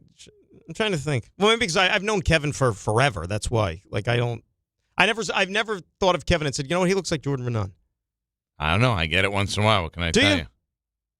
All right. But he was at the wedding. I hope it's a legit wedding. I got asked a lot of times this weekend, do you think it's fake? Do you think it's all... Well, I think... It's not fake. Well, the scuttlebutt was that they got officially, legally married previously to their prior to this. I'm sure that happens. And this was just one big... A lot of people do that. Yeah, that's normal. It just seemed like the guest list, though, or the so-called... It was just basically how many famous people do we know that we can all have at Madison Square Garden? That's what it seemed like. I think once you open it up to say we're doing it in Madison Square Garden, you need to invite a lot of people. Yeah. Listen, I didn't have to go uptown for any of that, but I would be very annoyed if I was in Midtown, especially if I'm operating a bar on a World Cup day and I've got a place closed. And I can't. 4th of July weekend. Yeah, it's not cool. Not that there's any other closures in the city on 4th of July weekend with festivities. Yeah, but those guys are probably not happy. And it's 150 degrees outside, but nevertheless. And to have the level of security for Game 3 of the NBA Finals, right. Well, Game 3 and 4, honestly. Right. So these are the kind of questions my wife asks. What do they do about pictures? You can't go take pictures anywhere. They said that you have to be they took indoors. Your phones. They took phones. No, I mean when you get married. Oh, you go. You and your wife go and you take pictures. They got married already. They probably had some. But I'm saying you can't do it anywhere, outdoors or any. Even if you can't go out, you couldn't go outdoors in a tuxedo and address for more than 30 seconds. I would be willing to bet they had some sort of setup like in the Expo Center or something where they could just, they probably have good wedding photos. I don't doubt that. But I'm saying you probably want to set it up and arrange it like you're doing it months in advance, and you have it in like a nice outdoor place. She's got like a mansion on the water in Rhode Island, I think, so they probably did all that stuff. You probably have to call an audible. People magazine probably has the exclusive. They probably, whatever. My theory is I think there'll be a documentary about this. Yeah, they said they were filming it. Will Ben Stiller be involved? Maybe if once he finishes the Knicks stuff. Good job. This was fun. Go USA, right? And tomorrow morning, that's it, baby. We'll be all over it again. Thanks to RJ as well. I'm starting to sound like Harry Kane, but right now I want to turn it over to my buddy Ray with the 3 stars.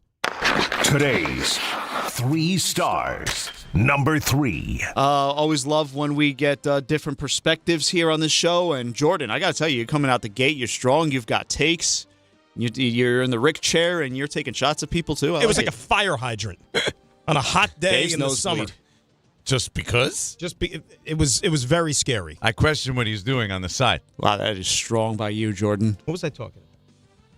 I don't even remember. The hell with it. The spirited conversation with Chris Carlin. It was a good conversation, though. We had some laughs. I know that. I just can't remember what the hell we were talking about. Neither can I. Number 2. I can remember that soccer was a big topic of conversation today. You're asking about the whole, Folarin Balogun thing and how we're viewed across the pond. And, we had the caller Lee from the United Kingdom. I just thought I would let you know how you come across from an international fan. Because you've been talking about it all morning and what will happen after tonight's match. So I questioned the legitimacy of that accent at first, but it is legitimate. The guy Lee is from the UK, and here's the take. You're getting we call it the mick taken out of you. You're being laughed at as it stands right now. Taking the mick, also taking the mickey, is a British slang phrase that means to make fun of, tease, or mock someone. We're getting micked. So we're getting micked. We're getting micked. Before the game's even played, we're getting micked. Number 1. Because at the end of the day, and this was right off the bat, like I said, Jordan's strong today. It's FIFA's fault. They had to ruin it. FIFA ruins everything. They do. Listen, if you didn't know. Guess what? Breaking news. FIFA's corrupt. Yeah, and we can't go without hearing Jordan taking one more shot at Dan. It's like I I'm am Dan picking. Grassa. Well, I don't have to do that. I am. He's making fun of you for not taking the opportunity to watch some soccer at MetLife, Dan. You may still have a chance. Use those muscles that you have. Those No, it's not going to happen. It's over. It's done. Oh, red card. He thinks he can get free seats. I'm Dan Grassa. I can get any seat I want. Red card. I'm out. Finished it. Good job, Raymond.